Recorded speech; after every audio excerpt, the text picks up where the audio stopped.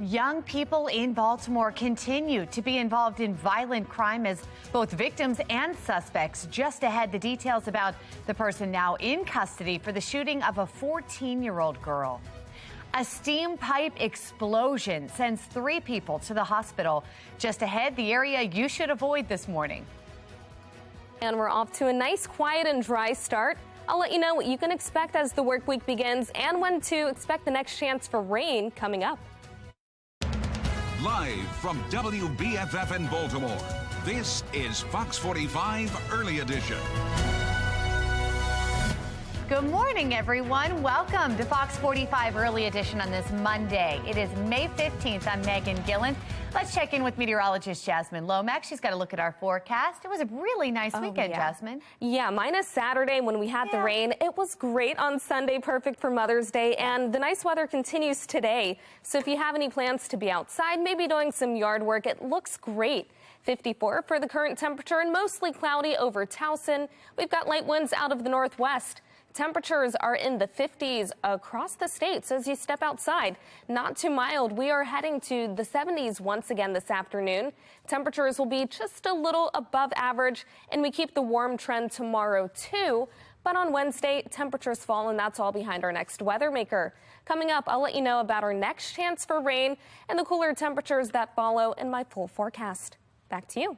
All right, Jasmine, thank you. Looking at our Len Stoller Traffic Network, we have a look at your traffic map here this morning, and you can see we are entirely in the green there. One thing we do want to make you aware of, though, the steam pipe explosion that happened yesterday in downtown Baltimore. Some of the roads in that area are having delays and closures as a result of that. We begin this morning in a city in crisis. The Baltimore Police Department are now investigating 2 shootings that happened almost 10 minutes from each other. One of them happened on Bartlett Avenue last night. Police responding to a shot spotter alert when they found an 18-year-old suffering from a gunshot wound. He was taken to the hospital where he later died. The second shooting happened last night on Waddy Court, where they found a 16-year-old boy suffering from non-life-threatening gunshot wounds. He is currently in the hospital. Anyone with information for either of these shootings is asked to call Metro Crime Stoppers at 1-866-7-LOCK-UP. Meanwhile, a juvenile is in custody in connection with the shooting of a 14-year-old girl in Baltimore's Druid Heights neighborhood. Police did not release many details about the suspect. That boy is joining the 75 other young people arrested for capital crimes in Baltimore City. The Baltimore Police Department saying shootings involving young people are up more than 50% this year compared to last year. In just 30 minutes, Taylor Stewart will be joining us live with a closer look at the numbers. Governor Wes Moore has signed hundreds of bills into law this year, but none of them deal with the juvenile crime crisis. In Baltimore City, Mayor Brandon Scott is trying to curb juvenile crime by enforcing the youth curfew starting Memorial Day weekend. The mayor has been pretty tight-lipped about how that curfew will be enforced. Fox 45 News has heard from a few law enforcement experts who say they don't think the curfew will solve the problem. I like gun-free zones. Who reads the gun-free zone signs and says, I'll put my legal gun away? Legal gun owners. So people who are likely to commit crimes are not likely to pay attention to curfews. But I don't expect it to have much of an impact at all. In fact, it could have a negative impact. It's not the solution. It's a tool in the toolbox. Well, this brings us to our question of the day. Do you think there should be a special legislative session in Annapolis to tackle the juvenile crime crisis? So far, as you look at the results here, 98% of those who have responded say yes. You can head to foxbaltimore.com/vote. Click on the Pulse tab to weigh in. A group of 36 Maryland Republican lawmakers are urging Governor Wes Moore to veto Senate Bill 1, which would limit where people with a wear and carry permit could bring their firearms. The governor is expected to sign that bill into law tomorrow. In a letter sent to the governor Friday, one Republican argues the bill is unconstitutional. If you're a faithful, law-abiding citizen, you are guaranteed by our Constitution the Second Amendment right to bear arms. Am I going to get some completely innocent client that has a permit to carry, that isn't sure what they can possess, and they walk in the wrong place on the wrong day unintentionally, and they end up being prosecuted in court? That's the big concern here. Defense Attorney Jeremy Eldridge there agreeing with Delegate Kathy Schlega. Governor Wes Moore has not responded to the letter. Supporters of the bill say having less guns in public places will make communities safer. Stay with Fox 45 News. We're going to continue to follow the developments surrounding Senate Bill 1 and keep you updated both on air and online. Elsewhere in a city in crisis, 4 construction workers are hurt after a steam pipe explosion in a busy part of downtown Baltimore. 3 of them were taken to the hospital. This happened around 6:30 yesterday at West Pratt and South Utah streets. The roads around the explosion are closed, including parts of Pratt and Utah streets. In just about 30 minutes, Shannon Lilly will have more on the conditions of the construction workers and more information on what happened. Another issue when it comes to DPW, recycling. A judge recently granting a few small victories to a group of citizens' lawsuit against the city of Baltimore over inconsistent recycling pickup. A Baltimore circuit judge shot down 2 motions filed by the city. The first one was to dismiss the lawsuit altogether. The second to delay the court hearing until September. Desmond Stinney, the lead plaintiff on the 2 lawsuits, asked the judge to compel DPW to resume normal trash schedule and stop funding the mayor's $15 million Clean Core initiative. The $15 million that's allocated to that program is detrimental to us getting the weekly recycling back on track. So I think right now full focus and resources should be on getting weekly recycling back. So that case is also being heard the same day on May 26th. This case is a last resort. I think everyone has tried to get these answers out of the administration. Mayor Scott promising Baltimore residents in his State of the City address last month that the city will return to weekly recycling, but the timeline for that is not going to happen anytime soon. Happening today, Baltimore County Executive Johnny Olszewski will make an announcement about his plans when it comes to the U.S. Senate. Senator Ben Cardin recently announcing he will not run for re-election. Some have speculated Olszewski will run for the seat. Prince George's County Executive Angela Also Brooks announcing her run for Senate last week. She's already gotten some high-profile endorsements, including one from Congressman Kweisi Mfume. Other candidates include Montgomery County Council member Will Jawando, Representative David Trone, and Jerome Siegel. Graduations in Maryland are just around the corner. Still ahead this morning, the gifts that could help your college graduate in their future. And we're going to be under sunny skies today. Meteorologist Jasmine Lomax is going to let us know how your work week is shaping up. Time now 4:37, and you're watching Fox 45 Early Edition.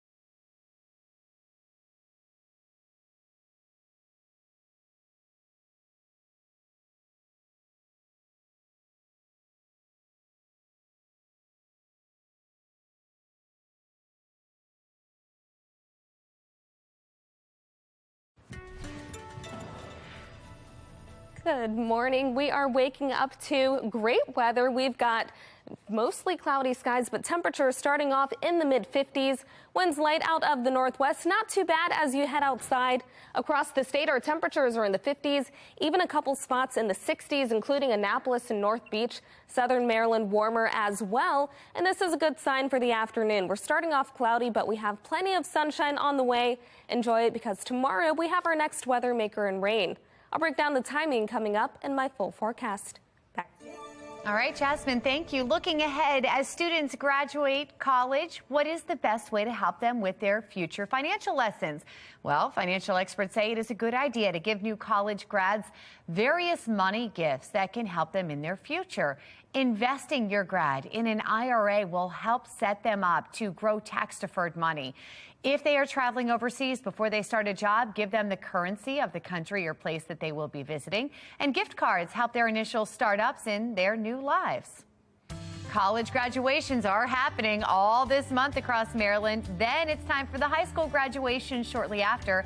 Make sure you're sending us your favorite pictures from commencement ceremonies through Chime In. We'd love to see them.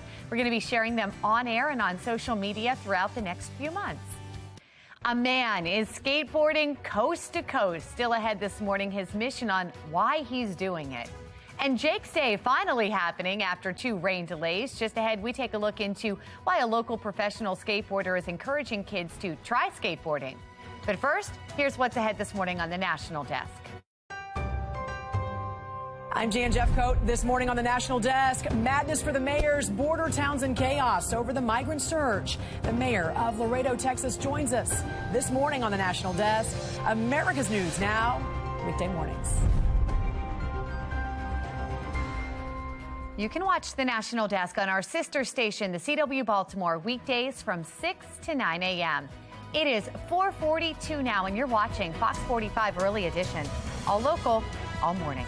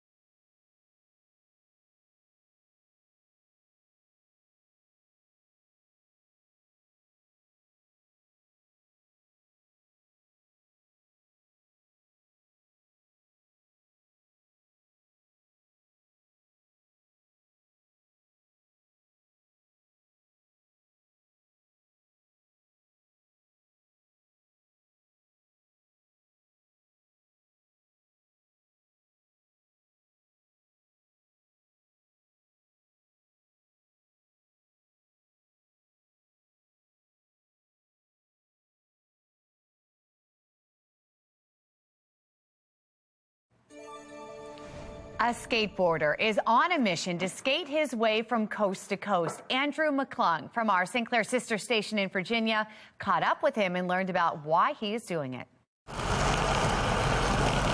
It began as an idea for Chad Caruso, skating across the United States. Well, it started with me and my cousin. We just joked about skating across Italy, which is like much thinner, like 2 days or something like that. But now he's more than 50 days into his skater burly of a journey, which started in Venice Beach, California, with the end goal of Virginia Beach. The map says it's 3,024 miles, but with all the wrong turns I've made, it's definitely longer than that. Chad is also documenting the whole trip with a daily vlog. You know, it's a long day. I'm like skating 50 plus miles every single day, and then at night editing and uploading all the footage that I filmed all day. But, you know, I'm just meeting such incredible people, and I love being able to share it with everyone. But why is Chad doing it? He says for nearly 7 years, he's been sober. Ever since doing that, it just completely changed my life, gave me focus, clarity, energy, and yeah, now that I have this mission, I want to, you know, give back to the cause that helped me. That cause? Nonprofit Natural High, a group that helps kids find their passion, keeping them away from drugs and alcohol. Chad is raising money for them through a GoFundMe account. Once I quit, skateboarding became the thing that, you know, just gave me life and energies, you know, gave me something positive to focus on rather than hanging out doing things that weren't helping me. Inspiring others like Kent Sanslow, who has been following Chad's journey. A lot of people these days are just focused on what's right around them, and he's kind of seeing the big picture, and I think that's really cool. As Chad has finally reached Virginia, he says he's had a gnarly journey, but admits it'll be nice to just, you know, relax and be able to just sit back, see my girlfriend, hang out, and yeah, but it's definitely been a long trip. A long shred for a good cause. In the Tri-Cities, Andrew McClung, News 5, WCYB. After 2 rain delays, Jake's Day finally happening at Jake's Skate Park in Baltimore's Rashfield Park. Both the event and the park were named after a Locust Point boy who was killed in a car accident. Organizers, including local professional skateboarder Joey Jett, say that Jake's Day is all about honoring Jake's memory and encouraging kids to try skateboarding. Bring kids out here to just have fun and give them that smile and give them that place to go that's just safe and it's welcoming. With skateboarding, you have to fall, but you have to get back up. So it's a great teacher of just life in general. Yesterday's event also featured ice cream. There were goats and free t-shirts for moms. They had it all yesterday. All right, Floor 48 here on this Monday morning now. Let's check in with meteorologist Jasmine Lomax to see what's in store. Good morning. Good morning, Megan. We are in for a lovely Monday. Really a great way to start off the work week, but we do have rain in our forecast. That comes tomorrow. Starting off this morning, mostly cloudy over Baltimore with temperatures around 54. We've got a light breeze, and across the rest of the state, temperatures mainly in the 50s. A couple spots in the 60s, mostly cloudy, but we are going to have a little more sunshine. Now, as you step outside, you may notice that it's a little bit cooler than it was yesterday morning. But again, that warm up is coming this afternoon as our temperatures reach the 70s, some spots even getting close to 80 degrees. If you have the chance to spend some time outside, it'll be great for that because tomorrow we have our next chance for scattered showers. This is followed by a few more dry days and then another chance for rain over the weekend. That could have impacts on some of your plans, especially if you are attending Preakness. Notice we are pretty dry here around Maryland, but we've got a little bit of rain as we look toward the middle of the country. We have our next weather maker on the way. We'll have a warm front followed by a cold front that's going to lead to that chance for showers. Today, though, we've got high pressure moving over the region. That will clear out some of our morning clouds. We'll have plenty of sunshine by the afternoon. However, these clouds return overnight. We'll wake up to mostly cloudy skies in the morning, but we'll start off dry. You should be good for your commute. Things change, though, as we head into the afternoon. That's when we have those scattered showers all ahead of that warm front. This is followed by a cold front that drops over the region. That's going to clear out some of the rain, but it will lead to cooler temperatures on Wednesday. We'll stay dry on Wednesday, though, and on Thursday and Friday. It's Saturday and Sunday when we have the chance for showers, but we're talking spotty showers. It doesn't look like either day will be a washout. Temperatures this afternoon reach 77 with morning clouds, then plenty of sunshine this afternoon. Highs will be above average around 78 tomorrow, but we have that chance for scattered showers. Then, as the cold front passes, we are looking at cooler numbers on Wednesday, 70, 68 on Thursday. We'll have plenty of sunshine. Then our temperatures start to rise. 72 on Friday as the weekend begins. We'll have a mix of sunshine and clouds. This is followed by the mid-70s and the chance for showers on Saturday, and then the upper 70s on Sunday with another chance for spotty showers. Back to you. All right, Jasmine, thank you. Looking at our Len Stoler traffic network, we have some of our live cameras pulled up around the area. We've got a little bit of volume picking up out there. Pretty light here for this hour as expected. No issues to report. Let's get a check now on mass transit. We have Mark Jones with the MTA joining us. Good morning, Mark. How are you doing?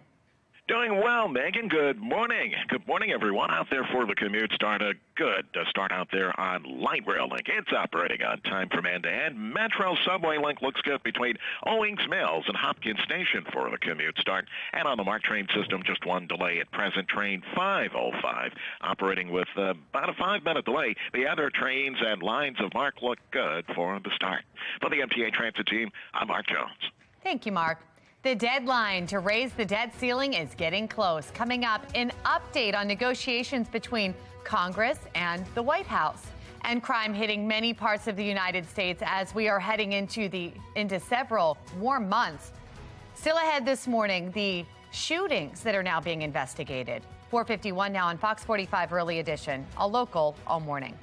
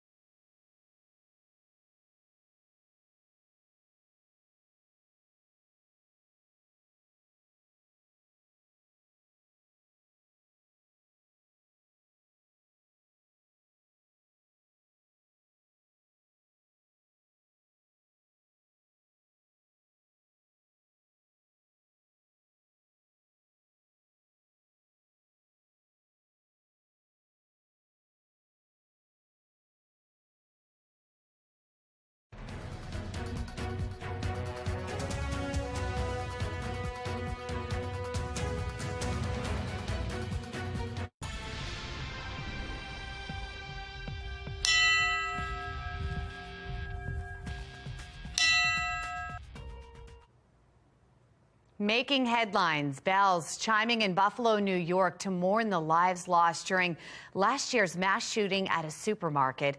Those bells tolled exactly at 2:28 p.m. yesterday, marking the same time that 18-year-old Peyton Gendron entered the Tops supermarket with an AR-15 style rifle, killing 10 people, injuring 3 others.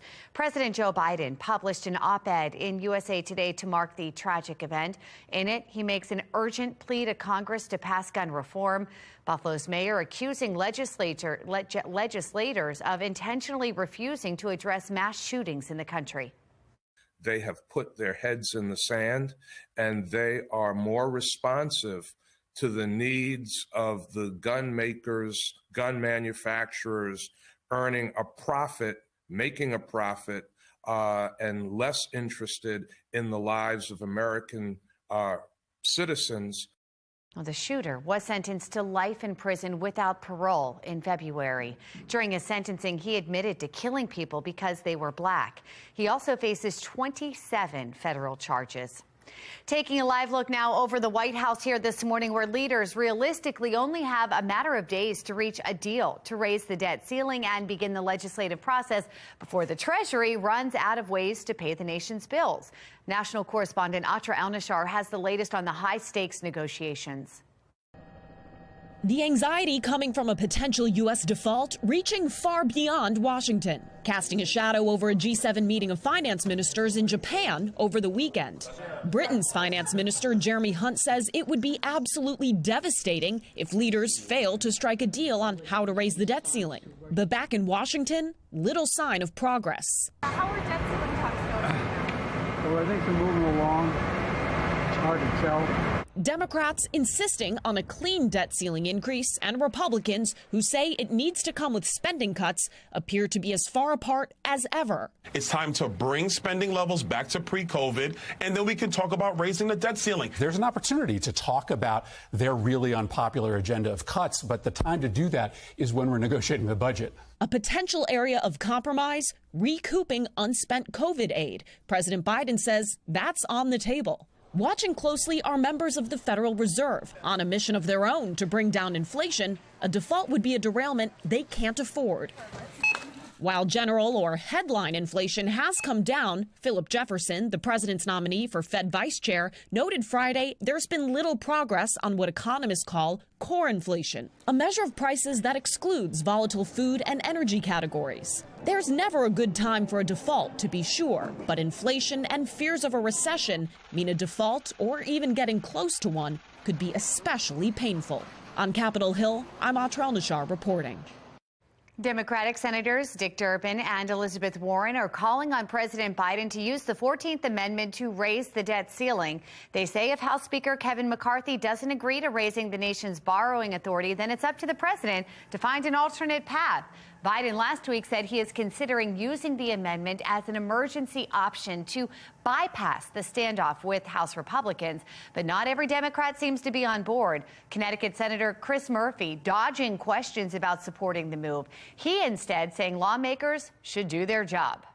I don't want to give Joe Biden advice, but I think we should do our job. I think that's a precedent to just absolve Congress from being adults. Well, the president acknowledged that using the 14th Amendment may lead to court challenges as well as a possible constitutional crisis. Live from WBFF in Baltimore, this is Fox 45 Early Edition.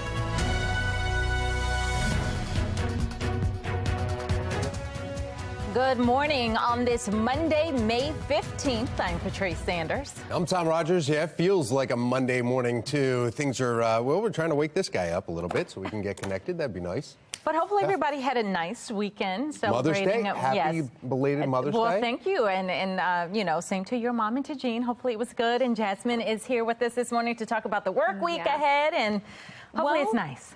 I mean, it starts off great, and that's what you want for a Monday. Okay. So at least we're off to a great start, but we'll have an up and down pattern over the next few days.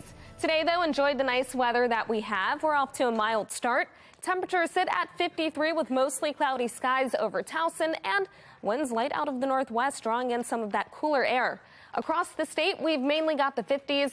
La Plata, the only spot in the 60s right now, but you may want an extra layer as you head outside. You won't need it as we head into the afternoon. Over the next few hours, temperatures gradually rise to about 60 degrees by 9 a.m.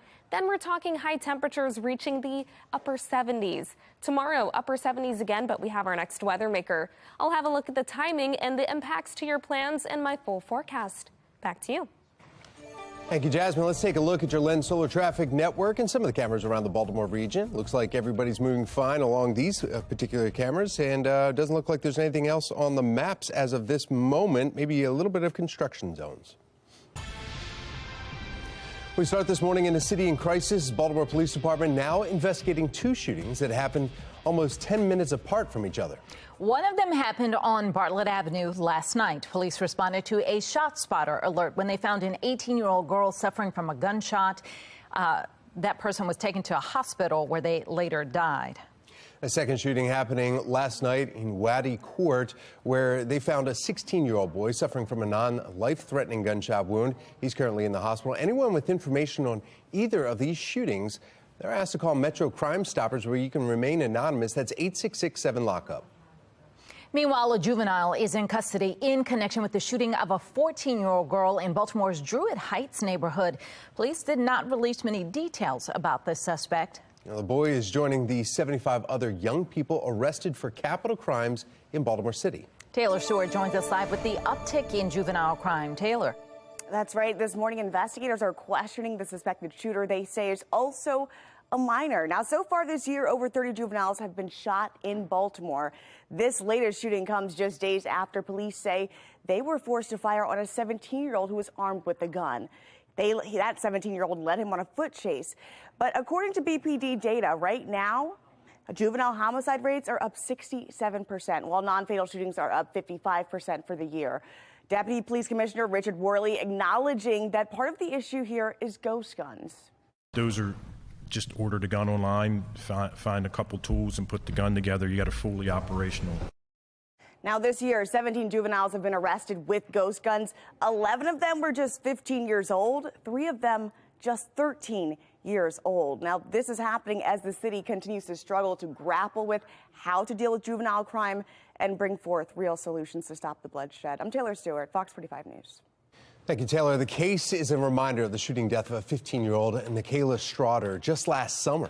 Police say a 9-year-old boy shot and killed her outside of her home. Authorities call that shooting an accident, but Straughter's family has maintained that is not the case. In fact, that 9-year-old boy could be charged because Maryland's juvenile justice law preventing children under the age of 10 years old and younger from being charged with any crime. The Straughter family calling on lawmakers to change the law.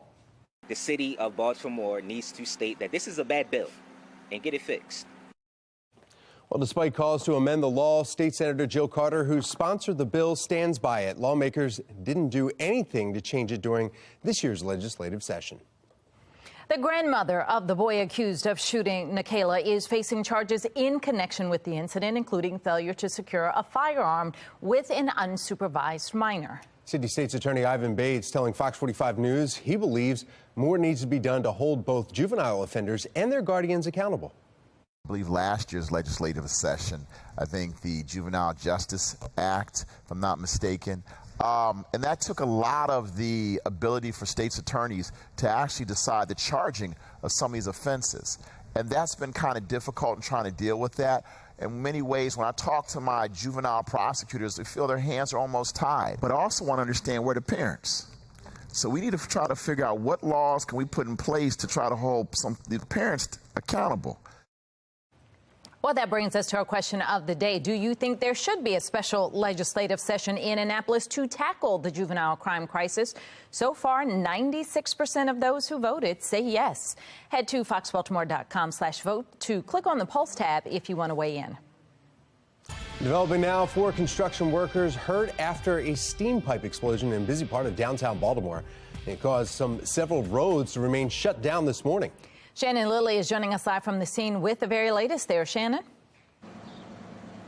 Yeah, we're learning, Patrice and Tom, that 3 of those 4 construction workers were taken to the hospital. Now, the good news is that all of them are expected to be okay. But you can see behind me still a very active scene here this morning. And like you said, there will be road closures here. You can see the cones up, the tape up, and the crews that are still on scene. In fact, leaders are asking that you avoid this entire block.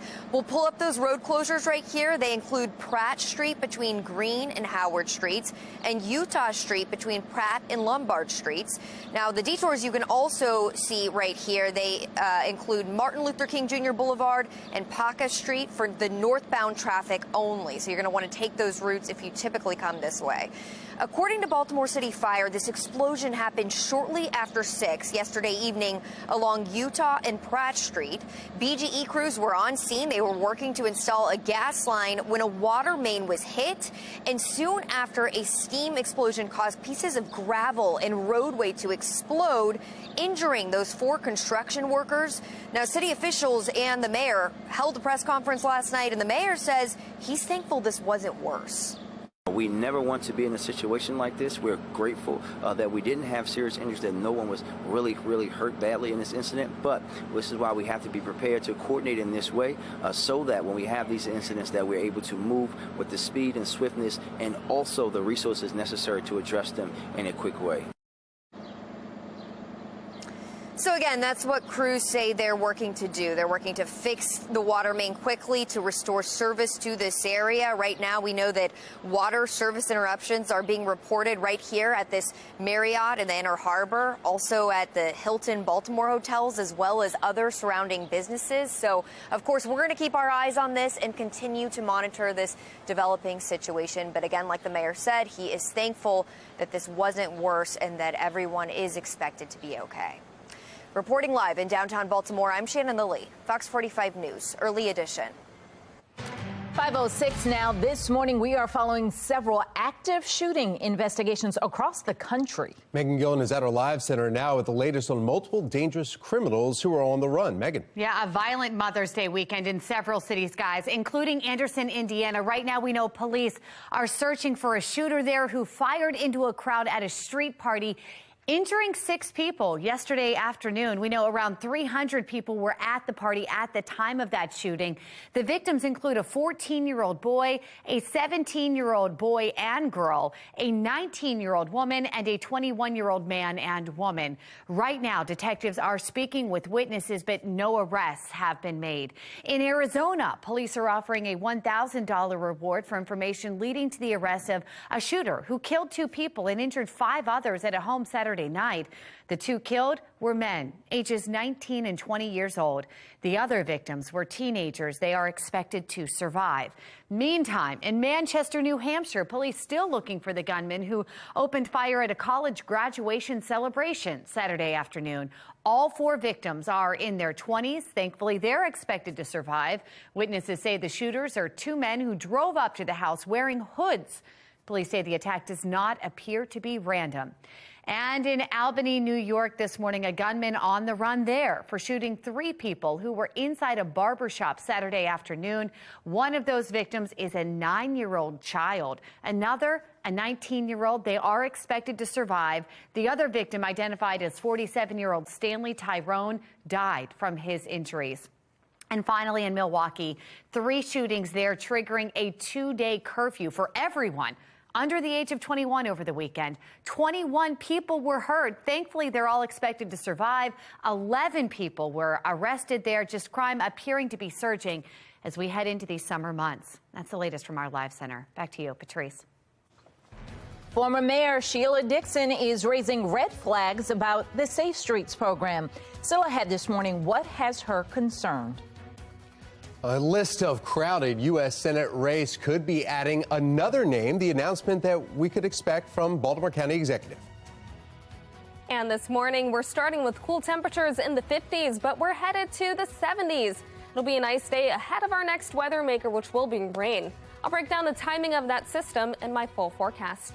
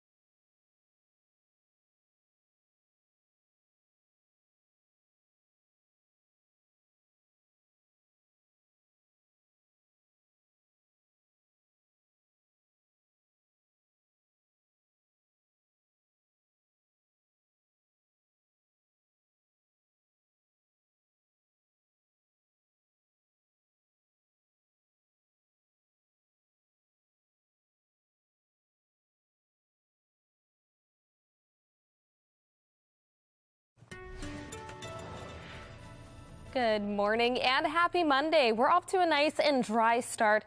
And really, we're looking at a great day, a great start to the work week. Our temperature will be around 77. And for May 15th, this is actually slightly above average. However, we have our next weather maker arriving tomorrow. Behind that, cooler temperatures making it feel a little more like April.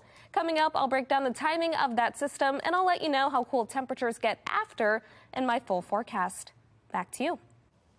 Thank you, Jasmine. The Washington Commanders finally have new owners. Coming up after the break, we take a look at the record-breaking price tag for the team.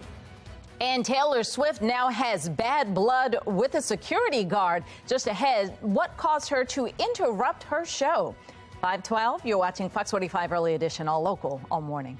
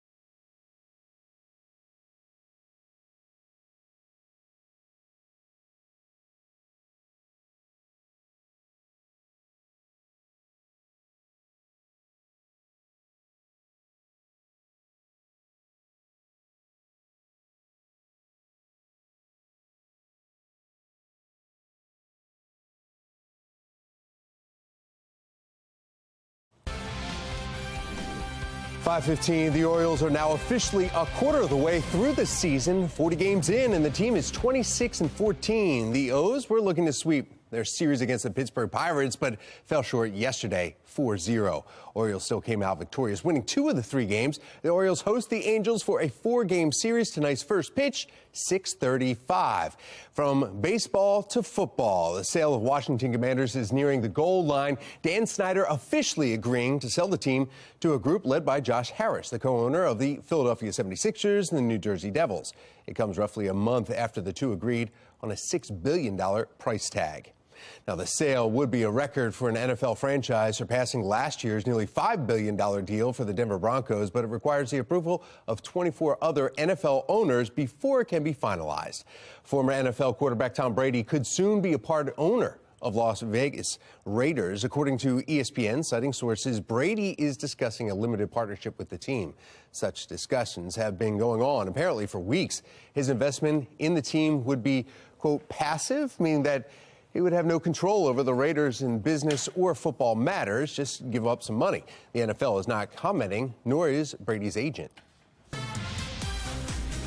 In your entertainment news, Kelly Clarkson is responding to reports about a toxic work environment at her talk show. Some current and former employees told Rolling Stone magazine they felt bullied, overworked, and underpaid. The employees didn't complain about Clarkson, but instead mentioned the top producers on the show. Clarkson posted on Instagram that she intends to address the issue and make sure that no one on her staff feels disrespected. She said she is committed to creating and maintaining a healthy work environment. Clarkson says senior staff, including herself, will undergo leadership training.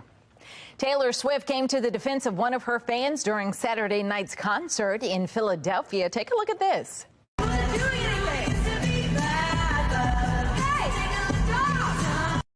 That video now going viral on social media. Swift calling out security for how they handled a fan. Now, according to CNN, it's unclear from the videos what actually transpired between the security guard and the fan. But as you saw there, Swift continued singing her 2014 hit Bad Blood without skipping a beat. Swift is currently on her Eras tour. Her next stops will be in Massachusetts from May 19th through the 21st. Well, 5:18 is the time right now on this Monday morning, and a gorgeous afternoon yesterday. Hopefully that will continue today. Meteorologist Jasmine Lomax is here with those details. Oh, it's going to be a great Monday. Good. And I mean, that's what you want. We've got sunshine on the way. A little cool this morning, though, as we start. How about for golfing today? Would that be nice if you were a meteorologist and you got to go out and golf? Absolutely. I think any meteorologist going golfing would love today's weather. Yes, we have clouds this morning, but by the afternoon, just gorgeous weather. 53 currently and mostly cloudy. We've got a light breeze. Winds are out of the northwest. Across the rest of the state, temperatures starting off in the 50s, a couple spots in the 60s, but this is cooler than we were this time yesterday. So stepping outside, you may want to grab the extra layer this morning. You won't need it, though, by the afternoon if you're planning on gardening or even golfing. We've got temperatures going from the 50s to the 60s and then eventually the 70s this afternoon. We'll have lots of sunshine. Overall, a gorgeous day is ahead of us. Notice on the HD radar, we're nice and dry here around Maryland, but this will change tomorrow as we get ready for the next weather maker. We've got a couple of showers toward the middle of the country, and that's a part of the system headed our way. Notice today, high pressure remains over our region. That's going to clear out some of those clouds, but as that system moves over the Atlantic, clouds return and we get ready for the next weather maker. This results in clouds tomorrow morning to start, but we'll have dry weather. Then by the afternoon, as the weather maker, that warm front gets closer to us, we'll have the chance for a few scattered showers. These continue for a few hours before our next cold front drops across the region. We are looking at a mostly dry evening and night, so your commute should be a good one home. We'll stay quiet and dry as that cold front sweeps over the region. We'll be back to dry weather on Wednesday, followed by dry weather on Thursday and Friday. We have our next chance for a few spotty showers on Saturday and again on Sunday. So if you do have any plans over the weekend, including Preakness, just make sure to keep watch on the radar. 77 for the high temperature this afternoon. Then tomorrow, temperatures around 78 and above average.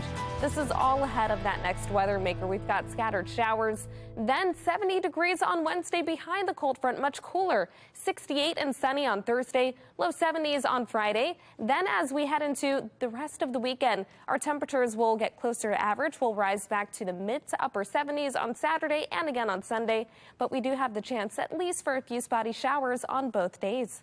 Back to you. And now let's get a look on traffic with Mark Jones. Well, good morning, Jasmine. Good morning, everyone. Out there on the BART train system, you'll find Pan Train 403 operating with a 5-minute delay. The other trains look good for the commute. If your ride is on Light Rail Link, no delays or issues there. Looking good in both directions of that service. And Metro Subway Link on schedule between Owings Mills and Hopkins Station for travel. For the MTA Transit team, I'm Mark Jones. Well, thank you, Mark Jones. The Preakness less than a week away. Just had the big news about one horse making its way to Pimlico. And Mother's Day is over. After the break, we're going to look at some of your tributes to Mom. 5:21, you're watching Fox 45 Early Edition, all local, all morning.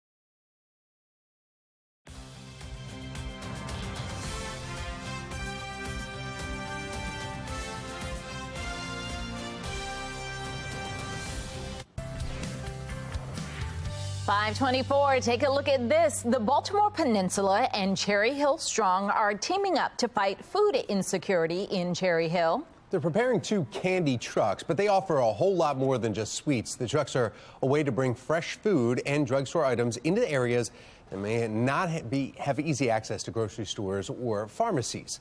Organizers say it's a more reliable option than convenience stores, especially for people who want clean eating.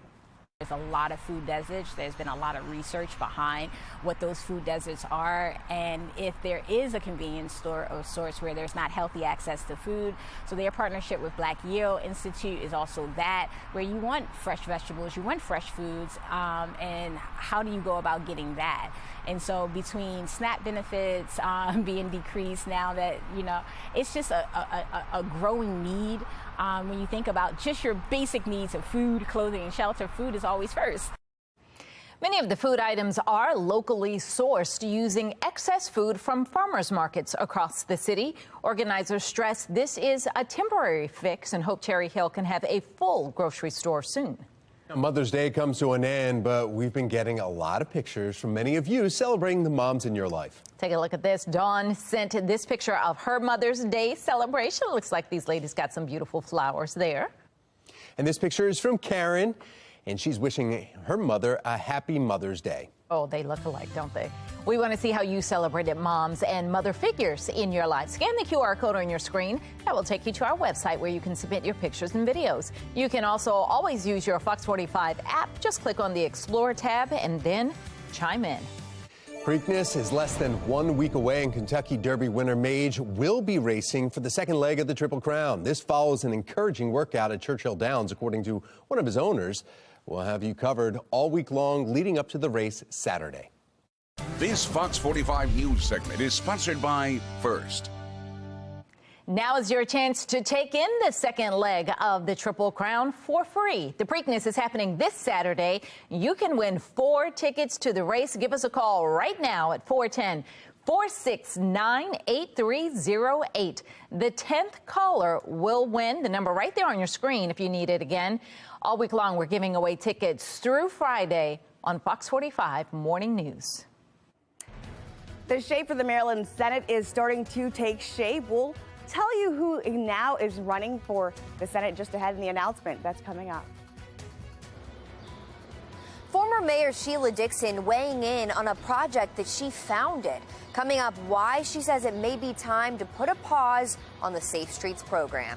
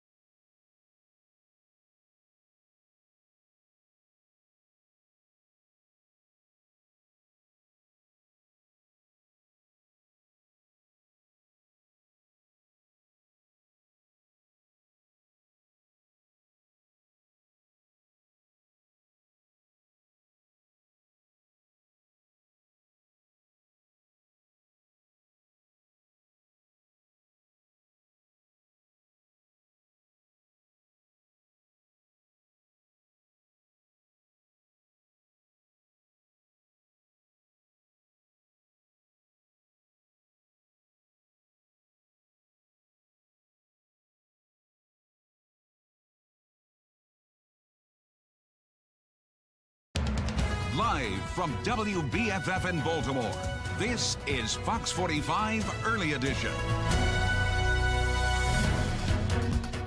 Welcome back on this Monday morning. 5:30 is the time. I'm Patrice Sanders. I'm Tom Rogers. We need to find out exactly how nice it's going to be today. We've got meteorologist Jasmine Lomax for that. Well, we are in for a really nice afternoon. Starting off the morning, though, on a cool note, temperatures only in the 50s. 53 over Towson. Winds are out of the northwest, around 3 miles per hour. We're drawing in some of that cooler air. Across the state, our temperatures are in the 40s, the 50s, and even the 60s, so a wide range of numbers. But we're in for a nice warm-up this afternoon. Our temperatures will rise to the mid to upper 70s. That means that we'll be above average and noticed by the afternoon. Plenty of sunshine. This changes tomorrow, though. I'll let you know about our next weather maker and the chance for rain in my Weather Authority forecast. Back to you. All right, let's get a look at what's happening on the roads at this early hour in our Lynn Stoler Traffic Network. Looking at the cameras around the region, people are up and out and getting back to work on this start to the work week, but they're moving along just fine. In a city in crisis, the mayor is leaning on his Office of Neighborhood Safety and Engagement and the Safe Streets program to help keep crime down this summer.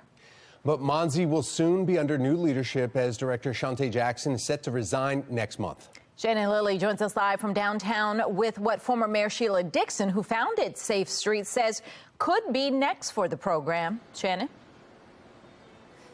Well, former Mayor Sheila Dixon, Patrice, says this program that she modeled is not exactly what she envisioned. In fact, because of the accountability, transparency, and effectiveness issues that we have found with Safe Streets, she thinks it may be time for leaders to consider putting a pause on this program. Take a listen.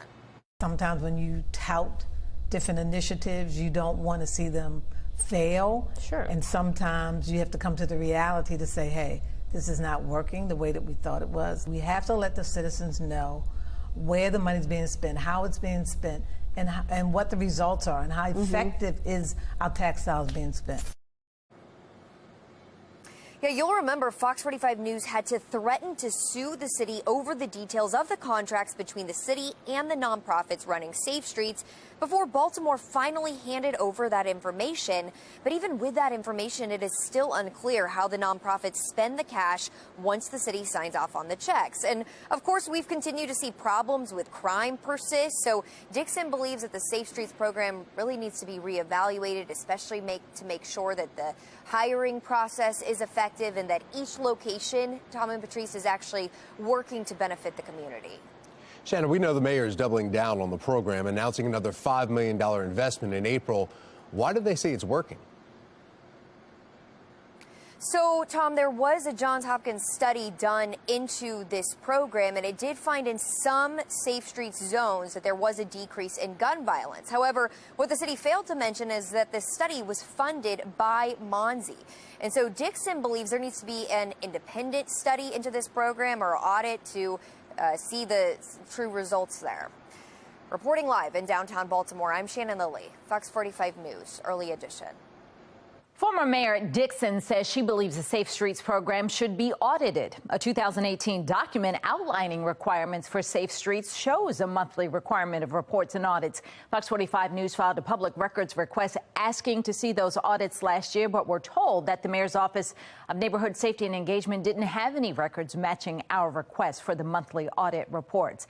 Now, Monsey is not one of the city agencies subject to audits. City Comptroller Bill Henry promised to expand the city's audit system when he was on the campaign trail in 2020, but that hasn't happened yet. Councilman Yitzi Slifer is trying to bring more transparency to how nonprofits spend taxpayer dollars. He introduced a new bill that would require those groups to report where the money goes. You can find more on that bill on our website, foxbaltimore.com. Well, elsewhere in a city in crisis, another issue when it comes to DPW recycling.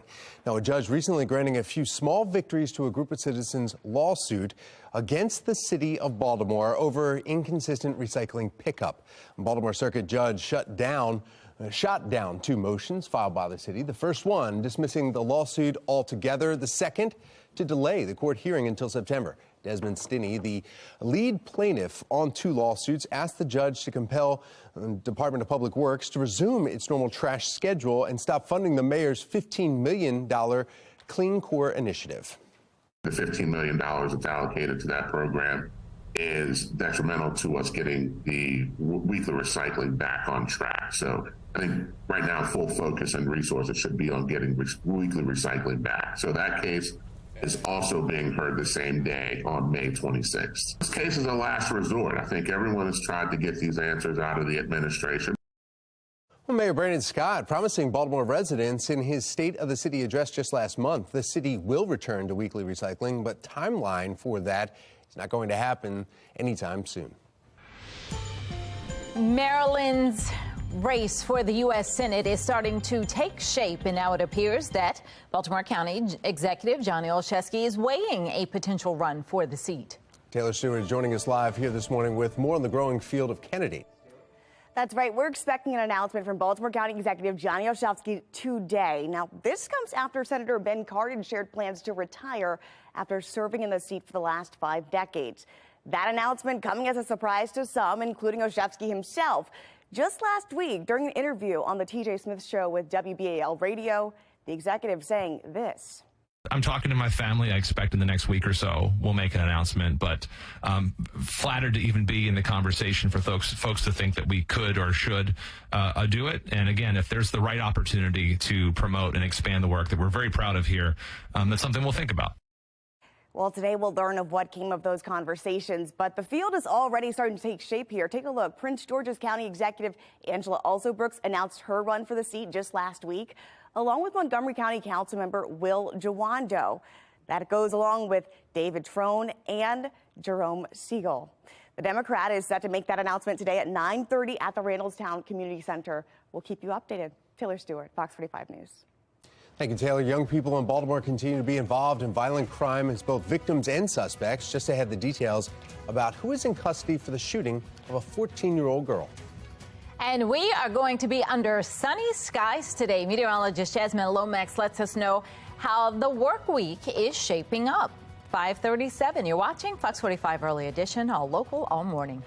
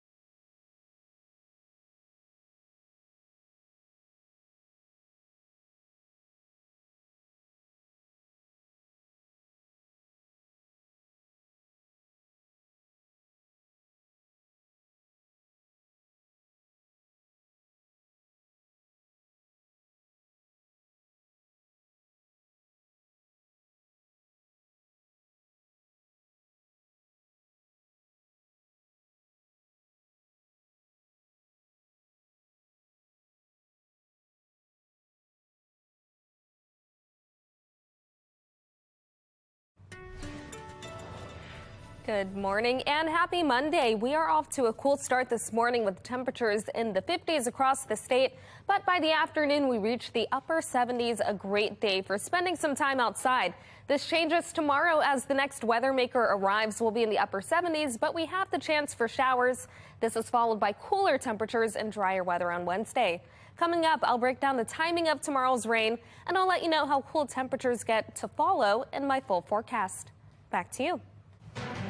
Thank you, Jasmine. It's going to be another important week for economic news. Megan Gillen is in our live center with the big numbers. We're watching. Megan. We have a lot to uncover here, guys. Let's start with a live look from the White House here this morning, where we know debt ceiling talks are planned for tomorrow. Meantime, we are watching for several big reports on American shopping trends and the housing market. Let's break it down for you. U.S. retail sales, they drop tomorrow. Economists are hoping that we are going to see a turnaround in April's report. Americans spent less in February and March, a sign that they are more cautious and contributing to a slowing economy. And speaking of spending, we are going to get quarterly earnings from Home Depot tomorrow, Target on Wednesday, and then Walmart on Thursday. And economists watch these big box national stores as they can be a sign of how the U.S. economy is doing overall. We're also going to see several real estate headlines in the news here this week, guys, including home builder confidence, the number of new homes being built, the number of permits filed, which is really used as an estimate of future home construction, and the number of previously occupied homes sold last month. We will also get an update on the median home price. $375,000 as of March. That was down almost 1% from February. We're going to find out Thursday if prices continued to tick lower. And then finally, guys, as we take a look right here, we're going to get the Conference Board's report on U.S. leading indicators Thursday. And what this does is this takes into account a range of economic data. Last month's report predicted that the U.S. will enter a recession, possibly this summer. Thursday's report will tell how or if that has changed. That's the latest from our live center. Tom? Thank you, Megan. Jake's Day is finally happening after 2 rain delays. Just ahead, we take a look into why a local professional skateboarder is encouraging kids to try skateboarding. And graduations in Maryland are just around the corner. Still ahead this morning, the gifts that could help your college graduate in the future. 5:42, you're watching Fox 45 Early Edition. All local, all morning. Fox 45 News, winner of 17 2022 Regional Emmy Awards, more than all other Baltimore news stations combined.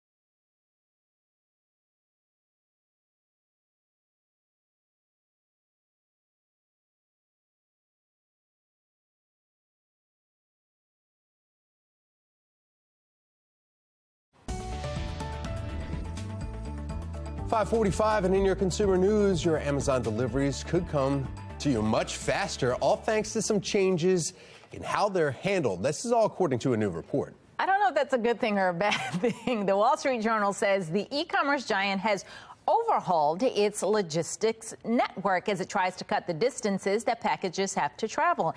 Amazon is hoping the changes will lead to faster delivery times, better inventory management, and altered search results on its website. The report adds Amazon is also looking to yield improved profitability. Yeah, that's not good.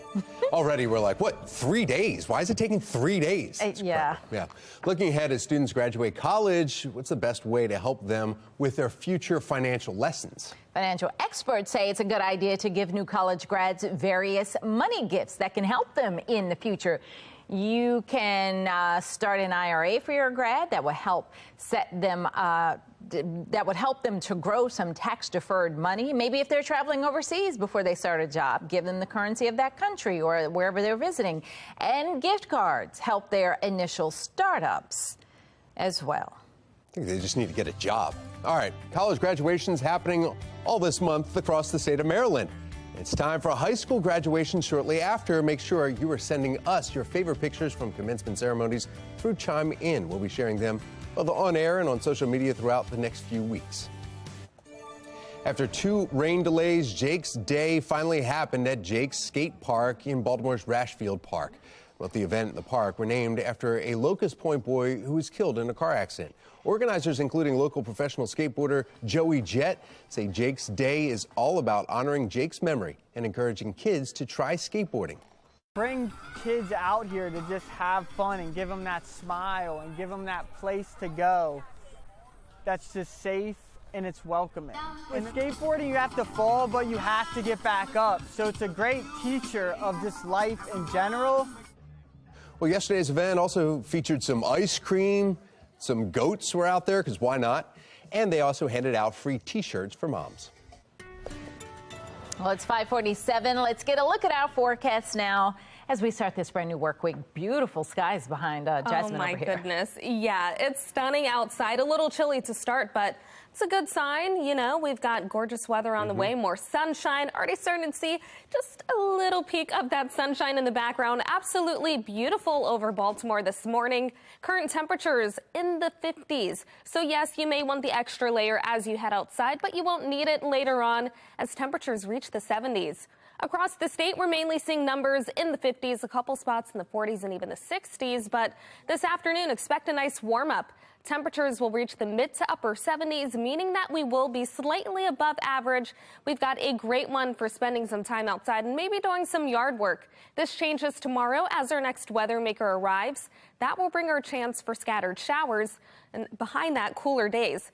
But over the weekend, we've got another chance for showers that could have impacts on your plans, especially if you are planning to attend Preakness. We're still dry here around Maryland, but we've got a few showers toward the middle of the country, a part of our next system. That is going to lead to rain, but that comes tomorrow. Today we've got high pressure and that will keep us dry. It departs overnight and we're left with clouds moving back into the region by the morning. We'll wake up to cloudy skies and then our next weather maker arrives, leading to the chance for scattered showers. These start in the afternoon and these will end in the evening. For your commute home, it looks mostly dry. Notice we'll have a cold front that does begin to drop south. After that passes, we're talking drier weather over the next several days, but also cool temperatures. Will remain dry through Friday, looking at a great start to the weekend. But unfortunately, on Saturday and on Sunday, we have the chance at least for a few spotty showers. Temperatures today, though, reaching 77 with morning clouds, followed by plenty of sunshine this afternoon. We're looking at 78 on Tuesday with the next chance for showers. 70 degrees on Wednesday, much cooler than average. We'll only be in the 60s on Thursday, but we'll have plenty of sunshine. After that, our temperatures start to rise. 72 on Friday with a mix of sunshine and clouds as the weekend begins. 75 on Saturday with a chance for a few spotty showers. That's followed by another chance of showers on Sunday. Temperatures then will be in the mid to upper 70s and back to above average numbers. Back to you. Thank you, Jasmine. Let's take a look now at your Lens Solar Traffic Network and some of the cameras around the region. Here's the sun, as Jasmine was just showing us, is up. You need your sunglasses if you're on your morning commute now. Looks pretty good and wide open. Now we want to get a check of your mass transit. We have Mark Jones with the MTA. Beautiful Monday morning, Mark. It sure is. Good morning, Tom. Good morning, everyone out there on the MARC train system. Got a couple delays in the mix. Train 511 on the PAD line and Camden 843, both operating with 5 to 10 mile delays. The other trains look good for the start. Light Rail Link right on time from end to end. No delays or issues there. And Metro Subway Link looking good between Owings Mills and Hopkins Station for travel. For the MTA Transit team, I'm Mark Jones. Thank you, Mark. Coming up, the new number of migrant encounters now that Title 42 has been lifted. We'll take a look at two of the biggest challenges that officials are up against. And some Maryland public school systems are bracing for the impact of Title 42. Just ahead, why school officials say their summer enrollment could double. 5:50 is the time. You're watching Fox 45's Early Edition, all local, all morning.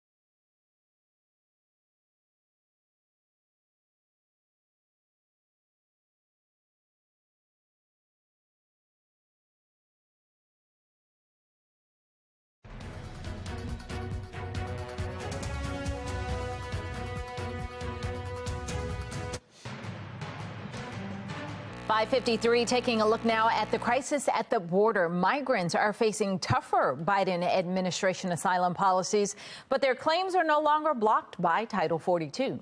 DHS Secretary Alejandro Mayorkas says Border Patrol has seen a 50% drop in the number of encounters compared to earlier in the week before Title 42 was lifted. But as national correspondent Atra Al-Nashar reports, officials at the border are preparing for conditions to get worse. Migrants waiting to be processed outside this Customs and Border Patrol building in El Paso, Texas. It's a scene playing out in towns across the U.S.-Mexico border. The mayor of Laredo, Texas, worried about the strain on community resources, especially hospitals. We have not been overwhelmed at this point. We're still at high alert. And until we see the numbers at the Border Patrol custody centers go down, this is when we can say the episode had passed. DHS Secretary Alejandro Mayorkas says it's too early to tell if border encounters have peaked, but so far there's been a sharp decline. We have seen, I think, approximately 6,300 on Friday and about 4,200 yesterday. compared to 10,000 before the end of Title 42. Mayorkas credits their messaging to migrants, warning about the consequences of illegal entry, including a 5-year ban on re-entry. Fewer encounters, but just last week, Border Patrol reported more than 15,700 gotaways, people seen crossing illegally but haven't been apprehended or turned back. Between fiscal years 2019 and 2022, there was a 303% increase in gotaways. In 2022 alone, CBP recorded more than 600,000. For those going through the legal asylum process, it can be years of limbo, waiting just for a court date. Texas Attorney General Ken Paxton now suing the Biden administration to stop a policy that allows migrants to be paroled before they have a court date. Political asylum's been abused by the cartels, and when they get into the United States, whether they have legitimate claims or not, they're released into our society. All agree there's an urgent need for comprehensive reform, entering a new era without Title 42. Partisan gridlock getting in the way of Washington fixing a broken system. On Capitol Hill, I'm Atra El-Nashar reporting. As migrants continue to trickle through the southern border, some Maryland school systems are bracing for impact. In Prince George's County, at least 40% of students are migrants or children of migrants. That's about 3,500 students, and school officials say that number could double during summer enrollment. This situation, because it's a lot of people have been waiting for a long time and been, in fact, in Mexico for a long time, and there are large groups there, I would say it's probably going to be like double that. County leaders say they're willing to welcome students with open arms, but they're concerned about a shortage of teachers and not being able to handle a surge in new students. Well, making your headlines this morning, group of 36 Maryland Republican lawmakers urging Governor Wes Moore to veto Senate Bill 1, which would limit where people with a legal wear and carry permit could bring their firearms. The governor is expected to sign the bill into law tomorrow. In a letter sent to the governor on Friday, Republicans argue the bill is unconstitutional. If you're a faithful, law-abiding citizen, you are guaranteed by our Constitution the Second Amendment right to bear arms. Am I going to get some completely innocent client that has a permit to carry, that isn't sure what they can possess, and they walk in the wrong place on the wrong day unintentionally, and they end up being prosecuted in court? That's the big concern here. Governor Moore has not responded to the letter. Supporters of the bill say having less guns in public places will make communities safer. We'll continue to follow the developments surrounding Senate Bill 1. Keep you updated both on air and online. Stay with Fox 45 News. We'll continue to follow the developments surrounding Senate Bill 1 and keep you updated on air and online. You can go to our website for updates, foxbaltimore.com. A 14-year-old girl, Baltimore City's latest shooting victim. The alarming rise in juvenile homicides rates in the last year. Just ahead. A streamline explosion in downtown Baltimore leaves 4 people injured. Just ahead, we're going to have an update on their condition, plus how these road closures may impact your commute this morning. And we're off to a cool but beautiful start to this Monday. Coming up, I'll have a look at how high temperatures get and when to expect the next weather maker. Live from WBFF in Baltimore, this is Fox 45 Morning News. Good morning on this Monday, May 15th. I'm Patrice Sanders. I'm Tom Rogers. Did you ever get paid to go golfing while you were at work? Did you get paid for that? Never. I haven't either. Not once in all these years. Yeah, I haven't either. That must be really nice. And I know a meteorologist that isn't here today that is actually out on the golf course or heading out there. Our other meteorologist, our better meteorologist, is actually in here working and earning her money. Yeah. And he's going to have a nice day to be out there, isn't he? Yeah, it's going to be a great day to be outside. I mean, if you're golfing, if you're doing any gardening, walking, I mean, it's going to be perfect. A great Monday. Now we are off to a chilly start. Temperatures sit in the mid-50s, but it's beautiful outside. Look at that sunrise over Towson. The sun starting to come up. Still mostly cloudy, though. Across the state, our temperatures are in the 50s mostly. We've got the 40s and a couple of spots, but this afternoon we are in for a gorgeous day. Temperatures will rise to the upper 70s. And we're also talking plenty of sunshine by the afternoon. Tomorrow, however, the next weather maker arrives. I'll let you know the timing and impacts to your plans in my Weather Authority forecast. Back to you. All right, well, taking a look now at our Lynn Stoller Traffic Network as we look out over the Beltway. Smooth sailing so far for your Monday morning commute. Give yourself some time as you get up and get started on this new work week. But as far as the roads, you're going to be just fine.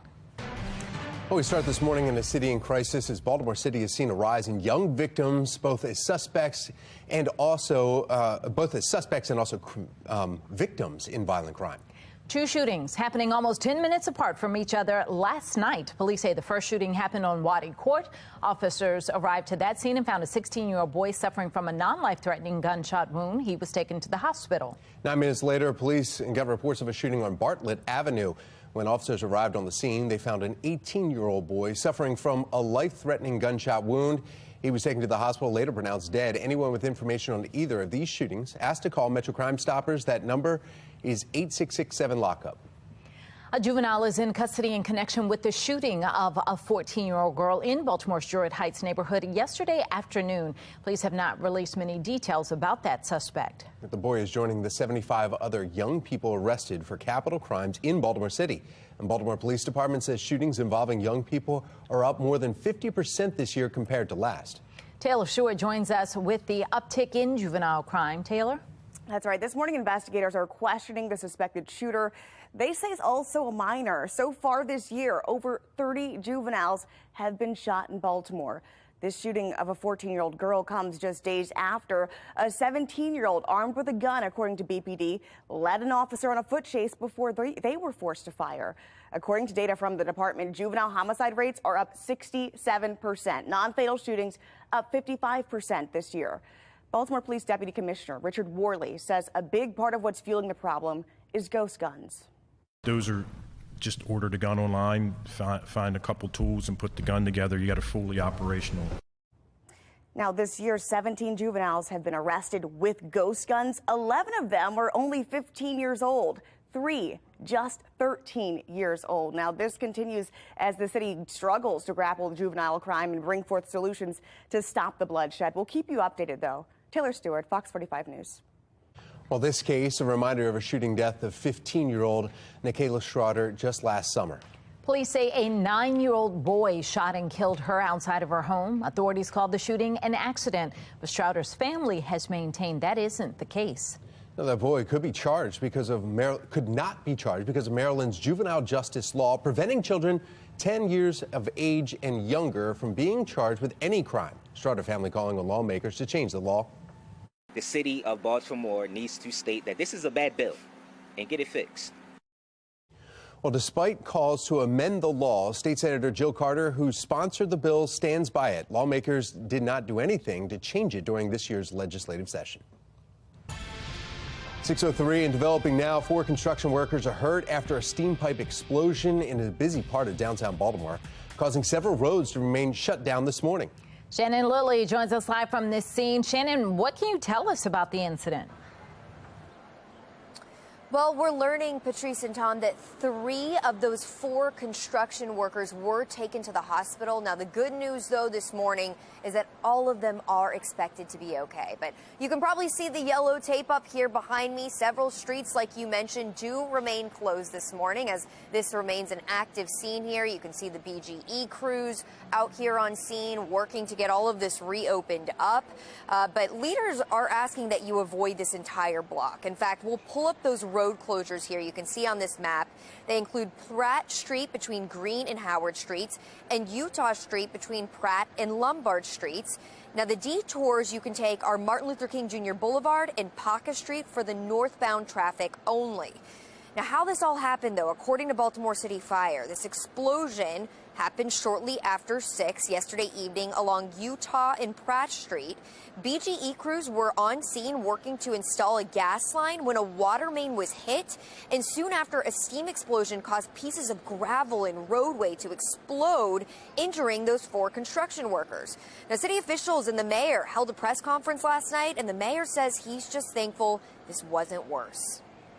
We never want to be in a situation like this. We're grateful that we didn't have serious injuries, that no one was really hurt badly in this incident, but this is why we have to be prepared to coordinate in this way so that when we have these incidents that we're able to move with the speed and swiftness and also the resources necessary to address them in a quick way. So another live look, you can see that's what crews are doing this morning. They are working to fix the water main quickly to restore service to this area. Right now, we know water service interruptions are being reported right here at the Marriott Inner Harbor Hotel that's right beside us, and the Hilton Hotel that's just behind us, as well as some of the surrounding businesses in the area. So, of course, they're eager to get that restored, and we're going to keep our eyes on this and monitor this developing situation. Reporting live in downtown Baltimore, I'm Shannon Lilly, Fox 45 Morning News. Have to let the citizens know where the money's being spent.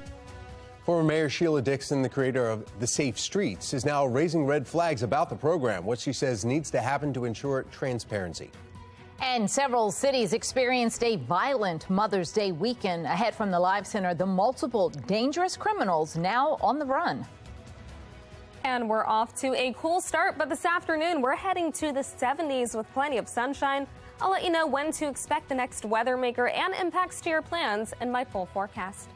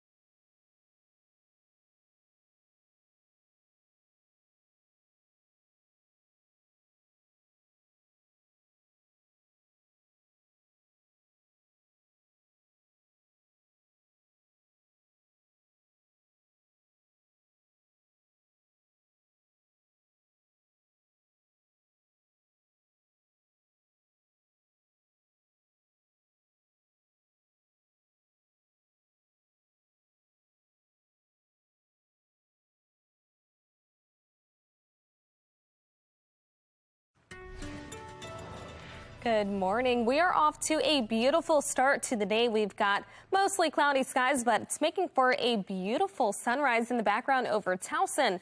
Our temperature is at 54. It is a little cooler than it was yesterday morning across the state. We've got numbers in the 40s and 50s, but we'll warm up nicely this afternoon. We're looking at a gorgeous forecast ahead of our next weather maker that arrives tomorrow. I'll let you know what to expect with this system, including the chance for rain in my Weather Authority forecast. Back to you. All right, well, thank you, Jasmine. Sounds like it's a great day to be out on the golf course, especially if you're getting paid. Happening today, hit the links, all for a good cause. It is the 37th annual Boomi Charity Golf Classic, benefiting the Boomi Shriners and Transportation Fund.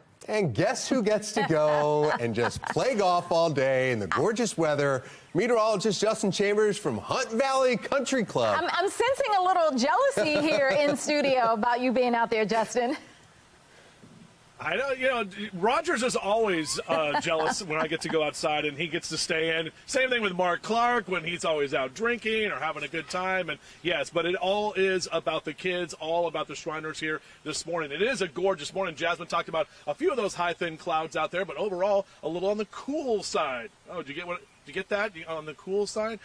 We are here live talking about the Charity Golf Classic, and it's all about the Shriners. We got a whole bunch of Shriners. Look how many Shriners we got. Say hello. Good morning, fellas. Good morning. We've got Stephen Kelly here and Wayne Snyder. Now, you guys are talking about the Patient Transportation Fund. You got your vans right back here. Tell me about what that means with being a Shriner and being able to have these vans. Well, what we do is if any patient that we take up to the hospital needs transportation, we do it free of charge. We pick them up. We take them up there. We stick with them.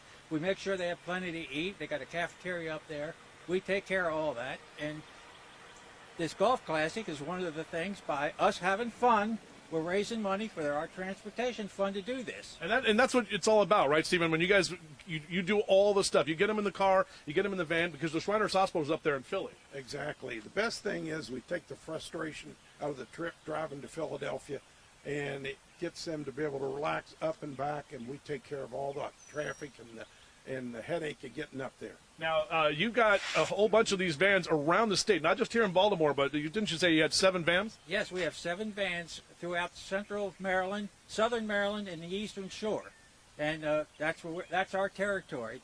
There's shrine temples all over the country that do the same thing. And we literally got the entire country covered to do this. I love that. All right, gentlemen, we're going to be talking a lot more all morning long. They tee off here in just a little bit. Obviously, the golf is a fun thing, but it's all to raise money for the Shriners. I don't know, Tom and Patrice, if they're going to let me wear one of the Fez hats yet, but we'll have to check back in throughout the morning to see. I don't want it to mess up the TV hair. So. Yeah, right. It's all about the TV hair. Well, yeah. I mean, this is such Great a good service. cause. I think we give Justin a pass for being out there and golfing today. No, he doesn't. You see what he did with the clock last week? He made it worse. Oh, no, he can't do it. Don't get in a van, Justin. He can't mess this up. All right, Justin, we'll check back in with you. The clock is running out for lawmakers to figure out what to do before the U.S. defaults on its debt. The meeting happening at the White House tomorrow that has President Biden feeling optimistic. Preakness, it's this Saturday, and Fox 45 News wants to send you off to the races. Still ahead, how you can win tickets just by watching Fox 45 Morning News all this week. 6:12 is the time. You're watching Fox 45 Morning News, all local, all morning.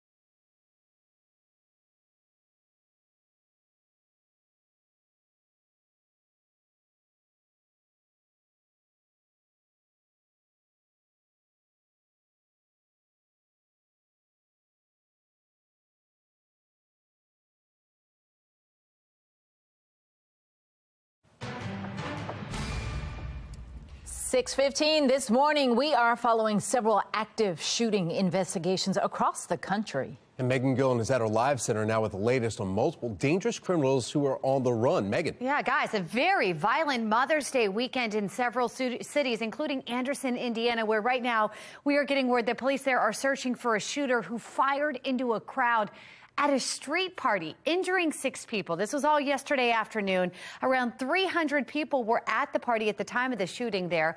The victims include a 14-year-old boy, a 17-year-old boy and girl, a 19-year-old woman, and a 21-year-old man and woman. Right now, detectives are speaking with witnesses, but no arrests have been made. In Arizona, police are offering a $1,000 reward for information leading to the arrest of a shooter who killed 2 people and injured 5 others at a home Saturday night. Looking at some of the video from the scene there, we know the 2 killed were men ages 19 and 20. The other victims were teenagers but are expected to survive. Meantime, in Manchester, New Hampshire, police still looking for the gunman who opened fire at a college graduation celebration Saturday afternoon. All 4 victims are in their 20s. Thankfully, they're expected to survive. Witnesses say the shooters are 2 men who drove up to the house wearing hoods.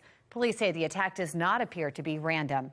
And in Albany, New York this morning, a gunman remains on the run there for shooting 3 people who were inside of a barber shop Saturday afternoon.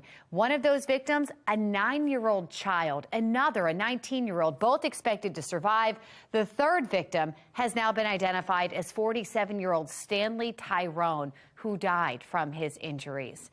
And in Milwaukee, 3 shootings there, triggering a 2-day curfew for everyone under the age of 21 over the weekend. 21 people were hurt. Thankfully, they're expected to survive. 11 people were arrested. Crime just appearing to be surging as we head into the summer months. That's the latest from our live center. Back to you, Tom. Thank you, Megan. Well, taking a live look now over the White House this morning, where President Joe Biden is expected to meet with congressional leaders tomorrow on the debt ceiling limit. That's according to a report from CNN. The meeting comes as Congress and the president held talks on the debt limit last week. Now, Biden is scheduled to leave for Japan for a Group of 7 summit Wednesday, but the president told reporters he's optimistic that deal will be reached. But I really think there's a desire on their part as well as ours to reach agreement. I think we'll be able to do it. It is 6:17, and we need to get another check of our forecast for this new week. Yeah, meteorologist Jasmine Lomax joining us here in studio, and great weather. Oh, yeah, a great start to the week yesterday. Today looks fantastic, but it's tomorrow when things sort of change. We've got our next weather maker, so, hopefully people get to enjoy the day today. We've got above average temperatures on the way.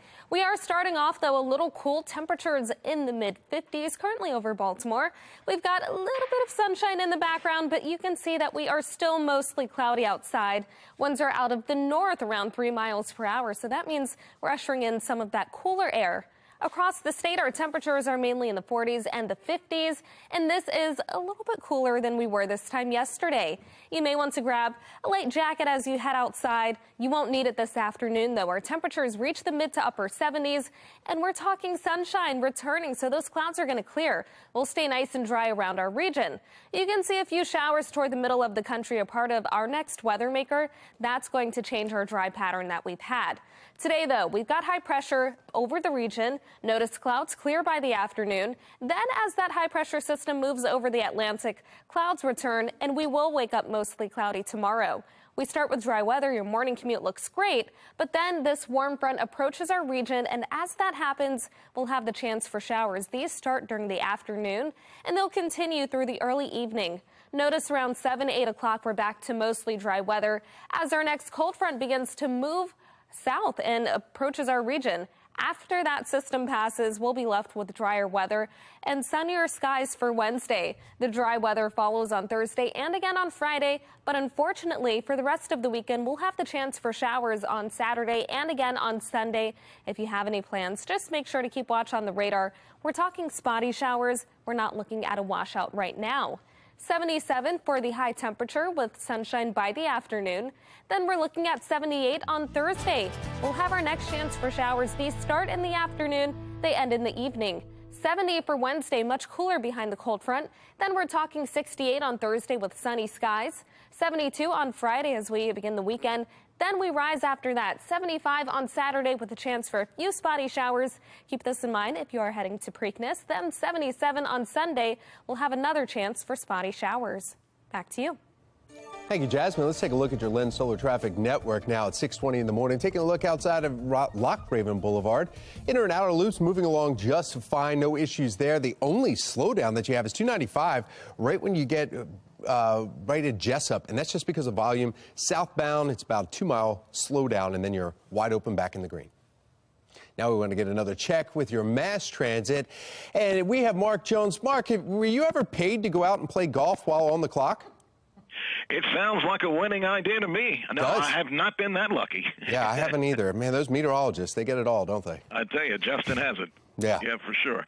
Good morning, Tom. Good morning, everyone. Out there right now on the MARC train system, you'll find Penn Train 511 and Camden Train 845 operating with 5-minute delays. The other trains of MARC look good for travel. If your ride is on Light Rail Link, on-time service there in both directions. No delays or issues. And Metro Subway Link looking good between Owings Mills and Hopkins Station for your Monday travels. For the MTA Transit team, I'm Mark Jones. All right, thank you, Mark. Preakness, it's this Saturday. Kentucky Derby winner Mage will be racing for the second leg of the Triple Crown, and this follows an encouraging workout at Churchill Downs, according to one of his owners. We'll have you covered all week long leading up to this massive race. This Fox 45 News segment is sponsored by First. Well, now is your chance to take in the second leg of the Triple Crown for free. The Preakness is happening this Saturday, and you can win 4 tickets to the race. Give us a call right now at 410-469-8308. The number's right there on your screen. The 10th caller will win. And keep watching all week. We're giving away tickets now through Friday right here on Fox 45 Morning News. That's a big prize right there. All right, a familiar name could be thrown into the race for one of Maryland's U.S. Senate seats. The announcement happening at 9:30 this morning will hopefully provide some more insight. And these candy trucks are offering way more than sweets. How the trucks can help those in food deserts eat clean. 6:22, you're watching Fox 45 Morning News, all local, all morning.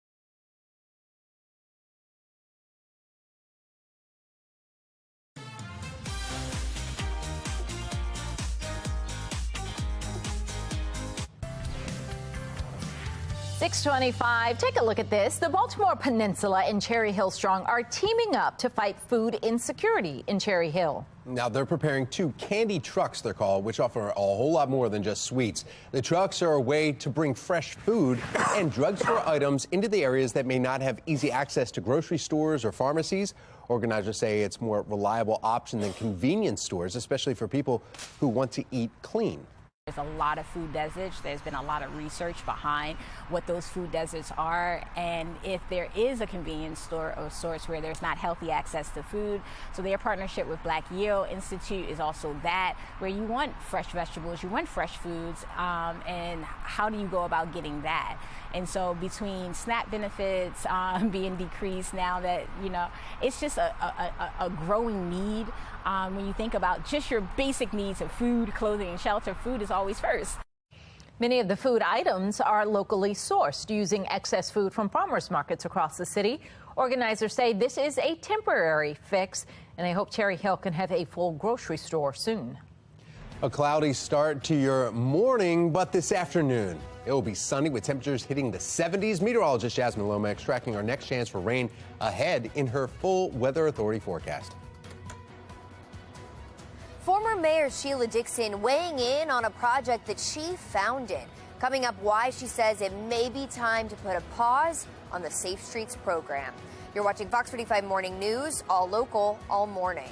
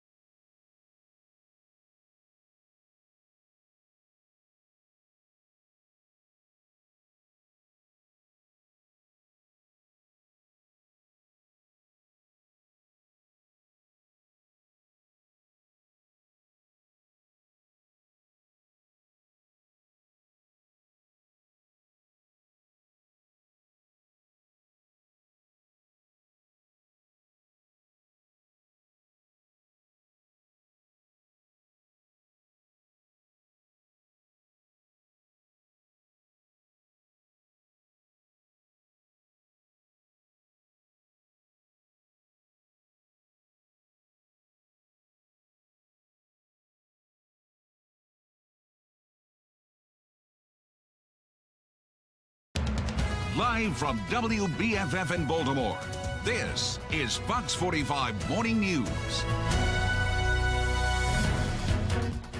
Welcome back on this Monday morning. Coming up on 6:30, I'm Patrice Sanders. I'm Tom Rogers. Middle of May, and you may be wondering, should I cut the yard today or maybe should I wait? Not tomorrow, because meteorologist Jasmine Lomax is here, and she's been talking about rain. Beautiful day today, though, right? Let's start there. Yeah, that's right. Today is beautiful. So if you do need to cut the grass, today's the day to do that. We've got gorgeous weather, warm temperatures on the way, and even sunshine, but that changes tomorrow. We are off to a cloudy start, though. Towson sitting at 54 with winds out of the north around 3 miles per hour. We've got the 40s and the 50s across the state. So a little cool this morning, but this afternoon we're heading to the 70s. We'll stay nice and dry. We'll have high pressure move into the region, but you can see a few areas of showers around the region. We have our next weather maker on the way tomorrow. That's going to lead to rain. I'll break down the timing and impacts to your Tuesday and my full forecast. Back to you. All right, looking at our Lynn Stoller traffic network this morning as we take a look at the highways there. Pretty good. Everybody moving up to speed. No issue to report. 6:30 and now to a city in crisis. Mayor Brandon Scott leaning on his Office of Neighborhood Safety and Engagement as well as Safe Streets program to keep crime down this summer. But Monsey will soon be under new leadership as Director Shantae Jackson is set to resign next month. Shannon Lilly is joining us live this morning with what former Mayor Sheila Dixon, who founded Safe Streets, says could be next for this program. Shannon.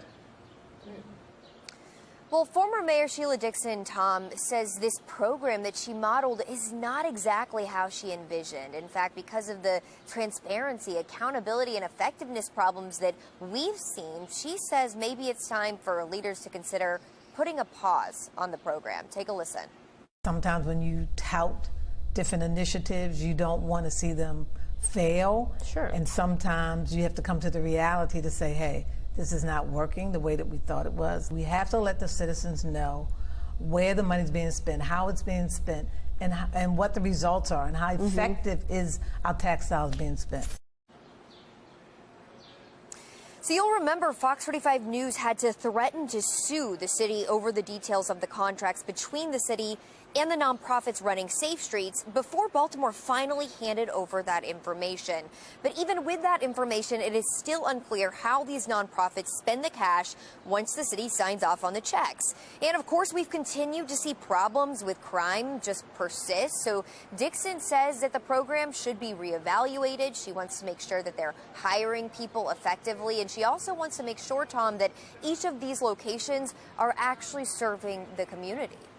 Well, Shannon, we know the mayor is doubling down, Mayor Scott, doubling down on this program, announcing another $5 million investment in April. Why do they say it's working? So, Tom, there was a study that Johns Hopkins did on the program, and in that study, they did find in some Safe Streets zones that gun violence actually decreased. What the city failed to mention with this study, though, is that it was fully funded by Monsey. And so Dixon believes that there should be an independent study done or an audit done to find the true effectiveness of this program. Reporting live in downtown Baltimore, I'm Shannon Lilly, Fox 45 Morning News. 6:33, Maryland's race for the U.S. Senate is starting to take shape, and now it appears that Baltimore County Executive Johnny Olszewski is weighing a potential run for the seat. Taylor Stewart is joining us live here in studio with more on the growing field of candidates. Taylor? That's right. We're expecting an announcement from Baltimore County Executive Johnny Olszewski today. Now, this comes after Senator Ben Cardin shared plans to retire. He served in that seat for the last 5 decades, but the announcement coming as a surprise to some, including Olszewski himself. Just last week, during an interview with TJ Smith on the WBAL radio show, the county executive saying this. I'm talking to my family. I expect in the next week or so we'll make an announcement, but flattered to even be in the conversation for folks to think that we could or should do it. And again, if there's the right opportunity to promote and expand the work that we're very proud of here, that's something we'll think about. Today, we're going to learn what came of those conversations as the field is already starting to take shape. Take a look here. Prince George's County Executive Angela Alsobrooks announced her run for Senate last week, along with Montgomery County Councilmember Will Jawando, and Representative David Trone. Also, Jerome Siegel. So this is starting to take shape. The Democrat is set to make his announcement today at 9:30 at the Randallstown Community Center. We'll, of course, bring you the latest. Taylor Stewart, Fox 45 News. Thank you, Taylor. It's going to be another important week for economic news. Megan Gillen is in our live center with the big numbers that we're watching. Megan. A lot to look forward to here, guys. Taking you live, first of all, to the White House here this morning, where we know debt ceiling talks are planned for tomorrow. Meantime, we are watching for several big reports on American shopping trends, also the housing markets. Let's break it down for you. U.S. retail sales, they drop tomorrow. Economists are hoping, guys, that we are going to see a turnaround in April's report. report. Americans spent less in February and in March, and that is a sign that they are perhaps more cautious and contributing to a slowing economy. Speaking of spending, we're going to get quarterly earnings from Home Depot tomorrow, Target on Wednesday, Walmart on Thursday. And economists watch these big box national stores as they can really be a sign of how the U.S. economy is doing overall. We're also going to see several real estate headlines in the news here this week. Look for home builder confidence, the number of new homes being built, the number of permits filed, which is really used as an estimate of future home construction, and the number of previously occupied homes sold last month. We're also going to get an update on the median home price, $375,000 as of March. That was down almost 1% from February. We're going to find out Thursday if prices continued to tick lower. And then finally, guys, we're going to get the Conference Board's report on U.S. leading indicators on Thursday. And what you see right here, this is all indicating and taking into account a range of economic data. Last month's report predicting that the U.S. will enter a recession this summer. You can see that indicated right here. Thursday's report will tell how or if this has changed. We'll keep you posted. That's the latest from our live center. Tom? Thank you, Megan. A steam pipe explosion sends 3 people to the hospital. What led up to it and the area that you need to avoid this morning. A great morning for golf at the Hunt Valley Country Club for the 37th annual Boomy Shriners Charity Golf Classic. Out here to check how the greens are rolling at this time. Please go in the hole. That'd be pretty cool. A sunny afternoon ahead with highs in the 70s. Great day for golfing. But our next chance for rain will be here tomorrow. Meteorologist Jasmine Lomax is tracking that next weather maker. That's just ahead in our full Weather Authority forecast. 6:37.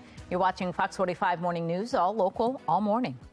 Weather Window, presented by the National Weather Desk. Spring shows all sorts of weather during the transition from the cold of winter to summer's warmth. This photo captures parts of the Sierra Nevada framed by tree blossoms. Snow still lingers high up, but the valley floors have welcomed the warmth. And in western Washington state, a weekend of record heat, this squirrel was caught splooting to try and cool down. For more content like this, follow the National Weather Desk on Twitter.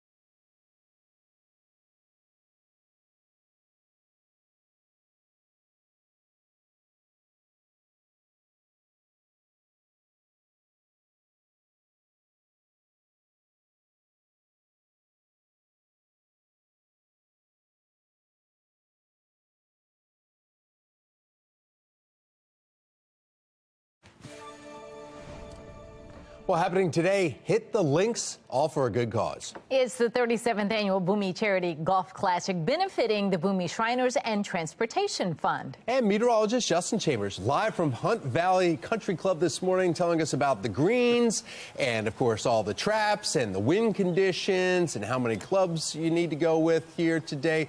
How is it so far today, Justin?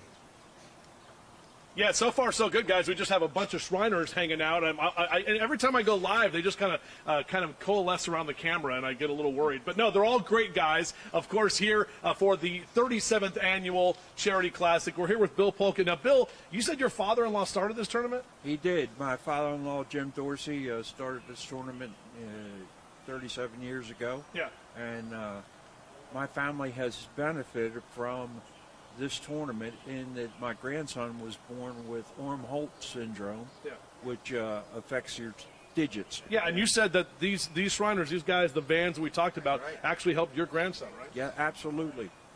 Day before his first birthday, he went to Philly and they lopped off his nubbins, which was his thumbs, and rotated his fingers and created another hand. That's amazing. And now, what'd you say? He's going to be a second lieutenant at 21 years old?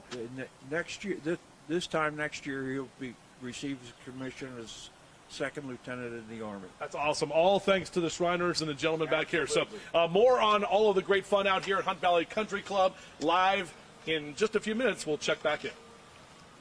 All right, Justin, thank you. Stay with Fox 45 Morning News. In our 8 o'clock hour, we're breaking down what President Biden's new mortgage rule will mean for home buyers. Now, Lamar Jackson at the Ravens' first voluntary workout of the year. But is it a big deal? Some say yes. First-year offensive coordinator Todd Monken shares his thoughts. 6:42, you're watching Fox 45's Morning News, all local, all morning.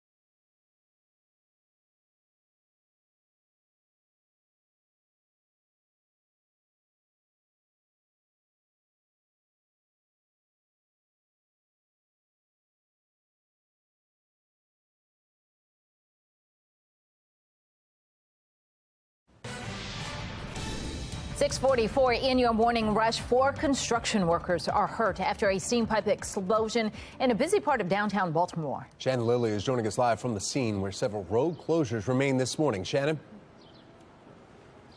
Yeah, you can see, Tom and Patrice, that Utah Street here behind me remains closed. Now, Pratt Street, though, has opened back up. As far as how this is impacting the businesses in the area, the Marriott that you see here just behind us, we know that it was being impacted by the water service interruption, but we did just speak with them. They say that their water service has been restored. It's still unclear how this is impacting the other businesses in this area, but DPW says that they are working to restore service quickly. This all after BGE hit a water main line trying to install a gas line, causing this explosion that happened yesterday evening. Just ahead, I'm going to explain what happened next. Of course, the condition of those construction workers that were hurt, plus how this could impact your morning commute. Now back to you. All right, Shannon, thank you. Over the weekend, yet another teenager falling victim to gun violence. Police say a 14-year-old girl was shot along McCullough Street Sunday afternoon. Taylor Stewart is joining us live this morning with more on this investigation and the latest on the city's juvenile crime crisis. Taylor. That's right. This morning, investigators are questioning the suspected shooter. They say he's a minor, but so far this year, over 30 juveniles have been shot in Baltimore. And shootings among teenagers and children are up more than 50% compared to last year. Meanwhile, deadly shootings up over 60%, according to Baltimore police. At 7, we're going to drill into those numbers and tell you why one deputy commissioner says the problem is directly related to ghost guns. All right, 6:46 now. We need to get another check of our forecast and see what's coming up today. Yeah, today and then really tomorrow. Meteorologist Jasmine Lomax timing out the possibility of rain Tuesday, but not Monday. No, not Monday. And I mean, that's what you want. You want nice and sunny skies as we start the work week. And we are going to have those this afternoon. But this morning, we're waking up to mostly cloudy skies over Baltimore. Temperatures in the mid-50s, just a little on the cool side. Maybe grab an extra jacket before heading outside. Our temperatures are mainly in the 40s and 50s across the state. A little more sunshine in western Maryland. And eventually, we are going to have sunshine here as well. We'll have high pressure build over the region, keeping us dry. You can see a few areas with showers on the HD radar. The rain stays away from us today, and then it arrives tomorrow. Our temperatures under that high pressure reach the mid to upper 70s. Again, plenty of sunshine, a gorgeous forecast ahead of us today. Tomorrow, we have that weather maker leading to our chance for scattered showers. That could impact some of your afternoon plans, but will stay dry through the start of the weekend. On Saturday and Sunday, however, our next chance for showers. We'll have that high pressure, notice on the future scan. As that continues to move over the region, clouds will clear, and we're talking sunshine for the afternoon. The system departs and moves toward the Atlantic. Then clouds return. We'll wake up to dry weather and mostly cloudy skies in the morning before that warm front nears our area. As that happens, we've got the chance for scattered showers for your afternoon. Much of the rain clears by the evening and early night. Your commute home looks better. We'll have the cold front move over the region as we head into the night, and that's going to result in drier conditions for the middle of the week. It's also going to bring our temperatures down. So we stay dry from Wednesday through Friday. Then we have the chance for a few spotty showers on Saturday and Sunday. Luckily, it doesn't look like either day will be a washout. 77 for the high temperature with clouds this morning, followed by plenty of sunshine this afternoon. We're looking at 78 and above average numbers on Tuesday. We'll have afternoon showers. Behind the cold front, though, much cooler on Wednesday, 70 degrees and below average. We'll be in the 60s on Thursday with plenty of sunshine. Low 70s on Friday. Then after that, our temperatures gradually rise. We'll have the chance for showers on Saturday and again on Sunday. Back to you. Thank you, Jasmine. Turning now to Sports Unlimited. The Ravens get together for a voluntary team football school. And a handful of players showed up to take part as their new offensive coordinator, Todd Monken, installs his new system. Among the biggest names, though, not in attendance, quarterback Lamar Jackson. First off, we're excited about the guys that are here. I know Lamar's working hard. I know the guys that aren't here are working hard. They're pros. And when they're here, you know, and we look forward to getting them here and getting them up to speed to what we're doing offensively. You know, I think that's probably the biggest challenge, but it's football. You know, when they get here, and we'll get them up to speed. No, it didn't seem like he was bothered that much that not having number 8 there. I don't think it's out of the norm. I mean, I think some of the bigger names don't always show up day OBJ one. wasn't there? Right. Lonnie And like you said, they're professionals. They're working hard on their own. Like, they know what they're doing. So I don't think it's that big a deal. Do you think it was that big of a deal? I mean, the biggest contract ever, you think you'd want to kind of take the lead? I always think he should have been there, but I also don't think it's a big deal. I think maybe he had a prior engagement. Maybe it was Mother's Day weekend. Maybe he was home He with was his trying family, to figure you out know? how to store all that money. And that happens. But, as a team player, I always think you should be there whenever you can. But, not always possible. I mean, I agree. And wasn't it voluntary? So it's not like right. they're not to go They're there. not mandatory yet. They're not mandatory. Voluntold. It's kind of voluntold. OTAs, I think, start next Monday, the 22nd, right? Right. Yeah. So if he doesn't show up when you have to be there, then there's an issue. I think this is a non-issue. I think you just look for the leaders to step up in these kind of practices. Yeah. All right. Good point. All right. Well, speaking of some leaders, horse race leaders. If you miss your chance to win Preakness tickets this hour, don't worry, because Fox 45 Morning News is giving you a chance to win every hour. So keep watching throughout the morning. Your next chance to win is happening in about 30 minutes. Robots in the operating room. Still ahead, the benefits of using AI robots during surgical procedures. Another application for AI robots, making coffee exactly the way you like it. Yes. Oh, that'd be perfect. Get our robots in here for a coffee break. Let's go.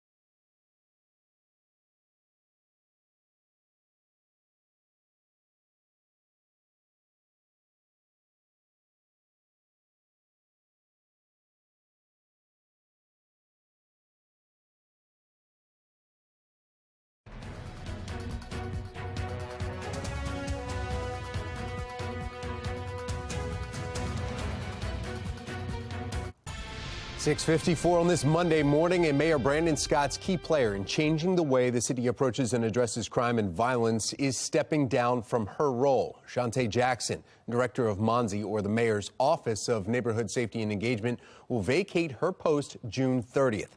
Joining us now to discuss the significance of Jackson's resignation, political analyst Armstrong Williams. Good morning, Armstrong. Good morning, Tom.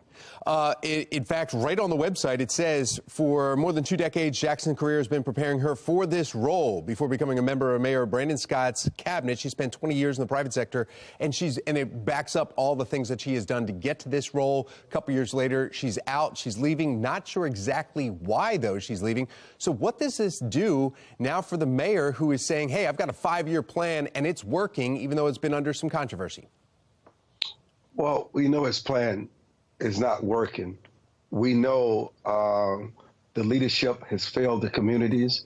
Crime continues, theft continues, and obviously you can single out her resume as much as you like, Tom, but the most important resume is what has she done in that job since being appointed by the mayor, and the results have been dismal. And obviously it is an election cycle for the mayor, and he realizes that his polling numbers are in the toilet, and he has under 30% approval rating. So he has to make some very serious adjustments if he has any kind of chance of winning the trust of the people again, and they just don't trust him. And she's not the only one that has decided to step aside. And you see this going into an election year, Tom. But Armstrong, unusual. Right, we've seen a couple of different members here lately. I mean, she is now the 4th major announcement here of a resignation. A lot of people will say, okay, it's because of the way the mayor is handling his staff. Others will say, well, maybe it's because these numbers are not working and she's under attack. She's been very vocal, though. She almost, the mayor can look to her and say, okay, this is your position for Monzi, and she takes over and answers questions and is direct or avoids questions and is able to handle that on her own, too. So filling her role will be a very important task for the mayor now, to find somebody who is like her, who is very confident and is able to actually take questions and turn them around and say, no, this is working and here's why. But Tom, people are not interested in rhetoric, of taking questions and being impressive with your rhetoric. They're interested in results. These neighborhoods are not safe. They're not moving guns out of these communities, out of the hands of criminals. Kids, juveniles are being killed. Communities are being tortured. They're insecure. They're vulnerable. There's no way that's safe. Even in business communities, there's no safe haven in Baltimore anymore. This is an indictment of the mayor and his leadership, and it's a failure. No matter who he places in that position. We're not interested in whether or not how good she sounds. We're interested in whether or not kids can walk out on the street, parents and communities feel safe. Armstrong, she has a lot of connections with the White House. I mean, but this is all speculation on why she's resigning here, just because the numbers are back and forth. Do you think that she may have just gotten a different role and is now moving on? I mean, have you heard anything different of why she is resigning June 30th? Well, give the mayor props. I don't know any of his deputy mayors that have left lately, even including Ted Carter, who left November last year, where they said they resigned. In fact, the mayor said Ted Carter fell on the sword. The mayor is graceful enough to allow them to leave so it doesn't appear they were fired, so it doesn't damage any career opportunities they have in the future. But it doesn't change the circumstances of the city. Baltimore City is one of the most dangerous places on the planet Earth. Last question for you then. With Shante Jackson now leaving June 30th, do you think starting in July or August, do you think that this program will slowly be weaned out? Safe Street, you call it whatever you want to call it, Tom. All people care about is that you reduce crime and make their neighborhoods safe for their families and their communities. But there's been millions going in there and guaranteed more millions coming into this program. That program is not working. That money needs to be used for something else, Tom. Obviously, whatever they've appropriated that money for is not working, and that money can be put to better use. Safe Streets is a failure. That's the first thing we should admit. And if you call it a safe street, you should call it Criminal Street, and it probably should be shut down and place that money where you can really be effective to reduce violence and return people to some kind of normalcy in Baltimore. Armstrong Williams, thank you. Thank you, Tom. A steam line explosion in downtown Baltimore leaves 4 people hurt. Just ahead, I'll have an update on their condition and how these road closures could impact your morning commute. And a 14-year-old girl shot over the weekend in Baltimore as more and more teens and children find themselves caught up in the gun violence. A closer look at the numbers just ahead. A great morning for some golf out here at Hunt Valley Country Club for the 37th annual Boomy Shriners Charity Golf Classic. Let's go! Live from WBFF in Baltimore, this is Fox 45 Morning News.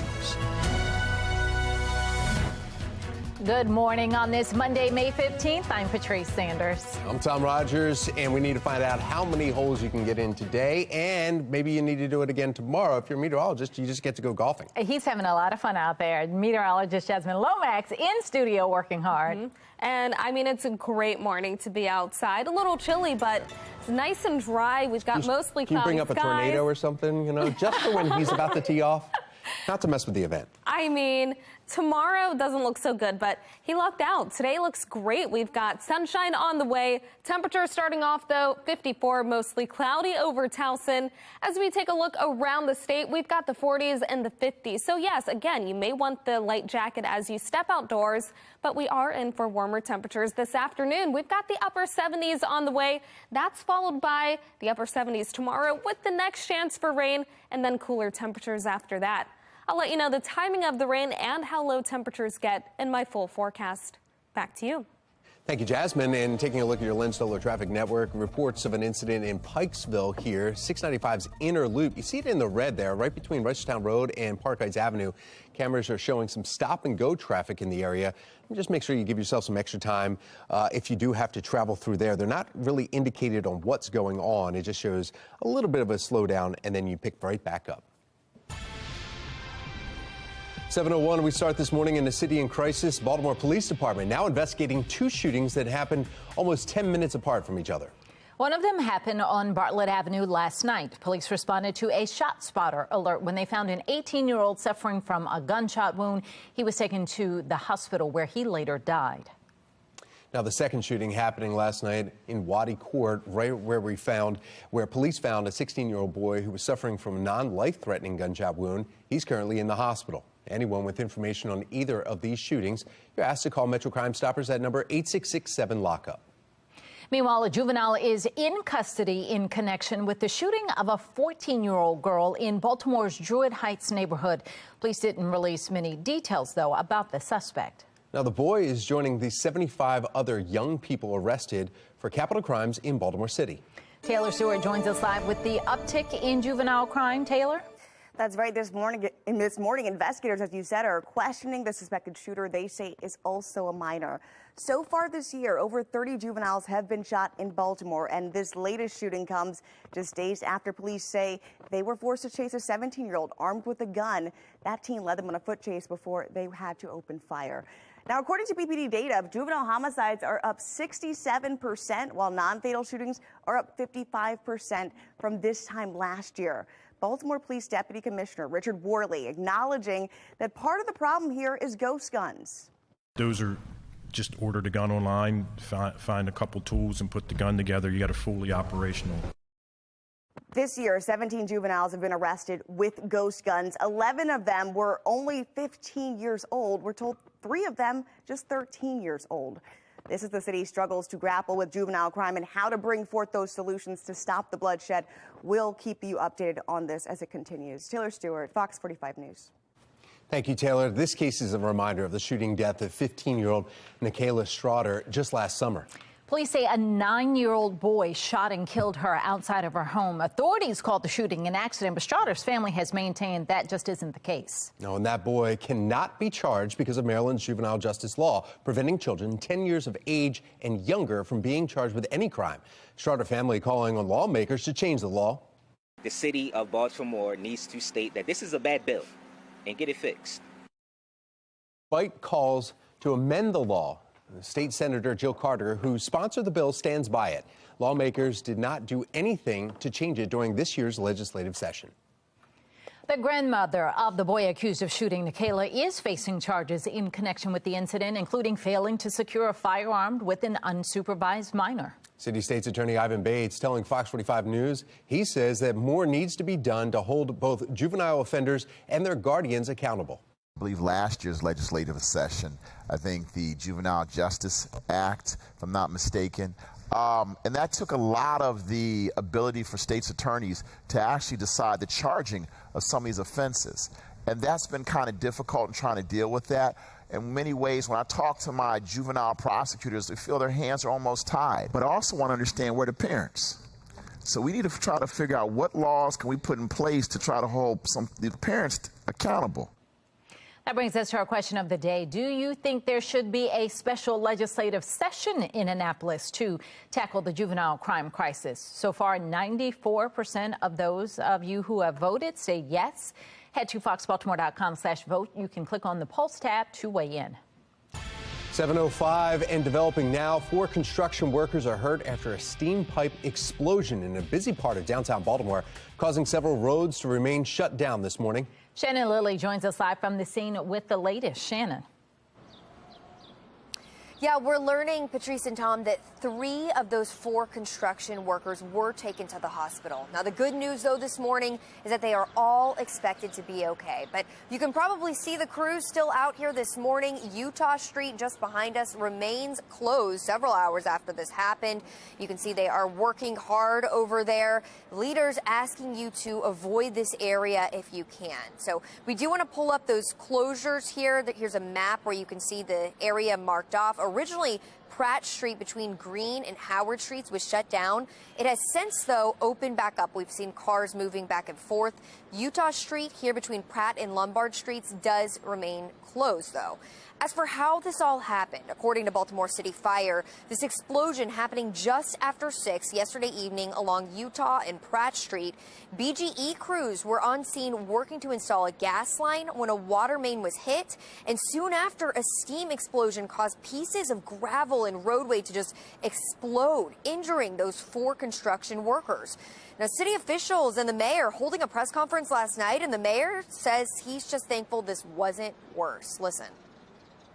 We never want to be in a situation like this. We're grateful that we didn't have serious injuries, that no one was really hurt badly in this incident. But this is why we have to be prepared to coordinate in this way so that when we have these incidents that we're able to move with the speed and swiftness and also the resources necessary to address them in a quick way. So again, another live look out here at Utah Street, where crews say they are working quickly to try to fix the water main and get this road open backed up and restore service to this area. Now, they did report that water service interruptions were impacting the Hilton Baltimore Hotel and this Marriott Inner Harbor Hotel that's right here beside us, as well as surrounding businesses. But we did just speak with the Marriott, and they say that their water service has been restored, which is the good news. It's still unclear how that's impacting other businesses in this area, but they tell us that they heard that rumbling, that shaking to their entire building yesterday. They saw steam engulfing this entire corner. They describe it as a scary experience, and again, thankfully, no one was seriously hurt. Reporting live in downtown Baltimore, I'm Shannon Lilly, Fox 45 Morning News. 7:07 now. This morning, we are following several active shooting investigations across the country. Megan Gillen is in our live center now with the latest on multiple dangerous criminals who are on the run right now. Megan. Yeah, Tom, Patrice, a violent Mother's Day weekend in several cities, including Anderson, Indiana. We're getting word that right now, police there are searching for a shooter who fired into a crowd at a street party, injuring 6 people yesterday afternoon. We're hearing around 300 people were at that party at the time of the shooting. The victims include a 14-year-old boy, a 17-year-old boy and girl, a 19-year-old woman, and a 21-year-old man and woman. Right now, we know detectives are speaking with witnesses, but no arrests have been made. In Arizona, police now offering a $1,000 reward for information leading to the arrest of a shooter who killed 2 people, injuring 5 others at a home Saturday night. Taking a look at that scene here. The 2 killed were men ages 19 and 20. The other victims were teenagers. They're expected to survive. Meantime, in Manchester, New Hampshire, taking you to that scene now where police are still looking for the gunman who opened fire at a college graduation celebration Saturday afternoon. All 4 victims are in their 20s. Thankfully, they're expected to survive. Witnesses say the shooters are 2 men who drove up to that house wearing hoods, Police say the attack does not appear to be random.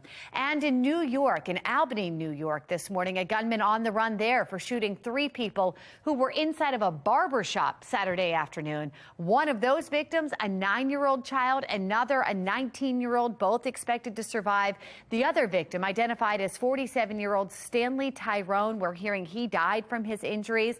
And then finally, guys, in Milwaukee, 3 shootings there, triggering a 2-day curfew for everyone under the age of 21 over the weekend. 21 people hurt there. Thankfully, all are expected to survive. 11 people now arrested. Crime appearing to be surging all across the country as we head into the summer months. That's the latest from our live center. Back to you.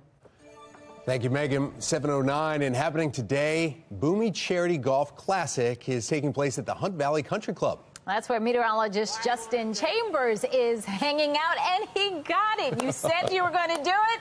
You did it. Justin, what's going on out there today? And you look great, by the way. Well, thank you very much. This is all courtesy of Dundalk Roy, who gave me this. And you know what they say, you can't take the Roy out of Dundalk, but you can take the Dundalk out of Roy, or something like that. They say that this is actually called their Shanae, right? Is that what it is? The Nene? Is that what it is, right? Yeah, either way.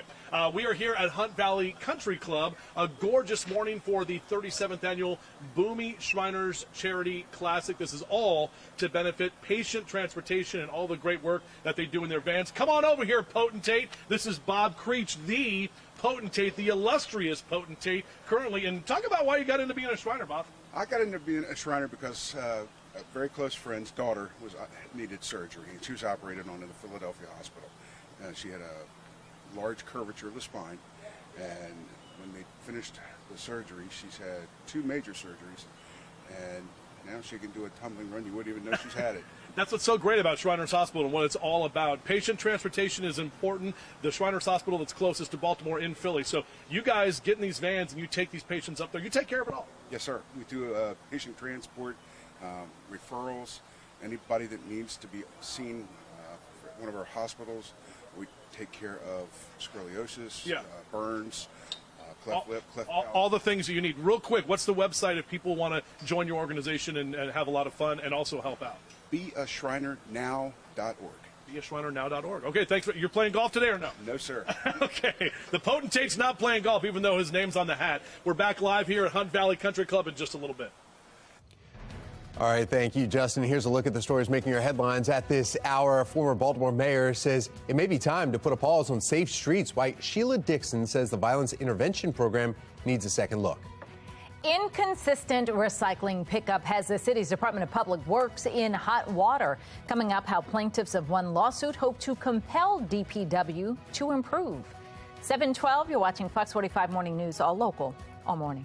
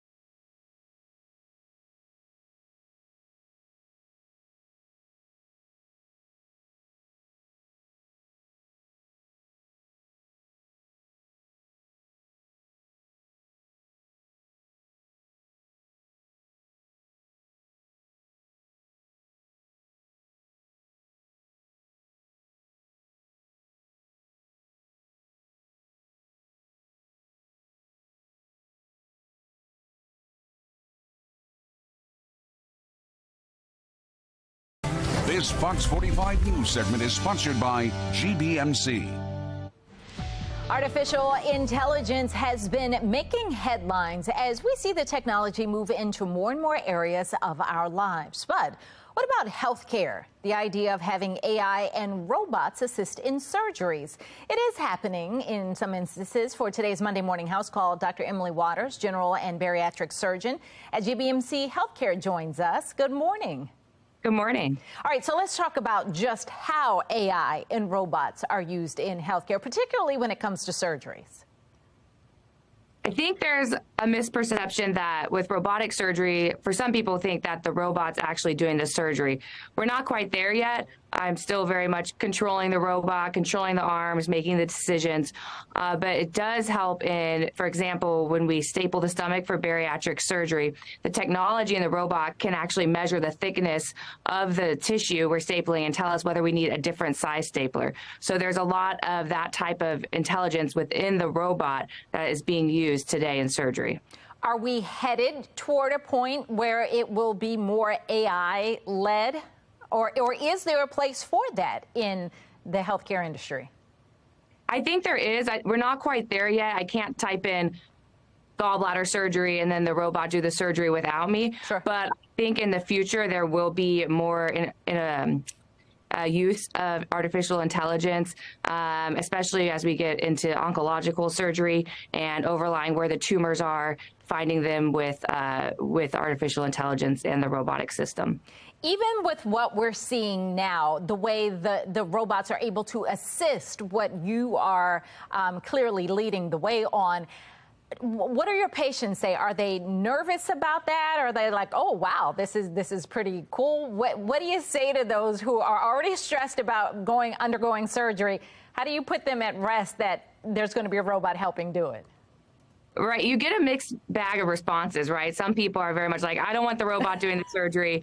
But I have to remind them it's me who's doing the surgery. It's just a tool. It's a better tool. Gives me 3D visualization, better accuracy, better precision. I'm able to do a lot bigger surgeries through smaller incisions. So I very much reassure them it's me doing the surgery. The robot's just a tool. It's more like robotic assisted surgery than the robot doing surgery. Is there anything coming down the pipeline specifically at GBMC that you guys are working on?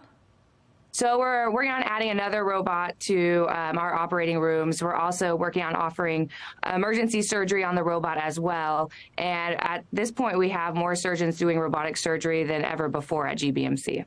All right, very cool. I mean, I know it's not the same, but I used to watch Grey's Anatomy, and they would have some pretty cool things. So. I know. Maybe one day. Dr. Waters, thank you so much. Thank you. 7:18 is the time. We need to find out exactly how warm it's going to get today.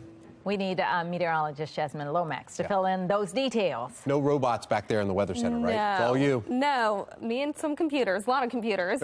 But no matter what you're doing today, it looks great for spending some time outside, going for a walk or run this morning.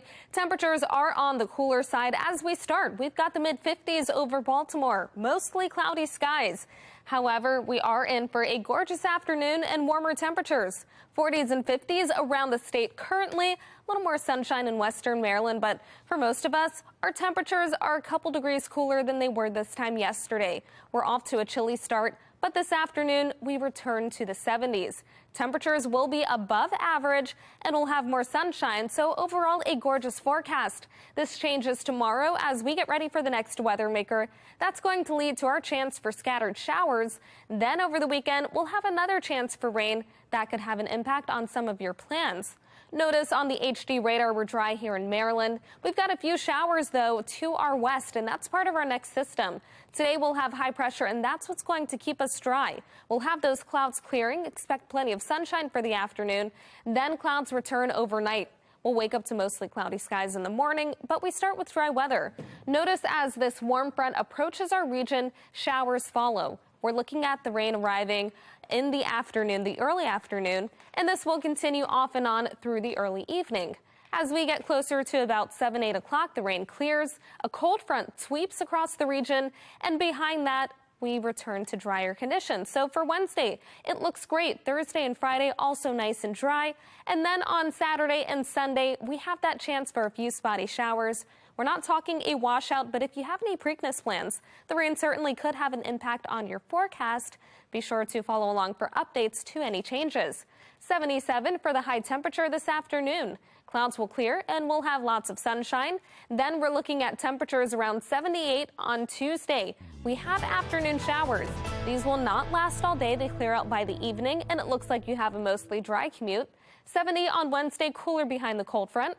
68 on Thursday, and well below average. We'll have plenty of sunshine. Our temperatures rise after that. 72 on Friday, 75 and close to average on Saturday with the chance for a few spotty showers for Preakness. Then 77 on Sunday with another chance for rain. Back to you. All right, let's see what's happening on the roads at this hour as we take a look at our Lynn Stoller traffic network. No major incidents or delays to report, so that's some good news. You're taking a look at the top of the JFX down to President Street. That's just a 9-minute drive, so not bad at all. This Fox 45 News segment is sponsored by First. Well, now is your chance to take in the second leg of the Triple Crown, all for free. Yeah, you hear the bugle. Preakness is happening this Saturday, and you can win 4 tickets to the race. Call right now. The number right there on your screen, 410-469-8308. 10th caller will win those tickets. Keep watching all week. We're giving away tickets now through Friday right here on Fox 45 Morning News. Maryland Senate race starting to take shape. The familiar face that's weighing a possible run and making an announcement today. We'll keep you updated here at Fox 45 News. Former Mayor Sheila Dixon weighing in on a project that she founded. Coming up, why she says it may be time to put a pause on the Safe Streets program.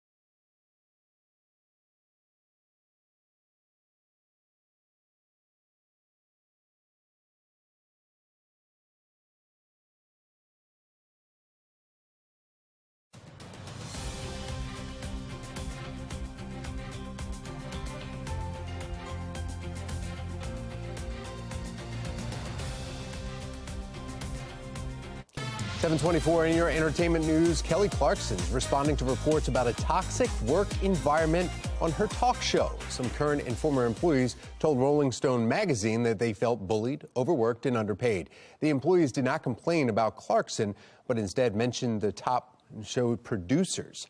Clarkson posted on Instagram that she intends to address the issue and make sure no one on her staff feels disrespected. She said she is committed to creating and maintaining a healthy work environment.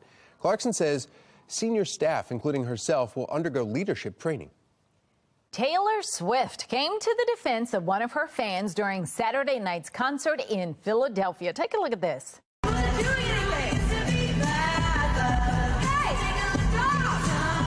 That video is going viral on social media. Swift calling out security for how they handled a fan. Now, according to CNN, it is unclear from the videos what actually transpired between the security guard and the fan. She didn't like it, though. She did, however, continue singing her 2014 hit Bad Blood without skipping a beat in the middle of that exchange. Swift is currently on her Eras tour. Her next stops will be in Massachusetts from May 19th through the 21st. Clear skies today. Rain could be headed our way. Meteorologist Jasmine Lomax breaks down what you can expect. That's coming up in just a moment. 7:26 is your time.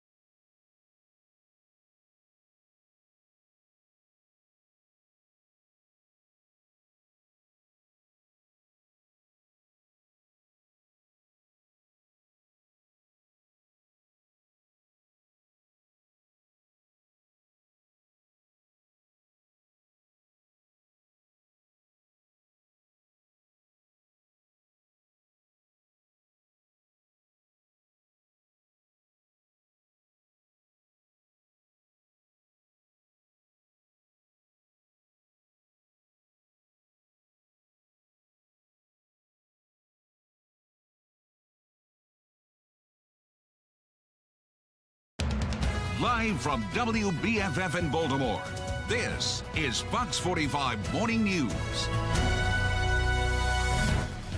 Welcome back on this Monday morning. Coming up on 7:29, I'm Patrice Sanders. I'm Tom Rogers. Kids, if you're heading back to school right now, shorts and T-shirts when you're leaving the school, it's going to be a great day. Right, but you need a jacket first. Meteorologist Jasmine Lomax says it's a little bit cool.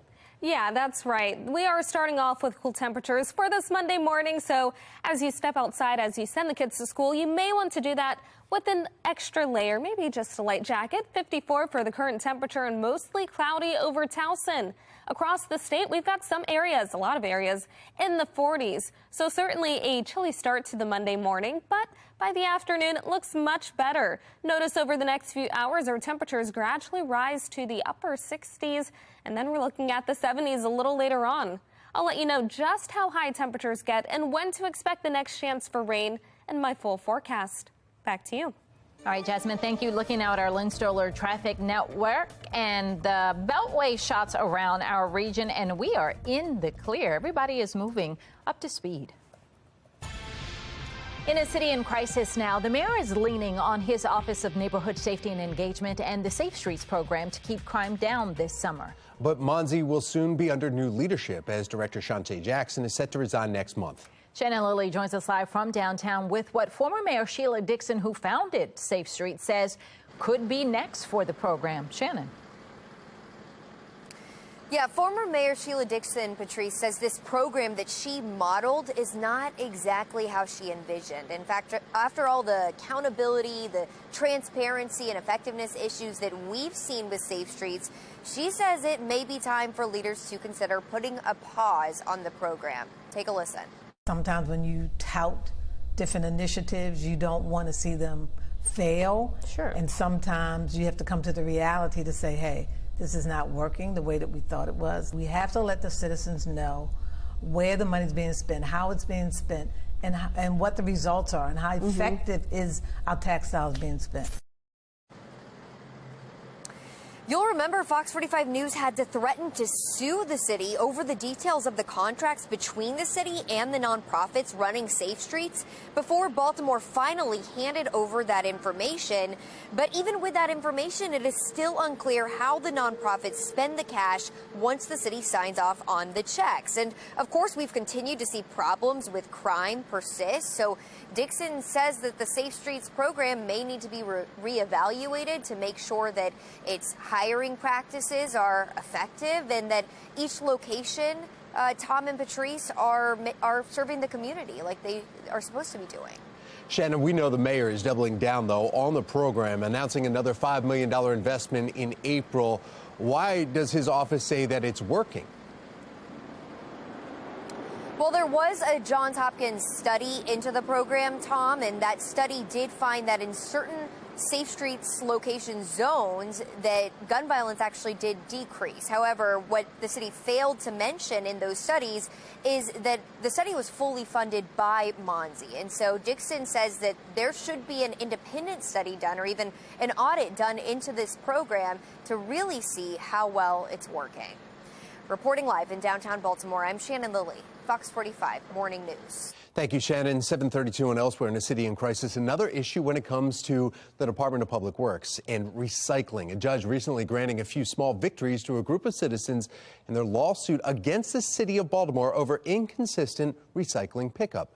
A Baltimore Circuit judge shot down 2 motions filed by the city. First one to dismiss the lawsuit altogether. The second to delay a court hearing until September. Desmond Stinney, the lead plaintiff on the 2 lawsuits, asked the judge to compel DPW to resume normal trash schedules and stop funding the mayor's $15 million Clean Core initiative. Maryland's race for the U.S. Senate is starting to take shape, and now it appears that Baltimore County Executive Johnny Olszewski is weighing a potential run for that seat. Taylor Stewart is joining us live here this morning in studio with more on the growing field of possible candidates. Taylor? That's right. We're expecting an announcement from Baltimore County Executive Johnny Olszewski today. Now, this comes after Senator Ben Cardin announced plans to retire after serving in the seat for the last 5 decades.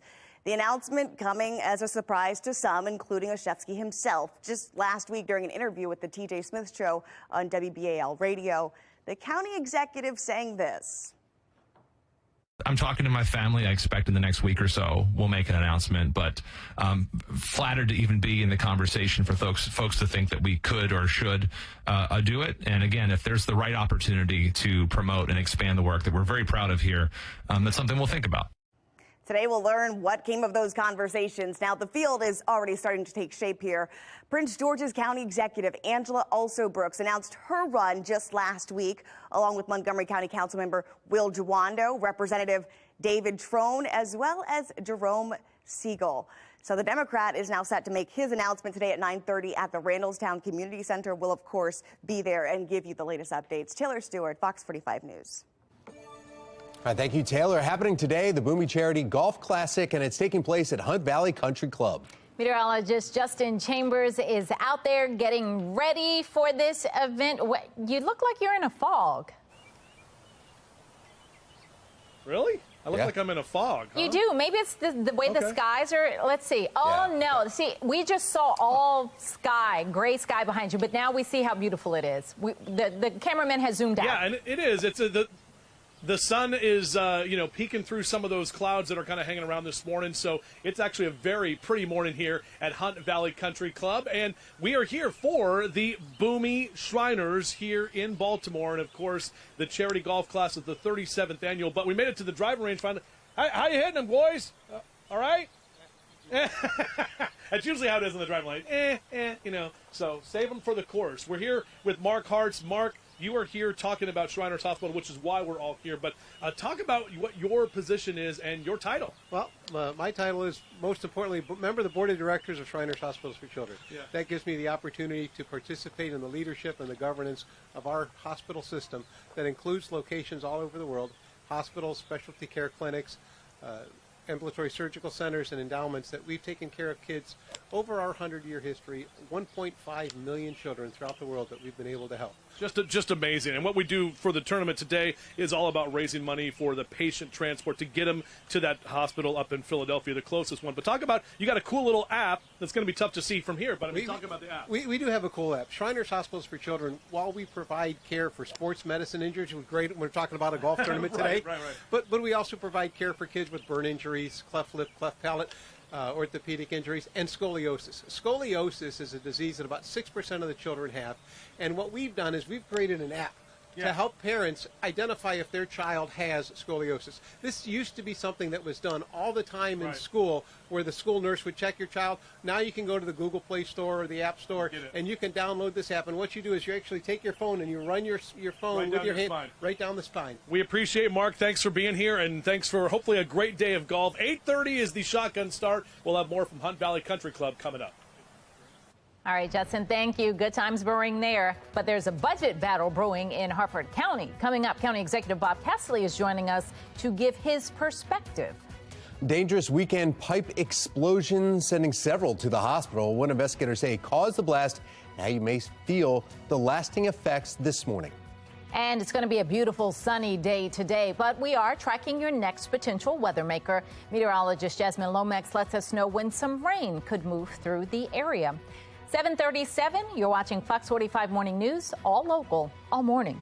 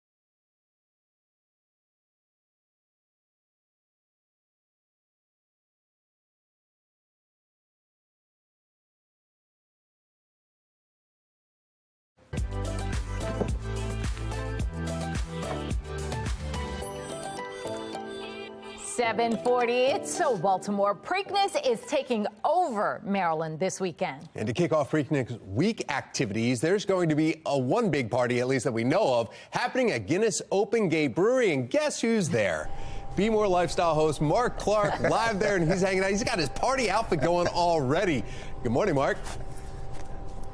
I am hyped. This week it's on and popping, and it's all starting here at Guinness. I'm with my man Mike. We're going to sing for you this morning, but Mike, tell us what Guinness is offering. It's all going down this afternoon.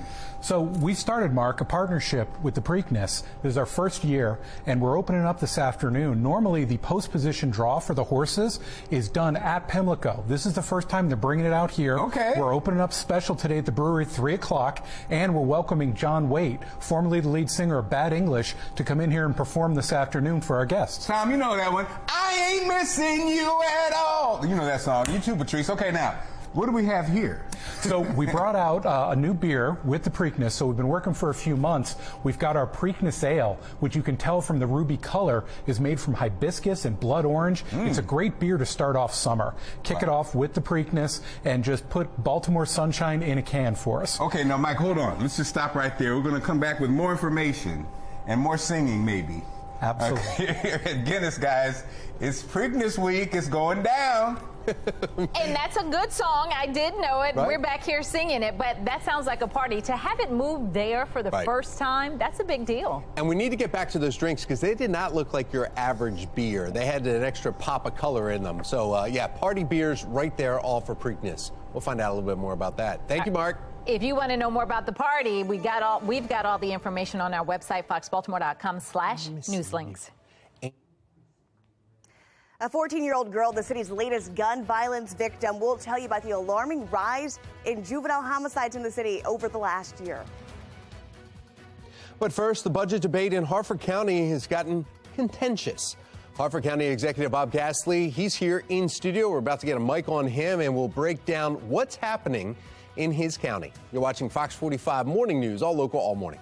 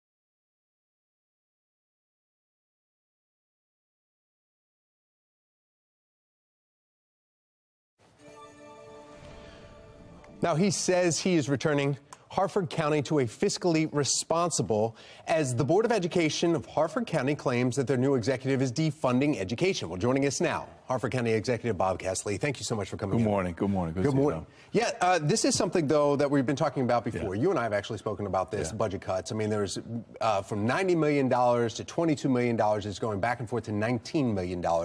The Board of Education for Harford County is saying that you're cutting the funding, you're defunding education. Okay.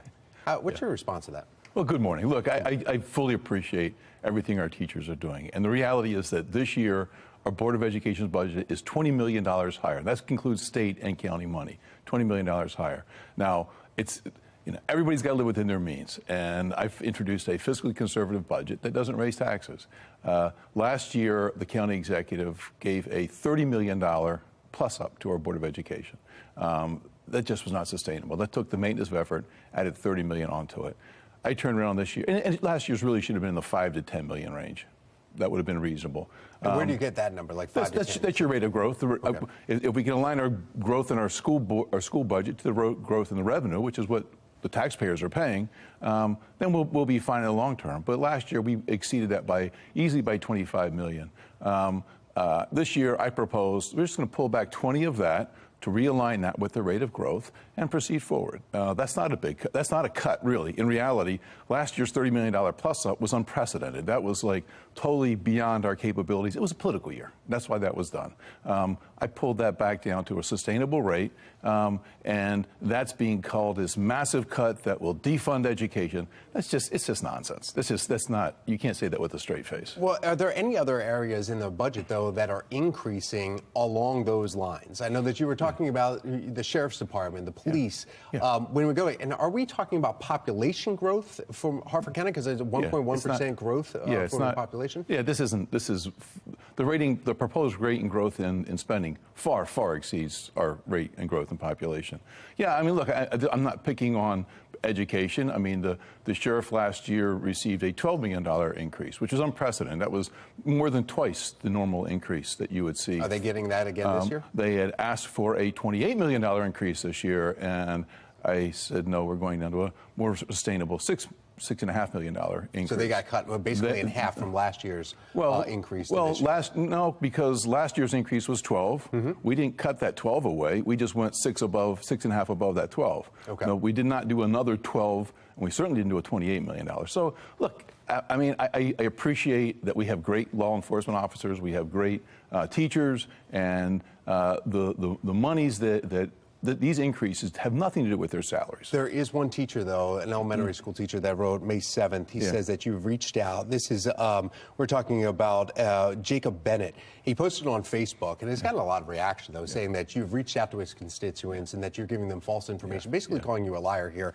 saying that the Dr. Bolson is actually did not get a $71,000 raise and that your figures are all wrong. What is your response to that? Because there's been hundreds of comments on this. My response to that is that the Board of Education has been playing with fuzzy math for years now. The numbers are the numbers, and I realize the numbers aren't favorable to the Board of Education, but the reality is that it's time that we start sitting down and dealing with the same numbers. I didn't change the numbers. I haven't doctored the numbers. I realize the numbers are really inconvenient to some of the senior folks, but it's time for, and I'm working hard to try to realign the Board of Education with the county government so that we can actually start talking to each other. But it's time for the vitriol to stop. And I'm trying to do a simply align revenues with spending. And you'd think that I was trying to declare World War III because the reaction has just been vitriolic from everybody. Nobody wants their budget cut. Everybody wants their piece of the pie. And it's time for the discussion to turn a more civil tone. I think calling people liars is totally inappropriate. And it's time for some more civil discussion here. And I'm hoping we can return to that. In that Facebook post, Bennett also says that maybe better communication is what's missing from this whole discussion. Yeah, it would have been nice if instead of responding by calling people liars, they would have sat down and talked. But that wasn't the reaction. So we're moving forward, and we'll sit down hopefully like big boys and girls and talk and discuss more debates here too coming forward in Harford County. Absolutely. Harford County Executive Bob Castley, thank you so much. We appreciate your time. It. It's been a little bit of a chilly start to the morning, but we are in for a fantastic Monday afternoon filled with lots of sunshine and warm temperatures. 54 currently with mostly cloudy skies. We've got light winds out of the north around 3 miles per hour, drawing in some of that cooler air. Across the state, our temperatures are mainly in the 40s and 50s, starting to see a slight warm up, but still, compared to this time yesterday, temperatures a little bit cooler. You will want the extra layer, maybe just a light jacket as you step outside this morning. You won't need the layers, though, by the afternoon. Our temperatures reach the mid to upper 70s. This will be a perfect day for getting some yard work done, and you will want to do that before tomorrow as we get ready for the next weather maker. There are a few areas with rain on the HD radar. It's part of our next system that's going to lead to showers. Today, however, we remain nice and dry as high pressure builds over the region. Notice around 2 o'clock, we're looking at lots of sunshine as that high pressure system sits to our south. It will depart toward the Atlantic, and once that happens, more clouds return. We're starting off with dry and cloudy weather for your Tuesday morning. Then a warm front approaches. As that happens, showers follow. This is for the afternoon. So starting in the early afternoon, expect a few spotty showers. Rain will taper as we get closer to the early night. Around 7 p.m., we're mostly dry. A cold front will move across the state. That's going to clear out some of the rain, and the clouds will be left with nice and dry weather for Wednesday. We stay dry again on Thursday and Friday, but then over the weekend, another chance for showers. That comes on Saturday and Sunday. We're talking spotty showers. Today, though, 77 with lots of sunshine by the afternoon. We're looking at 78 on Tuesday. Lower temperatures will follow as we get ready for that next weather maker. We warm up over the weekend with more rain. Back to you. The Orioles were looking to sweep the series from the Pirates. Coming up, we'll let you know if the Birds were able to make it a happy Mother's Day at the Yard. And it's college graduation season. How you can help set students up for financial success after they leave school. You can buy them gift cards for coffee. That's a surefire way to help them, I would think. Well, for that matter, we need to help ourselves right now because it's time for a coffee break. And yeah, why not enjoy one with us? I could go for that.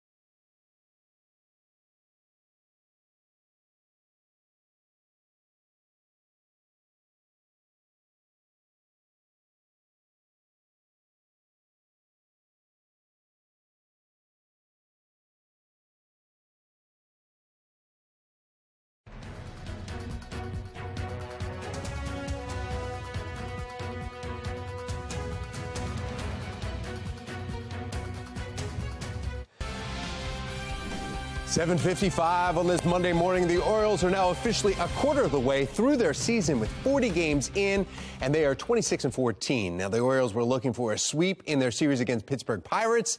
They fell short, 4-0 yesterday.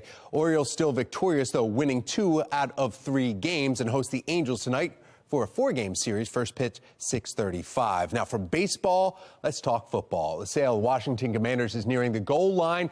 Dan Snyder officially agreed to sell the team to a group led by Josh Harris. He is the co-owner of the Philadelphia 76ers, New Jersey Devils. It comes roughly a month after the two agreed on a $6 billion price tag for the team.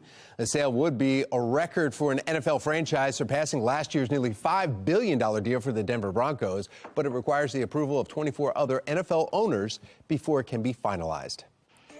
Looking ahead, as students graduate college, what's the best way to help them with their future financial lessons? Financial experts say maybe a good idea is to give new college grads various money gifts that can help them in the future. Investing your grad in an IRA will help set them up so they can grow some tax-deferred money. Maybe if they're traveling overseas before they start a job, give them the currency of that country or the place that they're visiting. And gift cards are also very good, helping with any initial startups they have as they get started in their new lives. Well, it's going to be sunny and seasonal today. Coming up, meteorologist Jasmine Lomax letting us know just how warm it will get and what the rest of your work week looks like. A steam line explosion in downtown Baltimore leaves 4 people hurt. Just ahead, an update on their condition, plus how this road closure could impact your commute this morning. You're watching Fox 45 Morning News, all local, all morning.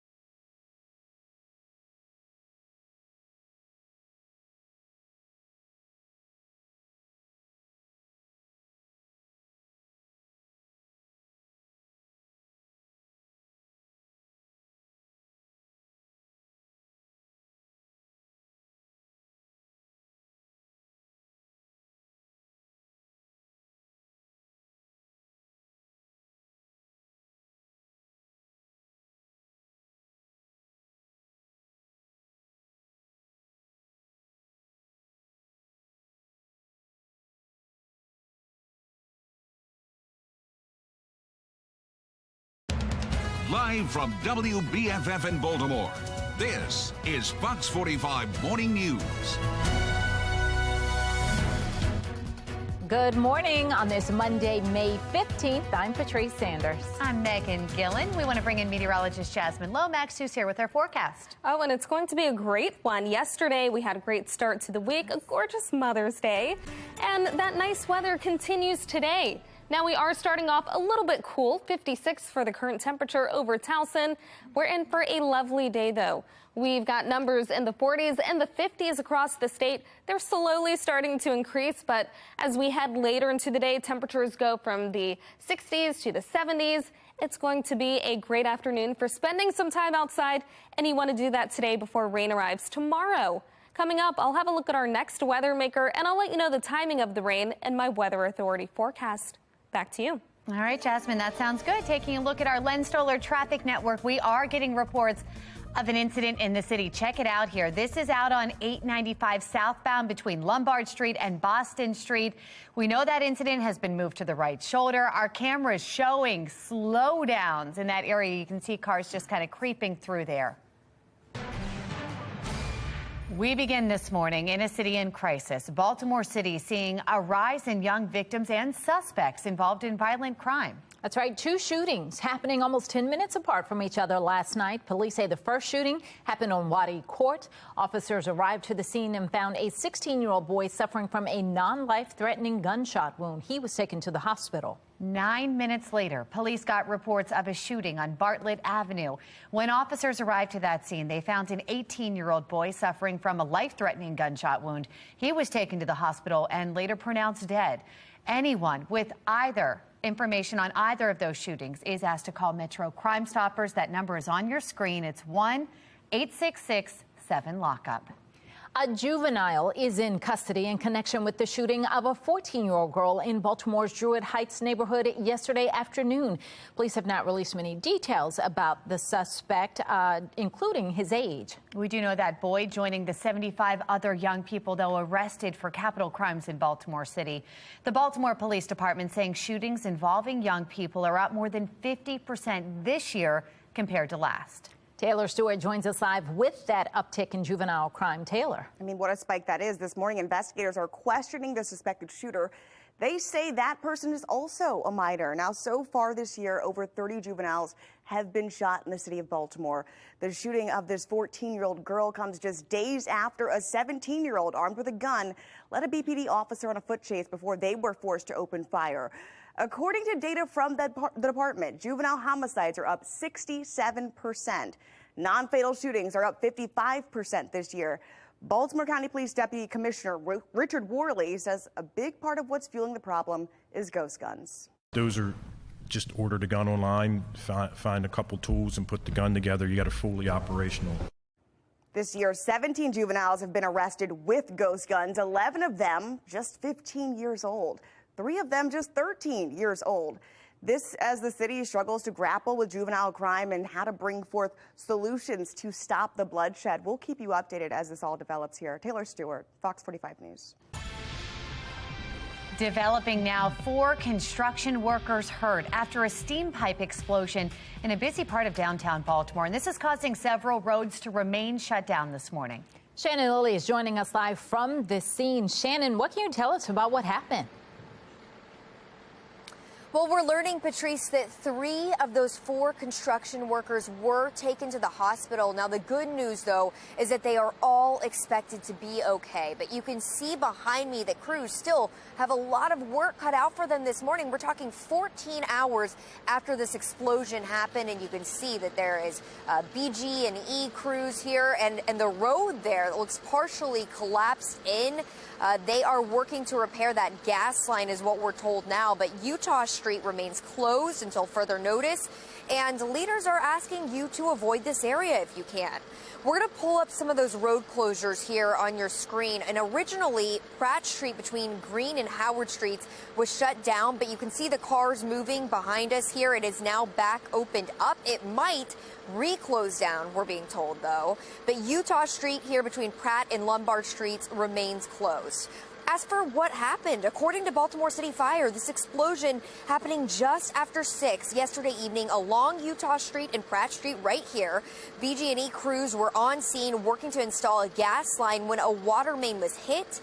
And soon after, a steam explosion caused pieces of gravel and roadway to explode, injuring those 4 construction workers. Now, city officials and the mayor held a press conference last night, and the mayor says he's thankful that this was not worse.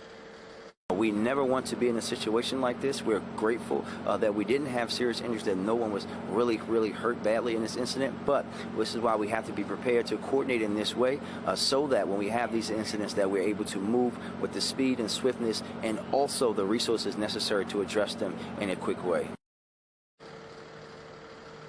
So again, another live look here at Utah Street, where crews continue their work to reopen this road, and they're going to have to work to fix the water main quickly to restore service to this area, because the reported water service caused interruptions, we're told, at the Hilton Hotel, which is just behind us. Also, this Marriott that is beside us also had those reported water service interruptions, but we are told that they have since gotten their water back here at the Marriott, but other businesses remain without service this morning. So we did speak with people here at the Marriott, and they describe it as a scary scene yesterday.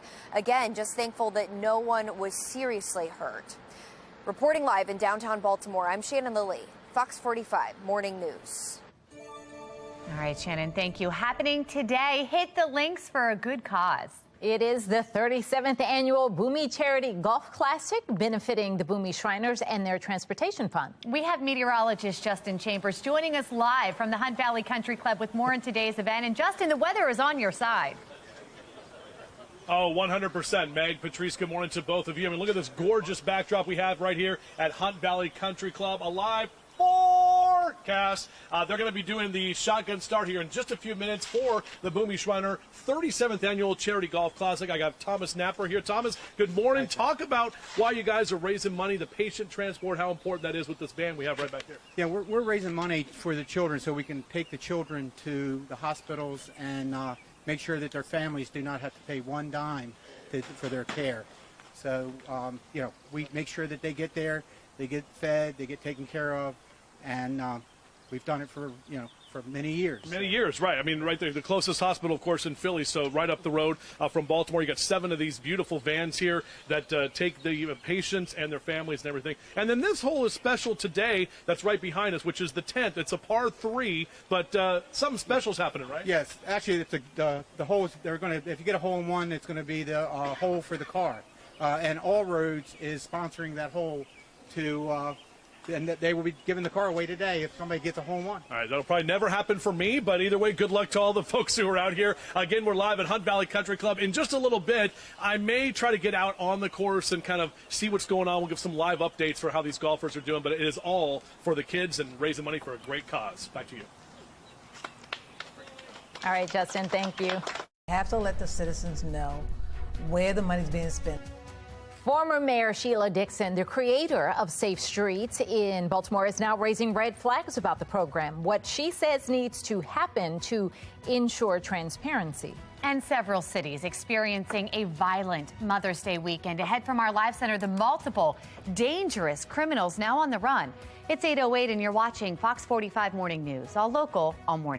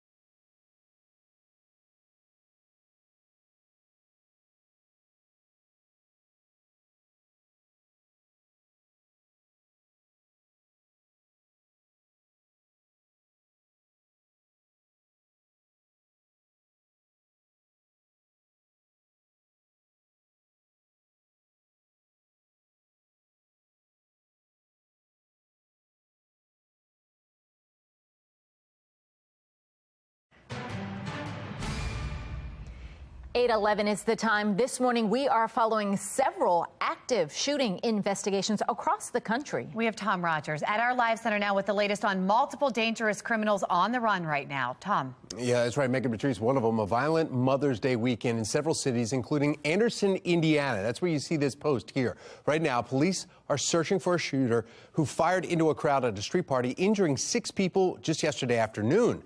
Around 300 people were at that party at the time of the shooting. The victims include a 14-year-old boy, 17-year-old boy and girl, a 19-year-old woman, and a 21-year-old man and woman. Right now, detectives speaking with witnesses, but no arrests have been made.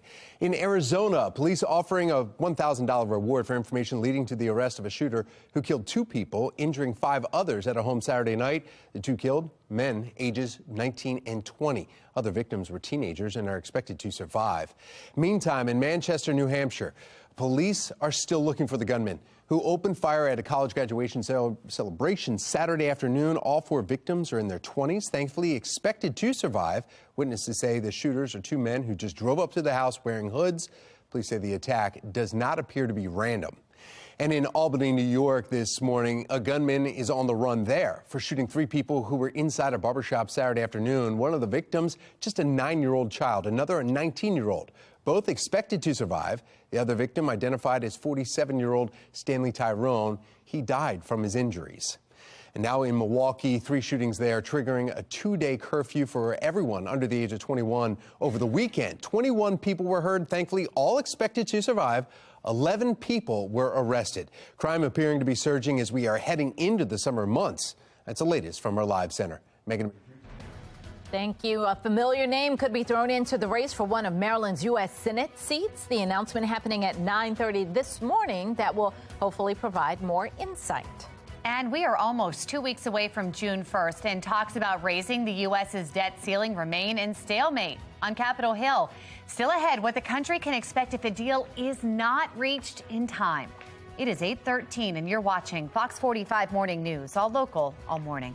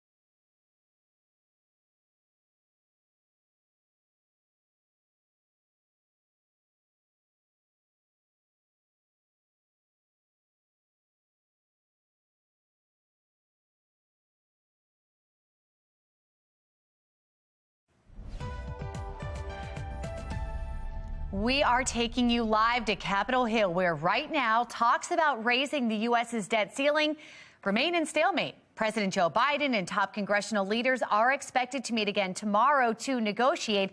But guys, the clock is ticking. If a deal is not reached by June 1st, Treasury Secretary Janet Yellen warning that the U.S. could default on its obligations. This morning, David Williams with the Taxpayers Protection Alliance joining us live to weigh in. David, we know House Republicans say they will raise the debt limit $1.5 trillion if cuts are made to the budget. Democrats don't want any cuts. Someone's got to budge. Who's it going to be? Yeah, someone has to budge, and this is really bad because talks were supposed to happen on Friday. They broke down, as you mentioned. They're probably going to resume tomorrow. But Megan, here's the problem, is that even getting close to the debt ceiling is going to be bad for the economy. We know that if we breach it, and actually we've already breached it, but if we really go into default, interest rates are going to go up, unemployment's going to go up. But even getting close, now in 2011, you may not remember 2011. Unfortunately, I do. And leading up to that default, it was a week, I think it was a week to go. And the stock market lost 20% of its value, and that hurts everybody, right? So this game of chicken that the Republicans and the Democrats are playing is bad for the economy. And as you mentioned, nobody is budging, and they're trying to find some middle ground here. And I don't know if there's much middle ground to be found. You mentioned possibly lost jobs, many indicating, economists saying that a recession could be looming if this is not reached. Well, is that likely, and what can change course? So right now, even before the debt ceiling, economists were saying that we could see a recession later this year. I think that this is going to speed up that process, and that's why it's so important for people to get together. And right now, there's really only one thing they agree on, and that's unspent COVID funding. And that's only about $40 to $100 billion. And I really hate myself when I say it's only $40 billion because, it's still a lot of money. But when you're talking about $1.5 trillion, it's really just a drop in the bucket. And there needs to be some compromise here. You have these massive pieces of legislation that have been passed in the last year. Right. You have the Inflation Reduction Act, hundreds of billions of dollars. You have the IRS funding. Something has to give here. David, is this kind of how politics is played? You stick to your guns, you stick to your guns, you stick to your guns, and then at the last minute you negotiate. Is this what we kind of have been seeing over the years? Unfortunately, that is what's happening because this process started in January, and now we have Republicans and Democrats playing chicken with the economy, right? They're trying to score political points. Let's be honest here. They're trying to score political points on both sides. The Republicans are saying we want all these spending cuts, which I happen to agree with. You have to have spending cuts. And the Democrats are saying we're not going to cut anything. Megan, that's just not possible, and the American public are going to suffer by this, and that's why this week, something has to happen this week, and we need to figure out a solution. And it's not just raising the debt ceiling either. It's what happens a year from now, and is this a path towards reducing the deficit and the debt? All right. David Williams, thanks for weighing in. We'll see what happens tomorrow. Thank you. It is 8:19. We need to get another check of our forecast. We have meteorologist Jasmine Lomax joining us this morning. How's it going, Jasmine? Oh, it's going great this morning. We're in for a beautiful forecast today. Great start to the work week, but we are a little cool this morning. 56 over Baltimore with mostly cloudy skies. Those clouds are going to linger for a few more hours before the sunshine returns. We've got temperatures mainly in the 50s across the state, still a few spots in the 40s. Starting off this morning, a little cooler than we started yesterday morning, but by the afternoon, a gorgeous warm up ahead. Temperatures reach 77. That's above average. We're looking at 78 for Tuesday. However, that's the next chance for showers. And behind that, much cooler on Wednesday. We're only talking 70 degrees for the high. Notice on the HD radar, we've got high pressure over our region. That's going to keep us nice and dry. And then we're keeping track of a warm front. That will be our next weather maker. That's going to lead to that chance for showers. So as we head into the afternoon, high pressure stays over the region. Clouds will clear and we'll have plenty of sunshine. Then that system moves toward the Atlantic and that warm front enters the picture. We'll wake up to mostly cloudy and dry conditions for the morning, but by the afternoon, as that warm front gets a little closer, we'll have showers. These start in the early afternoon, and these will continue off and on throughout the afternoon and into the evening. Then, by the night, we start to dry out. We'll have a cold front sweep across the region. That will leave us with nice and dry weather right in time for Wednesday. So that'll be a dry day along with Thursday and Friday. Then we've got the chance for spotty showers on Saturday and again on Sunday. 77 for the high temperature with sunshine by the afternoon. We're looking at 78 on Tuesday. That will be our next chance for showers starting in the afternoon. 70 degrees behind a cold front, so much cooler on Wednesday. 68 and sunny on Thursday. 72 on Friday as we start to warm back up. We're looking at the mid-70s on Saturday and possibly with the chance for a few showers that could have impacts on your plans. And then we're looking at 77 on Sunday with another chance for rain. Back to you. This Fox 45 News segment is sponsored by First. That sound gets you excited. Now is the chance to take in the second leg of the Triple Crown for free. The Preakness is happening this Saturday, and you can win 4 tickets to the race. You just have to call right now at 410-469-8308. The number's on the screen. The 10th caller wins. Keep watching all week, though, because we're giving away tickets now through Friday on Fox 45 Morning News. He's got 99 problems and money ain't one. Why one of the greatest rappers of all time is looking to up the ante in Times Square. And we're at Guinness this morning. Look at this delicious Preakness Ale. What? We're going to talk to the head brewer coming up as we get ready for Preakness on Fox 45 Morning News. All local, all morning long.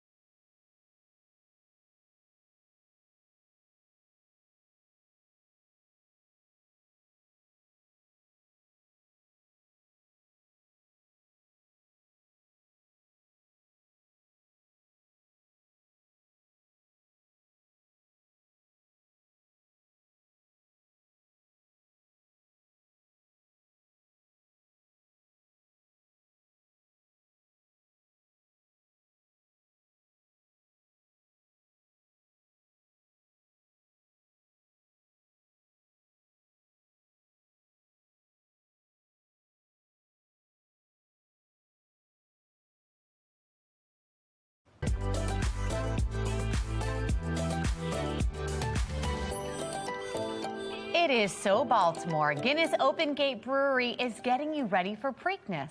The brewery is hosting a post-draw party tonight to kick off the festivities for the second leg of the Triple Crown races. Be More Lifestyle host Mark Clark is live with more. And this is a first of its kind thing that they're having it there, Mark. It's the first time, and with one of the geniuses, the head brewer. These are like his little babies. Oh, little quadruplets. Oh, they're so cute, Sean. Yeah. So tell us about the Preakness Ale. Yeah, so the exciting part about the Preakness Ale is we wanted to make a beer that really encompassed, May, spring, and then also the vibrant colors that are always at the Derby. So with this one, we did this vibrant ruby red. with blood orange and hibiscus added to it to give that sort of sweet citrus with a little nice tartness to finish on those warm spring days. Well, normally at this point is when I gulp down something, so we're going to have to gulp something down later on. So, man, you excited? This is new. We're having a celebration here. Yeah. And, tell us about how you feel about that, man. I'm really excited. I will be here tonight, 5:30, for the post draw. Super excited to showcase this beer and let people actually see the color of it. And again, guys, this is the special guy, head brewer here. He's like the Michael Jordan. when he puts his hands on something, it's special. Thank you. So get your Preakness Ale, and then make sure you come down and check it out. Open one of those babies. Tonight, go out to the party. All right, Mark, thank you. We're going to put information on our website, foxbaltimore.com/newslink. Sounded good. A cloudy start to the morning, but this afternoon will be sunny with temperatures in the 70s. Meteorologist Jasmine Lomax is tracking our next chance for rain ahead in her full weather authority forecast. Former Mayor Sheila Dixon weighing in on a project that she founded. Just ahead, why she says it may be time to put a pause on the Safe Streets program. You're watching Fox 45 Morning News, all local, all morning.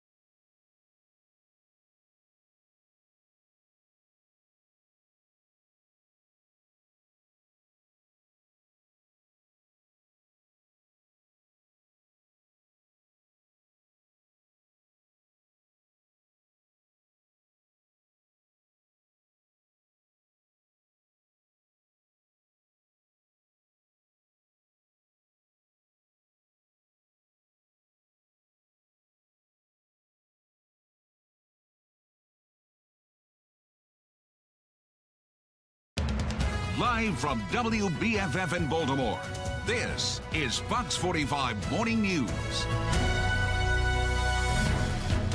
Welcome back to Fox 45 Morning News. It's Monday, May 15th. I'm Megan Gillen. I'm Tom Rogers. I've been asking everybody here, have you ever been paid to go golfing while on the clock here? Oh, yeah, all the time. You do? Yeah, you do? All right, you must be a meteorologist. No? He's having a good day out there, all for a good cause. Yes, it is for a good cause. And in the meantime, we have meteorologist Jasmine Lomax here in studio with us for a nice day. Yes. Thank you, Jasmine.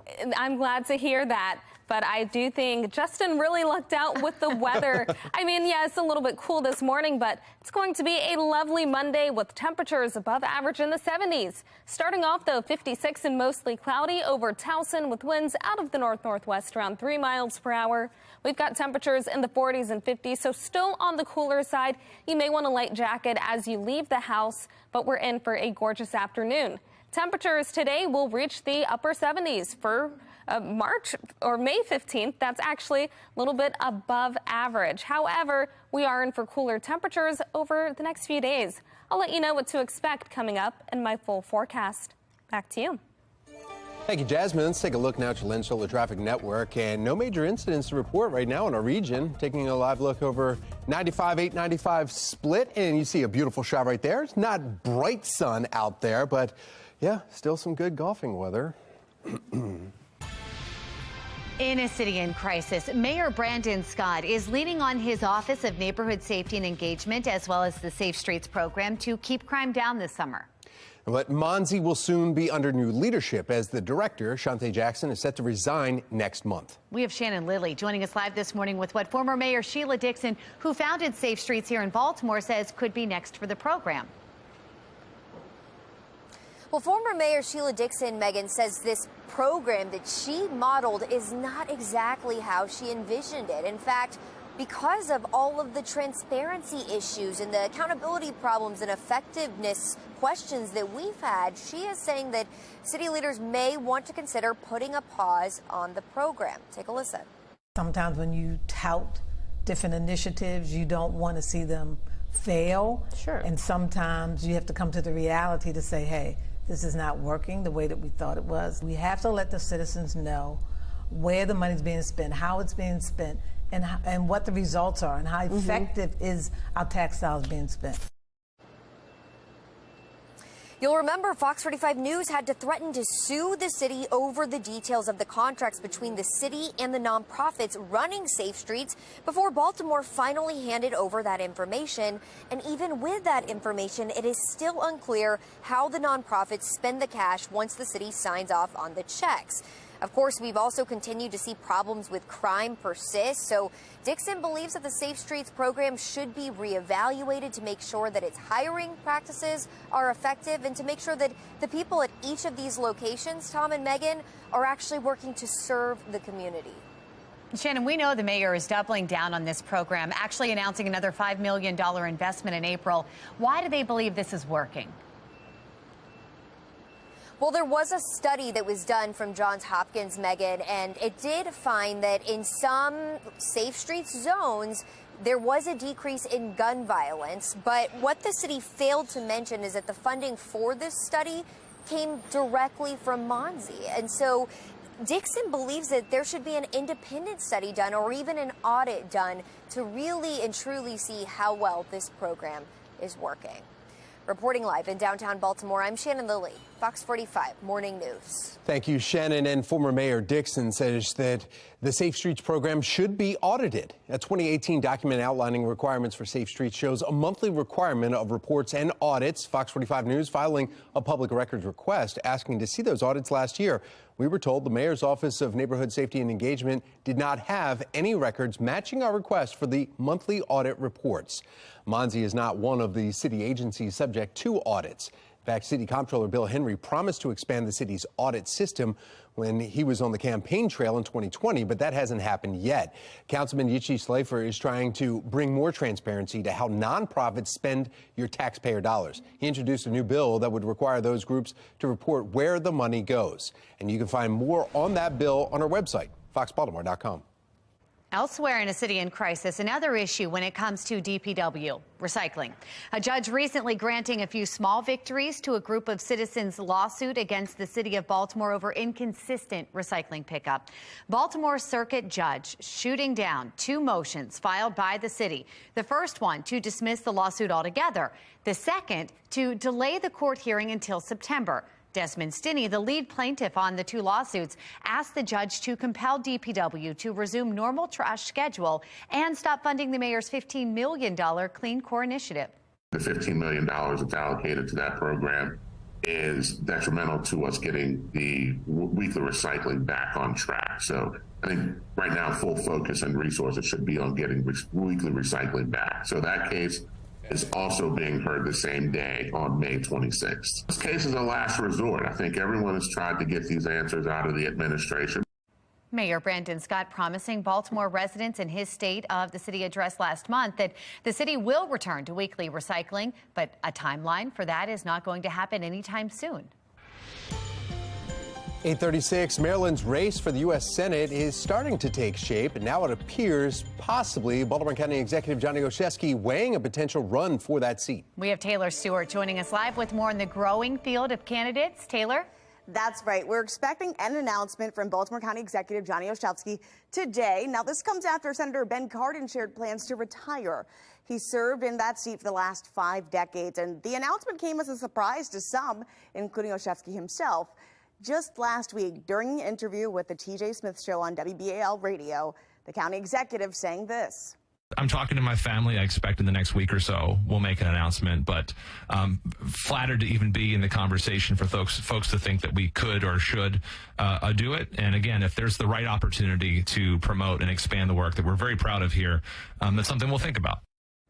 Now, today we'll learn what came of those conversations. The field is already starting to take shape, though. Take a look. Prince George's County Executive Angela Also Brooks announced her run for Senate just last week, along with Montgomery County Councilmember Will DeWando, Representative David Tyrone, and Jerome Siegel also entering the race. Now, the Democrat set to make his announcement today at 9:30 at the Randallstown Community Center will, of course, give you the latest. Taylor Stewart, Fox 45 News.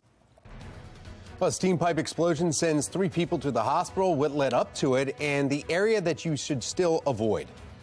And a sunny afternoon ahead with highs in the 70s. Our next chance for rain, though, is going to move in tomorrow. Meteorologist Jasmine Lomax tracking that next weather maker ahead in her full Weather Authority forecast. It's 8:37. You're watching Fox 45 Morning News, all local, all morning.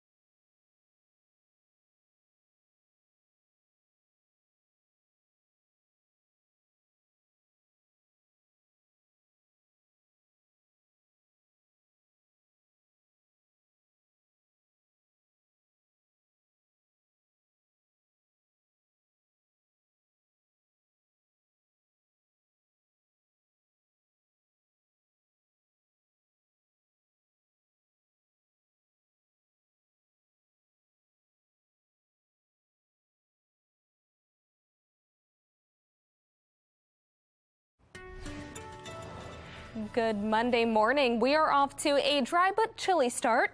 Temperatures across the state are in the 40s and the 50s, but the good news, we're warming up quickly as we get closer to the afternoon. Temperatures will go from the 50s to the 60s and then to the 70s. We're looking at highs above average, and this is all before our next weather maker, which will bring rain and cooler temperatures. I'll break down the timing coming up in my full forecast. Back to you. All right. Thank you, Jasmine. From our live center now, we want to take you live to the White House where the debt ceiling talks are now planned for tomorrow. Meantime, watching for several big reports on American shopping trends, also the housing market. Let's break it down for you. We know U.S. retail sales are expected to drop tomorrow. Economists are hoping to see a turnaround in April's report. Americans spent less in February and March, a sign that they are more cautious and contributing to a slowing economy. And speaking of spending, we're going to get quarterly earnings from the Home Depot tomorrow, Target Wednesday, Walmart on Thursday. Economists watch these guys, the big box national stores, as they can be a sign of how the U.S. economy is doing overall. We're also going to see several real estate headlines in the news here this week, including home builder confidence, the number of new homes being built, the number of permits filed, which is really used as an estimate of future home construction, and also the number of previously occupied homes sold last month. We will also get an update on the median home price, $375,000 as of March, and that was down almost 1% from February. We're going to find out Thursday if prices continued to tick lower. Finally, we're going to get the Conference Board's report on U.S. leading indicators on Thursday. And you see all the graph right here. What all of this takes into account is a range of economic data. Last month's report predicted that the U.S. will be entering a recession this summer. You can see that indicated right here. Not good. Thursday's report will tell how or if that's changed. That's the latest from our live center. Is the right to post on social media more important than the right to vote? Why one age group says yes. A rule designed to help those with lower credit scores purchase homes turns out to be quite controversial. Still ahead, why good credit scores could cost you more. 8:42, you're watching Fox 45 Morning News, all local, all morning.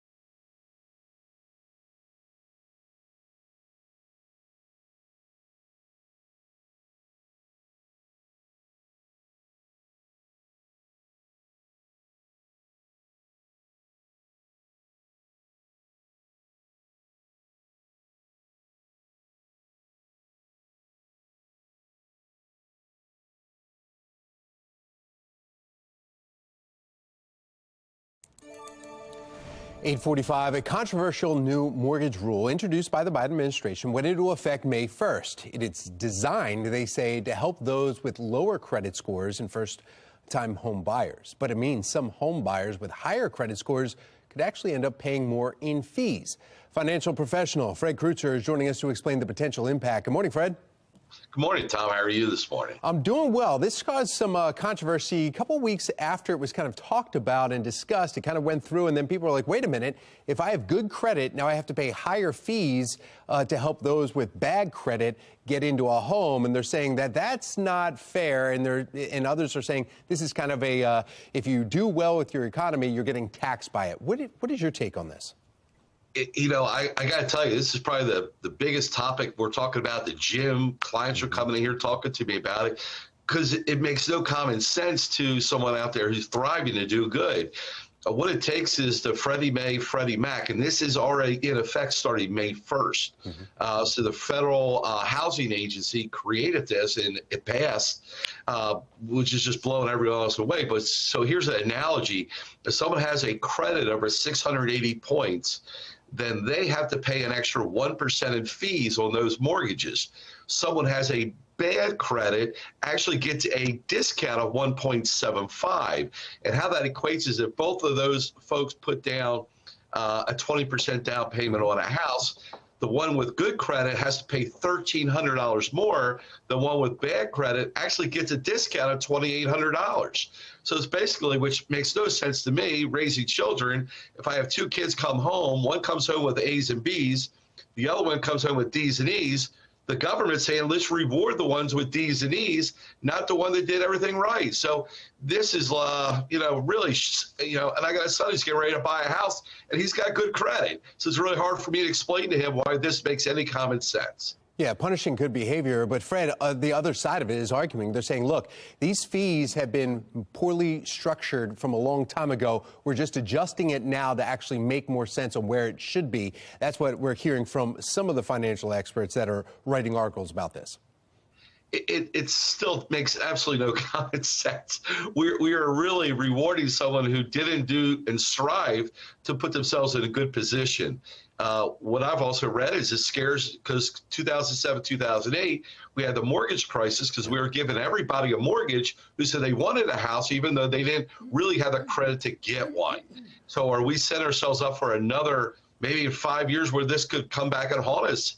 And then the banks are in a bad position again. Last question then for you. Is there any way, and is there any recourse here, though? If you do have exceptional credit, you've always paid your bills on time, you're ready to go, and then they say, oh, by the way, you're going to get hit a little bit more. Even though the banks can trust you with our money, we're going to have to pay a little bit more because there's some people that we don't know if they're going to be, they're a little bit higher risk, so we need to change that there. Any kind of recourse then for somebody that has good credit? You got to shop out your loans. This has never been a time, and maybe you don't do the Freddie Mac or the Freddie Mae. Maybe you jump off the conventional mortgage, but you got to talk to your lenders. You got to let them know, hey, I'm a good credit. I have money I can hopefully put down, and I do not want to pay this extra 1% fee. And then you just look at it in the big picture. I mean, the mortgages are up already, and a young kid or somebody's buying their first house, and they've done everything right, and we're penalizing them. So my heart goes out to all these home buyers that did things the right way. Yeah, and those that $1,300 fee, that average cost you say based on a $350,000, that's for the length of the loan. So that's every year an uptick for either 15 or 30 years. All right, Fred Kreutzer, we appreciate it. Thanks for your expertise. You're welcome. Thanks, Tom. All right, 8:49 now, and it's time to get another check of our forecast. We have meteorologist Asmund Lomax in studio with us, helping us out, not out golfing or playing around or doing whatever, or changing clocks as he did last week. I mean, you're actually here doing the work. Thanks. Yeah, trying to do that. But, it's such a nice day to be outside. So hopefully I'll get some time to enjoy the weather, and hopefully you will as well. We've got a gorgeous forecast in store. We're still on the cooler side this morning, starting with mostly cloudy skies and temperatures in the mid-50s over Baltimore. Across the rest of the state, we're starting to see those numbers rise, but we're still looking at the 40s and the 50s all around. Compared to this time yesterday, temperatures are several degrees lower, so you may want to grab that extra jacket before you step outside. We do start to warm up, though, over the next several hours. Around 9 a.m., 60 degrees. Really great weather if you're taking your dogs for a walk. We've got the mid-70s by 2 p.m. And notice, plenty of sunshine for the afternoon and the evening. Once those clouds clear, we've got a warm-up on the way. We've got high pressure over the region, and that's going to help to clear some of those clouds, keeping us nice and dry. But the warm front is what we're tracking next. This will be our next weather maker, leading to the chance for a few showers, and it could have impacts on your plans tomorrow. Today, though, we stay dry. Notice by the afternoon, our temperatures reach the 70s. Then overnight, we'll have more clouds return, and we start off with dry weather for your Tuesday morning. Your commute should be a quiet one, but things change for the second half of the day. As we head into the afternoon, we'll have that chance for a few showers. These will continue off and on, but they'll be short-lived. By about 6, 7 o'clock, we're back to mostly dry and cloudy weather, so you may be looking at a dry commute home. Then as we head into Wednesday, we're looking at another nice and dry day and also more sunshine once a cold front passes. We'll have dry weather on Thursday and Friday, looking at a great start to the weekend. But after that, our next chance for showers comes on Saturday and Sunday. So again, 70s today, 78 tomorrow with showers, low 70s on Wednesday, 60s on Thursday, dry start to the weekend on Friday. Then we've got the chance for showers on Saturday and Sunday. It could have impacts on your Preakness plans. Back to you. All right, well, trending now, we are hearing that a new survey finds young people value their right to post on social media more than their right to vote. The survey by Reboot Foundation shows 59% of young adults with TikTok accounts say they would give up their voting rights for a year just to be able to post on social media. That is, if they were forced to pick between the two. For those 13 to 17 years old, that figure was higher, with 64% of them saying that they would rather have the right to post. Well, H to the is O, V to the is A wants in on a casino deal in one of America's premier tourism destinations. Rapper and business entrepreneur Jay-Z, of course, wants to be a part of a casino business in Times Square after New York City was recently approved for a gaming license. Now, in an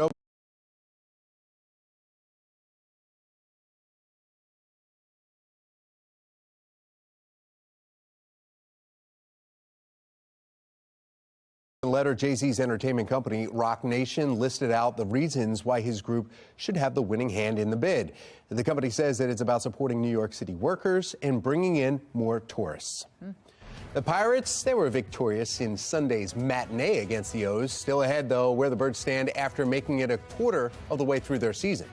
And if you missed your chance to win Preakness tickets this hour, don't worry. Fox 45 Morning News is giving you a chance to win every hour. Keep watching for your next chance to win, coming up in about 30 minutes. Yeah, speaking of winning, and whether you're heading down to the track for some early betting or making your way just to school.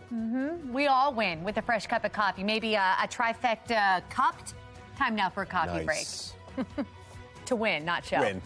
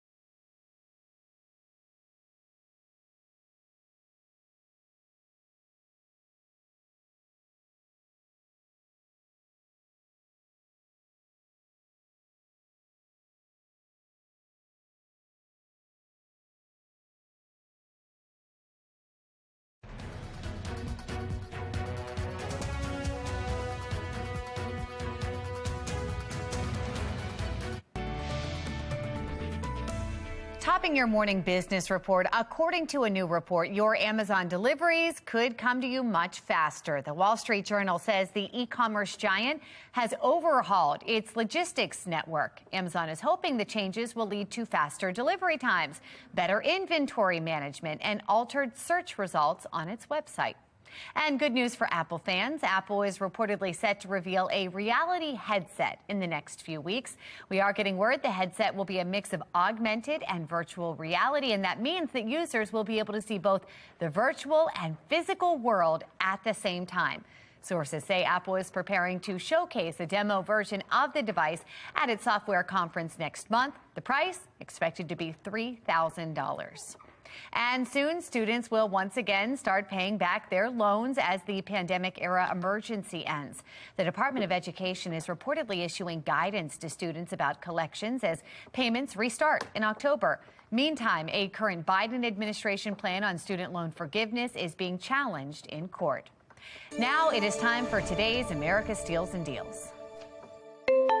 The following segment is sponsored by Knocking. We all get earwax. Ugh, it's really nothing to be embarrassed about. And you like to use those cotton swabs, but they really don't work because they just push the wax deeper into your ear. The Whoosh Powered Ear Cleaner is really going to help you break up that wax. I'm going to show you how it works. It's really easy. I already have some water. You add warm water, has to be warm. You can use this inside the shower or out of the shower. I'll show you right here. You have this little cup and you put the cup up to your ear. You stick the Whoosh inside and turn it on, and it just starts to break up that wax. And there are 3 different levels, so if you want to go lighter so you don't have a big rush of water in your ear, that works as well. The buildup of wax in your ear can lead to irritation, hearing loss, and the Whoosh is really going to help break down that wax and help you feel better. The other thing I like about it, if you have a bunch of people in the house, your kids, your spouse, there are 6 different attachments. So you can use these, and not everybody's using the same thing to break up the wax in their ears. So this is just going to help you feel a little bit better about yourself and relieve that wax in your ear. Right now, we're offering 35% off the Whoosh Powered Ear Cleaner. It's such a great deal. You want to head over to asadeals.com for this exclusive offer.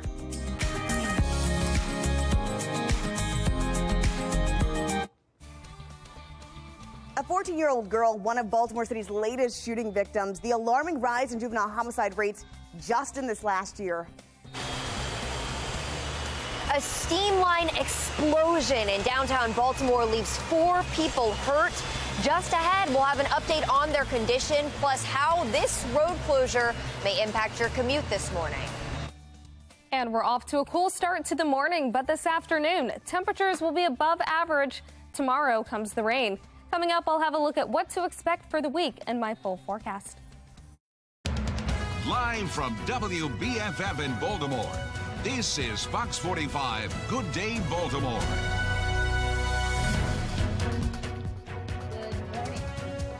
Good morning. It's Monday, May 15th. You know, Mondays are Mondays. It is. It only works if you turn Yeah, you got to turn the mic on. Well, let's bring in meteorologist Jasmine Lomax. She's got to look at our forecast, and it's looking Voila. great. There it is. Yay. It looks great for Monday. We've got sunshine on the way, warm temperatures.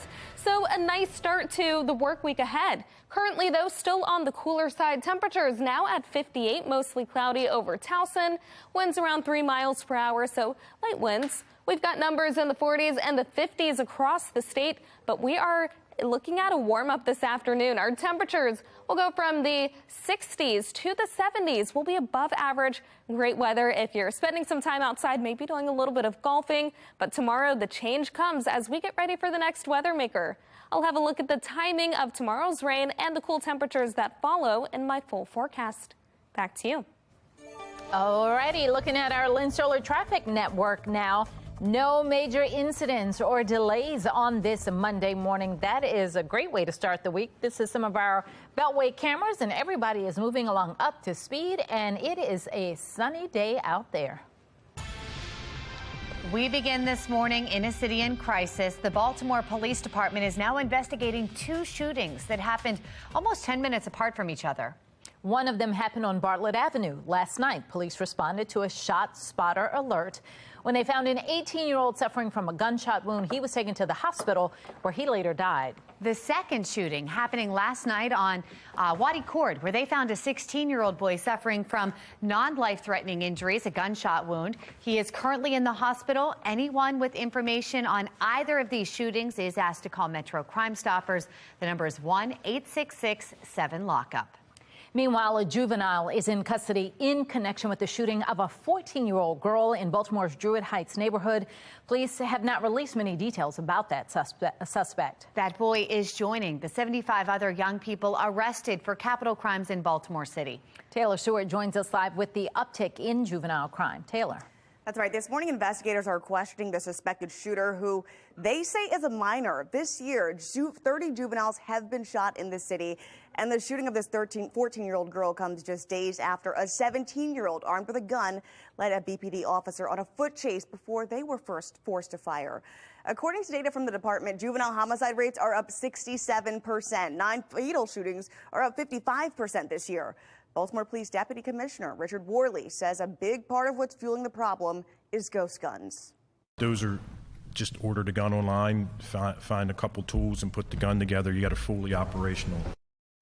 This year, 17 juveniles have been arrested with ghost guns. 11 of them were 15 years old. 3 just 13 years old. We'll continue to follow this story as the city struggles to find solutions to how to stop the bloodshed. We'll keep you updated, though. For now, we're live. Taylor Stewart, Fox 45 News. Now, this brings us to our question of the day. Do you think there should be a special session, a special legislative session in Annapolis to tackle the juvenile crime crisis? So far, 93% of those who have voted say yes. You can head to foxbaltimore.com/vote to click on the Pulse tab and weigh in. Well, developing now, 4 construction workers are hurt after a steam pipe explosion in a busy part of downtown Baltimore. And this is causing several roads to remain shut down this morning. Important to know as you head out this morning. Shannon Lilly joining us live from the scene with the latest. Shannon, what's going on?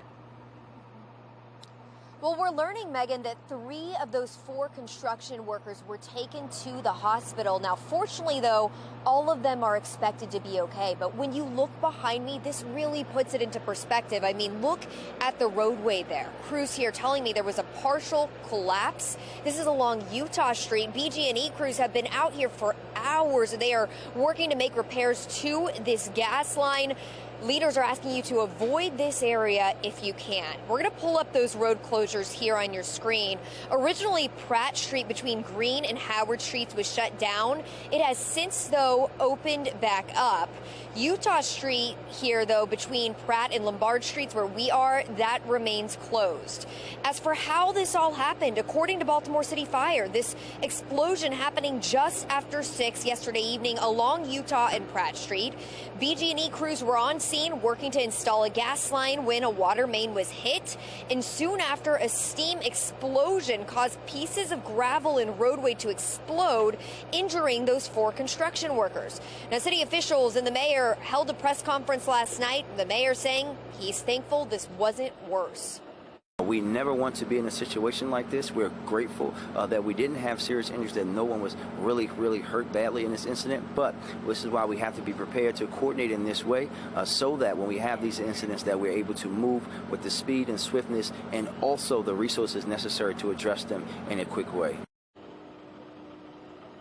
So again, you're watching it unfold right now. That's what crews say they're working to do right now. They're going to have to fix the water main quickly and restore service to this area. We know they reported water service interruptions at the Hilton Baltimore, which is just behind us here, also to the Marriott Hotel, which I did just speak with the Marriott a few hours ago, and they said that their service was actually restored. But we know that other businesses in this area still are without water this morning. But those people that I spoke with described this as a scary scene yesterday. They say they felt their entire building rumbling and they saw that steam engulfing this entire corner. So certainly thankful that this wasn't worse.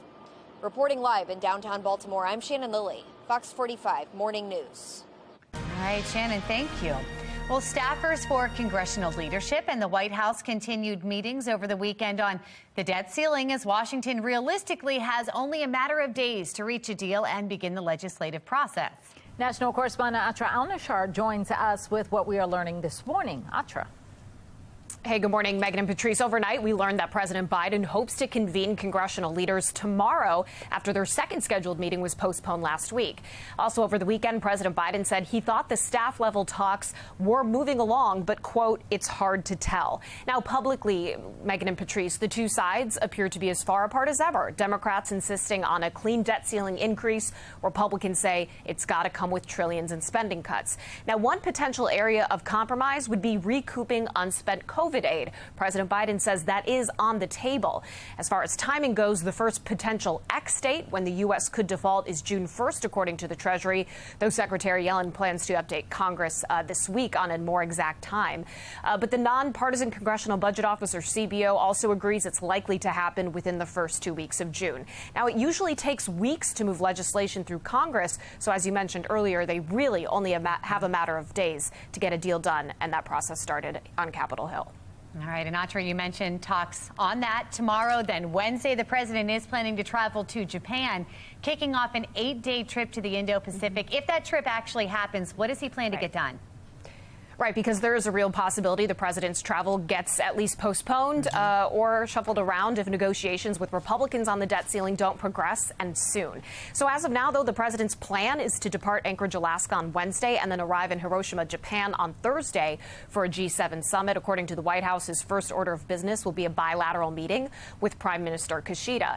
He's also planning to make a historic trip to Papua New Guinea. That's significant, not just because he'd be the first sitting American president to do that, to visit that nation, but it's also got strategic importance in the region as China is broadening its influence. Now, President Biden's planning to finish the trip in Australia for a Quad meeting with the prime ministers of Australia, Japan, and India. And in addition to that Chinese aggression I mentioned, Russia's war in Ukraine, of course, will also be top of mind in all of these meetings as Ukraine prepares that long-awaited counteroffensive. But again, all of this could be derailed or shuffled around if those debt ceiling talks keep the president here in Washington. All right, Atra Al-Nashar live from Capitol Hill. Thank you. 9:08 now. Millions are being raised for the defense of a Marine who was arrested for killing a man on a subway car in New York City. We have Tom Rogers in our live center now with the update to the national case of self-defense or murder. Tom. That's the big question, Megan. Patrice, taking you live in New York City right here with the case surrounding a college student, Daniel Penny, reaches millions of dollars in support for his defense. In fact, let's find out exactly where they are right now. Give, Send, Go has it at $1.974 million right here. 41,000 people contributing to this as this Marine is facing murder charges. Penny was one in a group of people who restrained Jordan Neely after Neely was said to be threatening random people on the subway car with death threats. May 1st, Penny was seen in a quick video clip holding Neely in a chokehold as others were trying to keep Neely's arms and legs pinned down. Police arrived and found Neely unconscious. He was transported to a hospital where he was pronounced dead. Now, the New York Police Department saying that they interviewed witnesses and released the Marine who lives in New York as a college student. 2 weeks after protests across the city erupted, accusations of race, Penny was arrested, charged with second-degree manslaughter. Well, police say they are well aware of Neely and his mental health issues, having arrested him 42 times before in the last few years, including trespassing, threats, and assaults. The last charge on Neely's record was for punching a 66-year-old woman in her face just a couple months ago.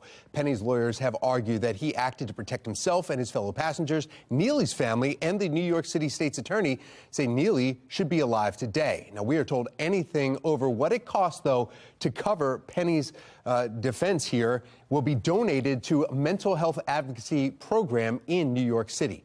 Now, Penny's next court case, July 17th, and he must remain in New York City.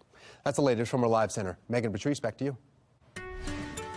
It is 9:10. We want to get another check of the forecast. We have meteorologist Jasmine Lomax here with us. Jasmine? Good morning. We are off to a cool start. Temperatures are mainly in the 40s and the 50s around the state. Maybe grab an extra jacket before you head outside.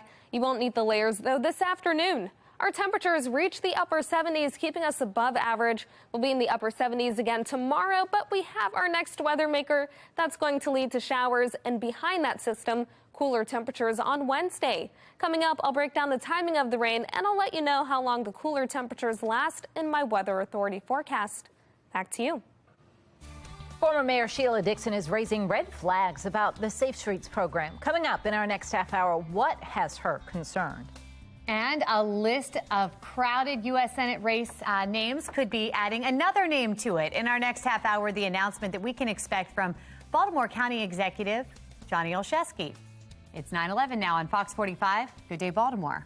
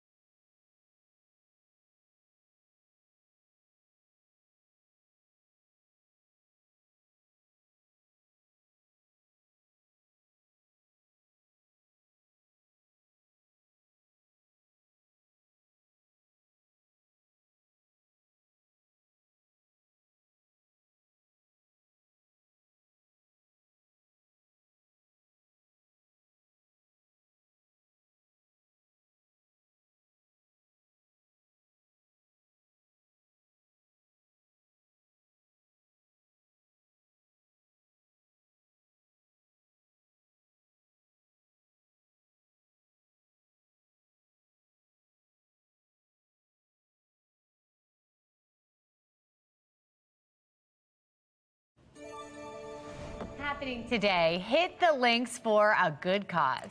It is the 37th annual Boomy Charity Golf Classic, and it benefits Boomy Shriners and the Transportation Fund. Meteorologist Justin Chambers, he is live from the Hunt Valley Country Club with more on today's event. Justin, how's it going out there? Not too bad, ladies. We're out here just enjoying some beautiful weather. We've had a very nice morning so far. It's all to raise money for the Boomy Shriners and their transportation fund, and that is because they've got 7 vans around the state, and they actually transport the children, the families. They do all of the driving to get those kids, those patients, up to the hospital up in Philadelphia. But speaking of driving, we're going to do a little Gram Cam live from the golf course, so strap in, everybody. Here we go. Hopefully oh, good. This time our cart actually started. So this is the beautiful 16th hole here at Hunt Valley Country Club. This actually may be 17, I'm not sure. So this is one of those scramble things. So if you know about golf, you know how these scrambles work. Here's these guys right here. Which one's got the best shot? Who has the best shot? Over there, those guys? Yeah. You guys didn't hit a good shot. All right, well, we'll see if they have a shot over here. Either way, so everybody drives up to the best shot, and then they all hit from this spot. Hey, no fairways? Nobody's in the fairway. No fairway dots. All right, no fairway dots for these guys. Let's see. Oh, those guys back there, they got a better shot. And then there's the guys up on the green. They're having a good time as well. So obviously, we're having a lot of fun out here, and it's all about the kids and raising money, having a great day, and having some fun as well. How about this for a Gram Cam, ladies? You guys like this? We are loving it, but I feel like the grounds crew is not. And are you supposed to be quiet on the golf course, Justin? He's breaking all the rules. Typically, you're supposed to be quiet. Yeah, typically you're supposed to be quiet. But hey guys, how you doing? I don't know that I have that volume down button out here. And you're but either way, oh my gosh. I'm not speeding. It just looks like that. It's all fake on TV. That's what it is. But anyway, we're having a good time. Now I'm going to speed, and I'm going to get back to the clubhouse for the hot dogs. Ooh, that's the best part right there. It looks beautiful out there, and again, for a great cause. Look at him go. Oh, he's having fun. All right. Well, we would love to be outside with Justin because it looks like a beautiful day. And he's about to get some hot dogs, too. Meteorologist Jasmine Lomax here with our full Weather Authority forecast. Yeah, it looked so beautiful with all the greenery. I could even see a little bit of blue skies in the background. We're starting off mostly cloudy right now, but we've got plenty of sunshine on the way this afternoon. Current temperature is at 58 over Baltimore, and around the rest of the state, temperature is 40s, 50s, starting to see the numbers rise. We are just a couple degrees lower than we were this time yesterday, so it's a little bit cooler, but we are in for a gorgeous forecast as we head into the next few hours and then the afternoon. 60 degrees around 9 a.m., then we're talking the mid-70s by 2 p.m., and notice plenty of sunshine as we head into the afternoon and in the evening. So if you're planning on taking your dogs for a walk, perfect day for that, and really just great for spending some time outside. It's all because of this high pressure system that's over our region. It's keeping us nice and dry, and it's going to help to clear out some of those clouds. But we have a weather maker that follows, and that will bring our next chance for showers. So today, enjoy the nice, dry, and the warm weather. We'll have lots of sunshine this afternoon with temperatures in the 70s. Then overnight, the clouds return. We'll start with mostly dry weather tomorrow morning and temperatures pretty mild. Then we reach the upper 70s tomorrow, possibly the 80s in some areas. This happens by the afternoon and showers begin to move in. So around 1, 2 o'clock, be prepared for these spotty showers. These continue off and on, but they'll be short-lived. And by 6 p.m., we are looking at mostly dry conditions. Your commute home should be okay. We'll remain quiet and dry as we head into the Wednesday. We're looking at pretty dry weather also on Thursday and Friday. And then on Saturday and Sunday, unfortunately, we have the chance for spotty showers on both days. That could have impacts on some of your plans for Preakness weekend, but it doesn't look like either day will be a washout. 77 for the high temperature this afternoon. Clouds will clear and we'll have plenty of sunshine for the afternoon. 78 for the temperature on Tuesday. We're looking at our chance for afternoon showers. This is all followed by 70 degrees on Wednesday, much cooler behind a cold front. 68 on Thursday with plenty of sunshine. Then the low 70s on Friday, looking at a dry start to the weekend. After that, we've got the mid-70s on Saturday with the chance for a few showers, possibly impacting your Preakness plans. Then 77 on Sunday with a chance once again for a few spotty showers.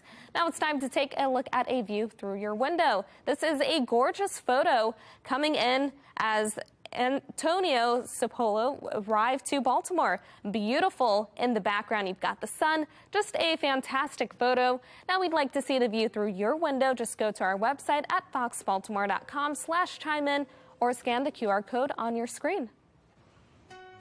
Remember, you can track severe storms even when we're not on the air by downloading the free Fox 45 Weather Authority app. Go to your app store and search WBFF to get started. All right, let's take a look at our Len Stoller traffic network now. Looking live over Loch Raven Boulevard. We have a little volume there on both the inner and outer loops with no major incidents to report, though. You can give yourself extra time, though, as you head out the door this morning.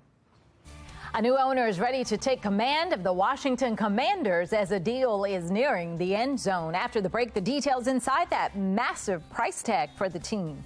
And first, the countdown to the Preakness Stakes is only 5 days away. After the break, what we can expect from this year's second leg of the Triple Crown. It is 9:20 on Fox 45. Good day, Baltimore. Fox 45 News, winner of 17 2022 Regional Emmy Awards, more than all other Baltimore news stations combined.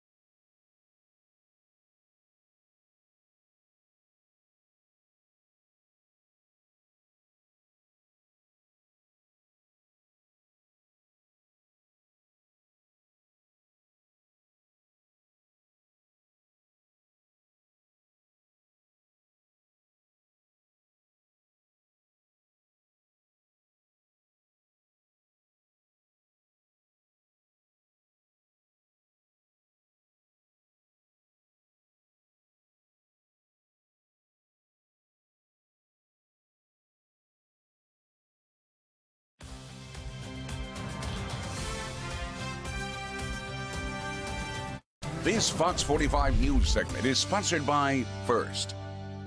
The second leg of the Triple Crown race is coming to Baltimore this Saturday. Activities for Preakness happening all this week, getting ready for that big day. Vice President of Communications at First, Tiffany Steer, joining us this morning to talk a little bit more about what we can expect for Preakness. So much excitement around it. Good morning, Tiffany. Good morning and happy Preakness Week. It's the official week. It's very exciting. It is exciting. All right, so we've had our Mark Clark out this morning. He's at the Guinness Brewery, and you all are doing something that you've never done and doing the posting there, which is pretty exciting, but that kicks off all the events. Right. So today is the official post position draw. Guinness Open Gate Brewery is our wonderful host. So we are inviting for the first time ever all the public to come out and experience the post position draw. It's typically something that happens inside the industry with the trainers, owners, and connections. So we're inviting everyone to come out and then also try the Preakness Ale that Guinness created in celebration of Preakness 148. And so what else can people look forward to as this week goes on leading up to the big day? And then of course, Friday, the Black Eyed Susan Day. Well, as we're looking into this week, don't forget that we have the amazing sunrise tours. So those are open to the public every morning. So this is a wonderful opportunity to come in, really get up close and personal with some of the contenders, see what goes on behind the backstretch. And we're looking very forward to welcoming a lot of schools there this week and a lot of kids. It's always a highlight. So that's a big moment. Of course, as we look to Black Eyed Susan Day on Friday, really a wonderful day. And I saw the weather, so I'm hoping that it all holds off and we have a fantastic day.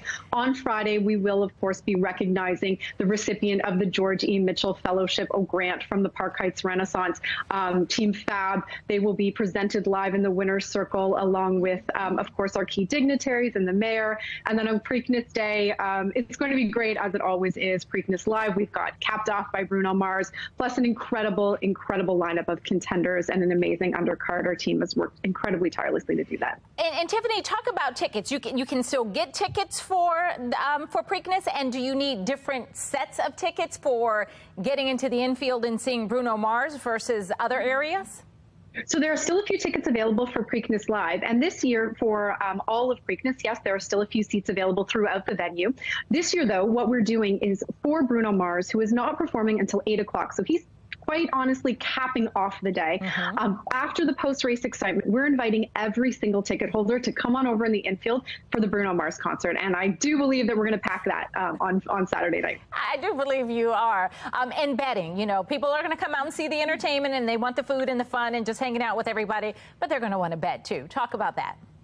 Fantastic. We've got betting ambassadors that will be there throughout the day to really help everyone. So if you're a new bettor or you're a expert, which we know we have a lot of those, there's someone there to support you. We also have the First Bet app, which you can bet on site and at home. And in the infield, we are putting up a new wagering facility, which is going to be styled after a modern sports book. Young, loungy, fun, really to engage the first timer, to come in, understand what it's like to place a bet, whether you're betting $2 or $200, the excitement is still the same when your horse comes around the stretch. And so we've got our betting ambassadors there to help demystify it, because admittedly, it can be a little challenging, but it's okay if all you want to do is bet on the horse with the purple saddle towel and the gray horse. It's fine. That's about how I do. And Tiffany, you mentioned, the weather. We don't know what it's going to, not necessarily what it's going to do, but we've done Preakness in the rain plenty of years. We know how to do it, rain or shine. I was going to say, I think we've had every single element I can certainly remember in the last 10 years. And all we remind everybody is that it is an outdoor venue. And especially for my fellow ladies who obviously love to wear the heels, make sure you bring a pair of flats, because Friday middle of the afternoon, I think we're all ready for that. Absolutely, 100%. All right, Tiffany, thank you so much. That just made the excitement ramp up that much more. Appreciate it. It's going to be great. Looking forward to seeing you.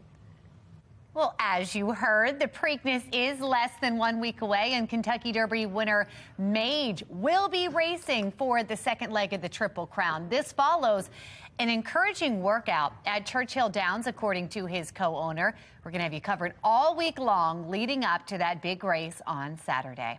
And now, right now, is your chance to take part in the second leg of the Triple Crown for free. The Preakness is happening this Saturday. You can win 4 tickets to the race. Just call 410-469-8380. The 10th caller wins.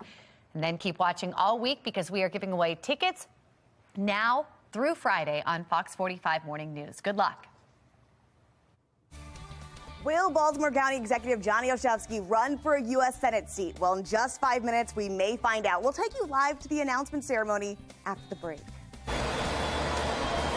Former Mayor Sheila Dixon weighing in on a project that she founded, why she says it may be time to put a pause on the Safe Streets program. You're watching Fox 45 News. Good day, Baltimore.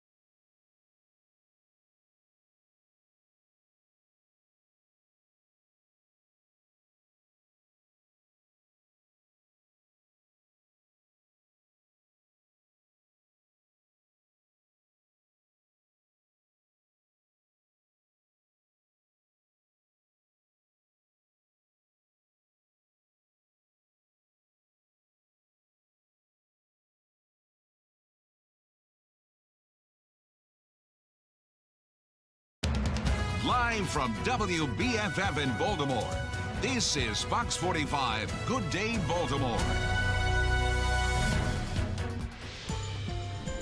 Maryland's race for the U.S. Senate is starting to take shape, and now it appears that Baltimore County Executive Johnny Olszewski is weighing a potential run for the seat. We want to take you live to the Randallstown Community Center, where Olszewski is about to make his announcement at the podium soon. That's right. You can stream the conference on our website, foxbaltimore.com, and we will have continuing coverage on Fox 45 News at midday. Well, welcome back to all of you on this Monday morning. 9:31 is the time. I'm Patrice Sanders. I'm Megan Gilland. Let's get over to meteorologist Jasmine Lomax and a look at our forecast. Well, it's been a pretty nice start to this Monday morning. A little chilly, but now temperatures are starting to rise. 58 and mostly cloudy over Towson. We've got numbers mainly in the 40s and the 50s around the state. A little bit warmer toward the bay, but overall not too bad this morning. Yes, we are cloudy, but we'll have some sunshine as we make our way into the afternoon. Our temperatures rise to the upper 70s. We are looking at above average numbers today and tomorrow. But the big difference is that our next weather maker and chance for rain comes tomorrow. I'll have a look at the timing and impacts to your plans and what to expect for the rest of the week in my full forecast. Back to you. Thank you, Jasmine. Looking now at our Lynn Stoller traffic network and our drive times. 12 minutes to go from 795 to 95. Otherwise, not so bad out on the roads. In a city in crisis, the mayor is leaning on his Office of Neighborhood Safety and Engagement and the Safe Streets program to keep crime down this summer. But Monzi will soon be under new leadership as Director Shantae Jackson is set to resign next month. This morning, we have Shannon Lilly joining us live from downtown with what former Mayor Sheila Dixon, who founded Safe Streets here in Baltimore, says could be next for the Well, former Mayor Sheila Dixon, Megan, says this program that she modeled is not exactly how she envisioned it. In fact, with all of the transparency and effectiveness problems that we have seen, she says it may be time for leaders to consider putting a pause on the Safe Streets program. Take a listen. Sometimes when you tout different initiatives, you don't want to see them fail. Sure. And sometimes you have to come to the reality to say, hey, this is not working the way that we thought it was. We have to let the citizens know where the money's being spent, how it's being spent, and what the results are, and how effective is our tax dollars being spent. You'll remember Fox 45 News had to threaten to sue the city over the details of the contracts between the city and the nonprofits running Safe Streets before Baltimore finally handed over that information. And even once they handed over that information, it is still unclear how the nonprofits spend the cash once the city signs off on the checks. And of course, we've continued to see problems with crime persist. So Dixon thinks that Safe Streets needs to be reevaluated to make sure that its hiring practices are effective and to make sure that each location, Patrice, is actually serving the community. So, Shannon, the mayor is doubling down on the program. We know that there's another $5 million investment that is going into that program. Why does the mayor say it is working?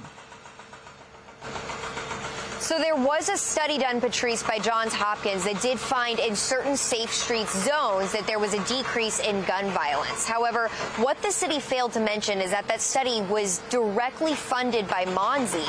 And so Dixon believes that there should be an independent study done into this program or even an audit to see just how effective it is. Reporting live in downtown Baltimore, I'm Shannon Lilly, Fox 45 News. Good day, Baltimore. Well, former Mayor Dixon says that she believes the Safe Streets program should be audited. A 2018 document outlining requirements for Safe Streets shows a monthly requirement of reports and audits. Fox 45 News filed a public records request asking to see those audits last year, but we were told that the mayor's Office of Neighborhood Safety and Engagement didn't have any records matching our requests for monthly audit reports. Now, Monzi is not one of the city agencies subject to audits. City Comptroller Bill Henry promised to expand the city's audit system when he was on the campaign trail in 2020. That hasn't happened yet. Councilman Yitzi Slifer is trying to bring more transparency to how nonprofits spend taxpayer dollars. He introduced a new bill that would require those groups to report where the money goes. You can find more on that bill on our website, foxbaltimore.com. Elsewhere in a city in crisis, another issue when it comes to DPW is recycling. A judge recently granting a few small victories to a group of citizens' lawsuit against the city of Baltimore over inconsistent recycling pickup. Baltimore Circuit Judge shooting down two motions filed by the city. The first one to dismiss the lawsuit altogether, and the second was to delay the court hearing until September.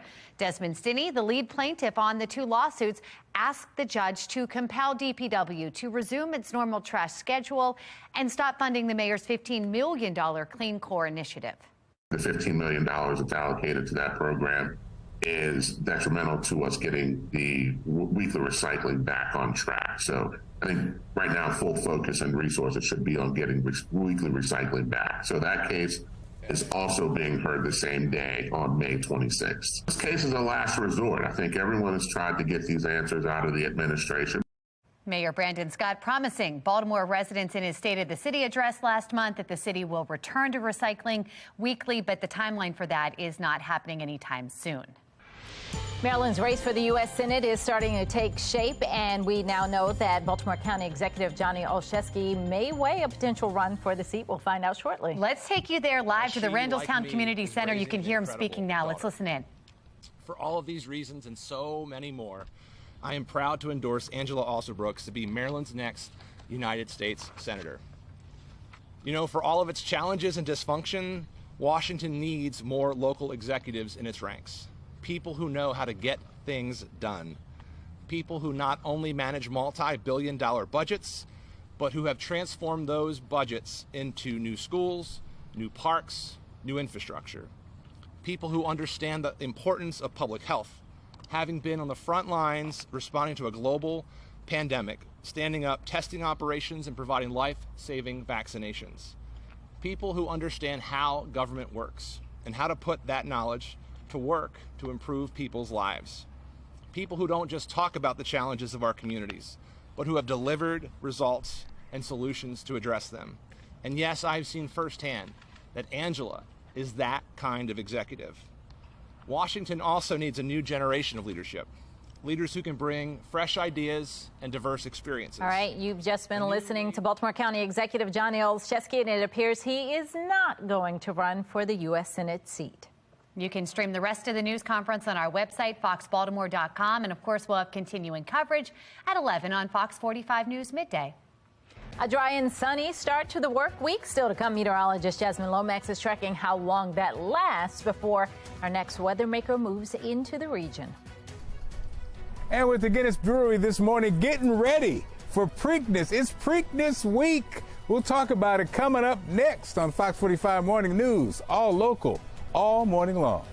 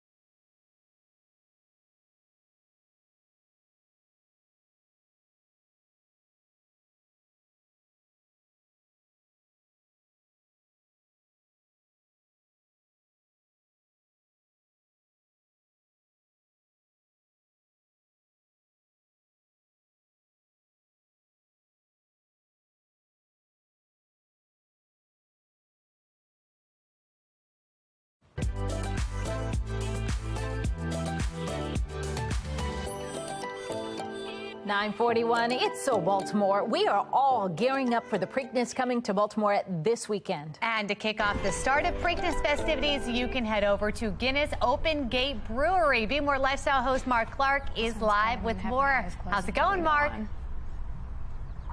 That's right. Callie's here to tell us as we got history going on, Callie. We're excited. It's Preakness week, but tonight something special is happening, right? Listen.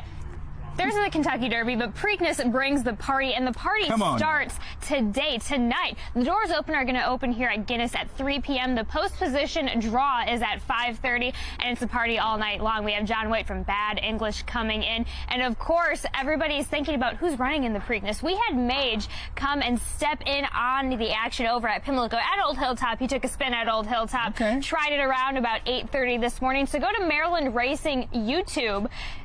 We are going to provide you all of that footage of not only Mage training on the track, but interviews from Gustavo Delgado, the trainer, both in Spanish and in English. So a lot of exciting things to come. A lot going down, and it's happening right here, starting at what, 3:30? Doors open at 3 o'clock, and the post position draw is at 5:30. So be here a little bit earlier than that. Thank you, Callie. Got us excited. It's going to be an exciting week, guys. She's excited. Everybody's excited. I love the feeling in the air. All right, Mark. Thank you. Well, if you want more information, it's all on our website, foxbaltimore.com/newslinks. Well, the Orioles take the series against the Pirates. Still ahead where the Birds stand after making it a quarter of the way through the season already. But first, with summer around the corner, that means schools will be out and teens will have more time on their hands after the break. Some easy exercises to help keep teens active all summer long. 9:43, you're watching Fox 45. Good day, Baltimore.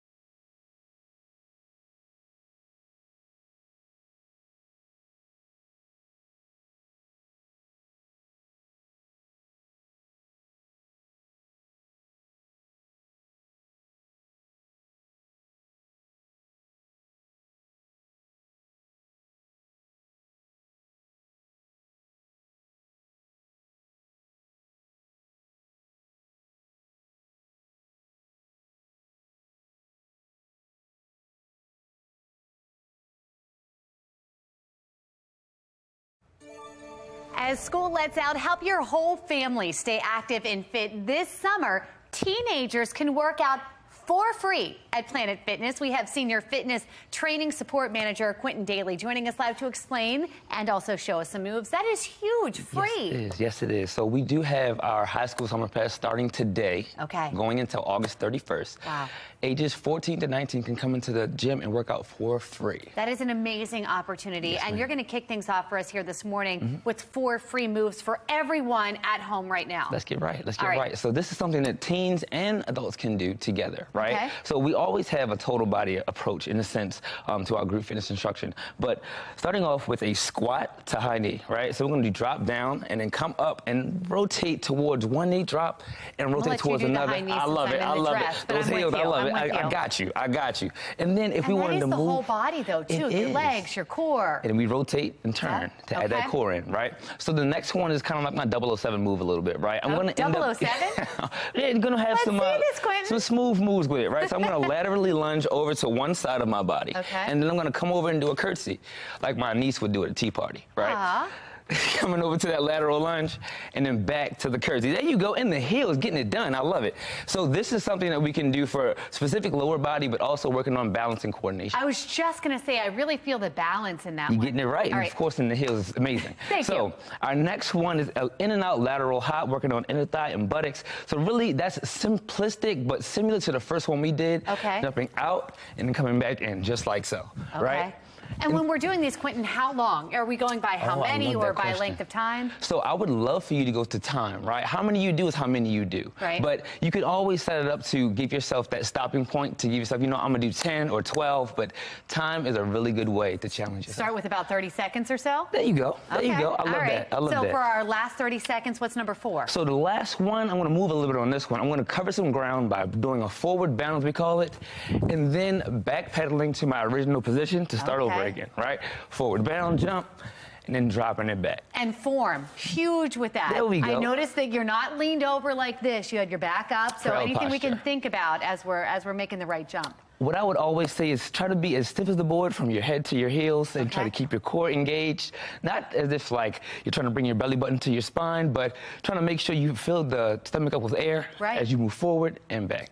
And you gave us 4 exercises. There we go. We do 30 seconds each. How long do we want to do that? Do we say for 10 minutes and you just keep rotating through, or what's the allotment there? I would say rounds, about 4 to 5 rounds, 30 seconds. You'll be right do there. That. There we go. Some easy exercises to get our day going. Quentin, thank you so much. You are certainly welcome. And it might be nice to do them outside. Meteorologist Jasmine Lomax here with a beautiful start to this day. Oh, that's right. Perfect exercises to do outside. Today really is the day to do that because tomorrow rain is on the way, but really gorgeous right now. We've got temperatures around 58, mostly cloudy skies still, but those clouds are. We've got temperatures mostly in the 50s. We're starting to see numbers rise. And compared to this time yesterday, also starting to see that rise. Our temperatures this afternoon will reach the 60s and the 70s, the upper 70s for many. And as we head into the evening, numbers do start to drop. But overall, good weather as the Orioles take on the Angels. 76 for the first pitch. We've got plenty of sunshine and then clear skies as we head into the night. 67 around the 9th inning. Overall, expect really nice weather today. Good temperatures tomorrow, but we have our next weather maker. That's going to lead to the chance for scattered showers. Rain clears for the middle of the week, but by the weekend, it's back to more showers, and that could have an impact on your Preakness plans. High pressure remains overhead today, keeping us dry, but then we're tracking that warm front. That will be the weather maker that follows, leading to showers. Notice this afternoon we'll have plenty of sunshine, temperatures in the 70s, then more clouds arrive overnight and into the morning. We'll start with dry weather. The day won't be a washout, but it's the afternoon when that warm front approaches, and we have the chance for a few spotty showers. Rain continues off and on, and eventually it clears by about 6, 7 o'clock. Your commute home looks mostly quiet. You may be driving on some wet roads, but the rain clears overnight, and by Wednesday morning, we're back to dry weather. It'll remain quiet through Friday, and then our rain chances increase on Saturday and Sunday. We have the chance for spotty showers on both days, but right now it doesn't look like we'll have a washout. 77 this afternoon with sunshine. Then we're looking at temperatures slightly higher, 78 for Tuesday, 70 and cooler behind a cold front on Wednesday, 68 and sunny on Thursday, 72 on Friday. Then we've got the mid to upper 70s over the weekend with the chance for showers on Saturday for Preakness, followed by more rain on Sunday. Back to you. All right, Jasmine, thank you. The Orioles are now officially a quarter of the way through this season, 40 games in, and the team is 26-14. Now, the Orioles were looking for a sweep in their series against the Pittsburgh Pirates, but fell short yesterday, 4-0. Orioles still came out victorious, though, winning 2 of the 3 games. The Orioles host the Angels for a 4-game series starting tonight. Tonight's first pitch, 6:35. Now, from baseball to football, the sale of the Washington Commanders is nearing the goal line. Dan Snyder officially agreed to sell the team to a group led by Josh Harris, the co-owner of the Philadelphia 76ers and the New Jersey Devils. It comes roughly a month after the two agreed on a $6 billion price tag. Now, the sale would be a record for an NFL franchise, surpassing last year's nearly $5 billion deal for the Denver Broncos, but it requires the approval of 24 other NFL owners before it can be finalized. Former NFL quarterback Tom Brady could soon be part owner of the Las Vegas Raiders. According to ESPN, citing sources, Brady is discussing a limited partnership with the team. The discussions apparently have been going on for weeks. Excuse me, his investment would be, quote, passive, meaning he would have no control over the Raiders in business or football matters. The NFL not commenting, nor is Brady's agent. Very interesting. Well, happening today, a tasty baking ingredient common to our favorite desserts gets its own day. Today is, drumroll, National Chocolate Chip Day. Chocolate chips go into lots of our favorite foods. Mine, chocolate chip cookies, my favorite food ever. Chocolate bundt cakes, chocolate chip ice cream, you name it. They are delicious by themselves. Even the chips come in sweet, semi-sweet, milk chocolate, dark chocolate, and other flavors. Some fun facts for you of chocolate chips. A sunny afternoon is on the way to begin your work week. After the break, meteorologist Jasmine Lomax tracking just how long the sun will last before our next chance of showers. That's coming up in that 10-day forecast. It's 9:53 on Fox 45. Good day, Baltimore.